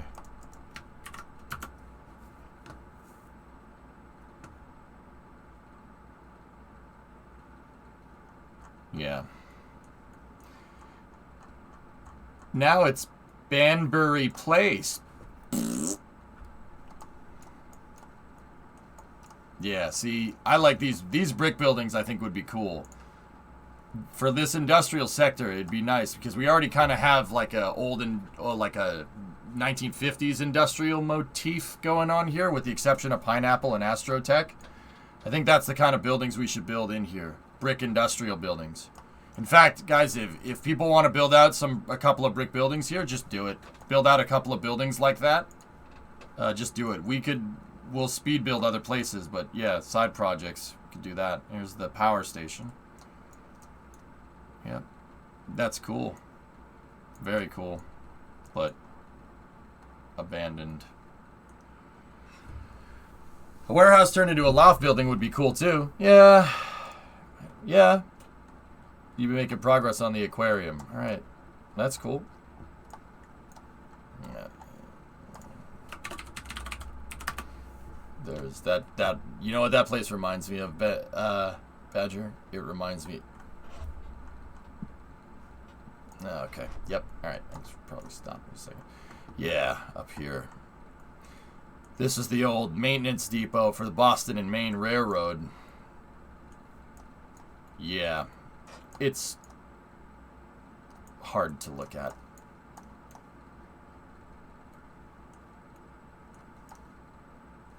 You can see, look at how many tracks were there. Is that nuts? It was gnarly, man. What have they done to that beauty? Well, Boston and Maine folded in the 60s. Yeah. This was their hub. This was their maintenance hub. And I don't know if there was a locomotive factory here and stuff, but yeah. Dude, look at, there was all train tracks all up in here. And now there's a Copart there, which is actually pretty cool, but it should be a train museum. Yeah, B&M went belly up. There is still a railroad operating out of here. Pan Am Railways operates out of here. But Pan Am literally just got bought out. Yes, it's that Pan Am. Guilford Transport Systems, which was a local short line carrier around New England, bought the naming rights for Pan Am, and they renamed their railroad Pan Am Railways. It's actually really cool. Pan Am Railways. And their locomotive livery is cherry, dude. That's so cool. I love Pan Am's livery. Juan Tripp is one of my heroes, man. The CEO of Pan Am.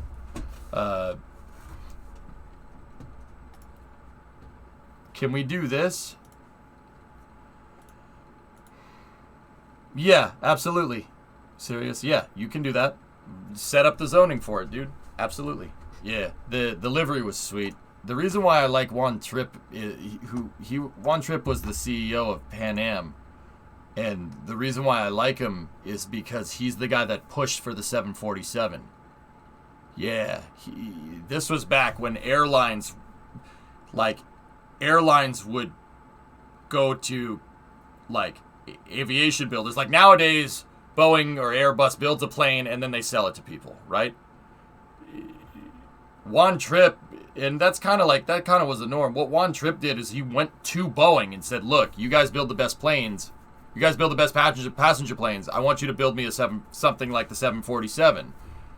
And he invested some of Pan Am's money into the 747's development, and then Boeing made it, and Pan Am was their rollout customer. And yeah, that's why I like Juan Tripp. He's cool, and that's why I like Pan Am so much, because part of the reason why the 747 exists is because of Pan Am. They weren't just the launch customer; they helped develop the damn thing.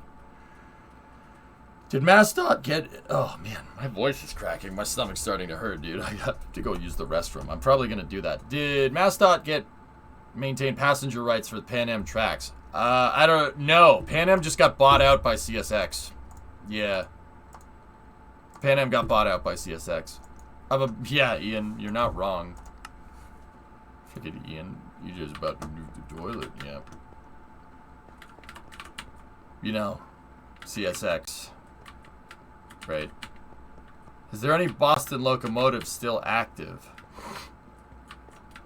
What do you mean? Go at throttle up. Hey, Josh, 64-month resub. All right, guys, I wanted to do another speed build, and I'm not feeling good. I might have to put on a longer documentary while I go, you know, meet my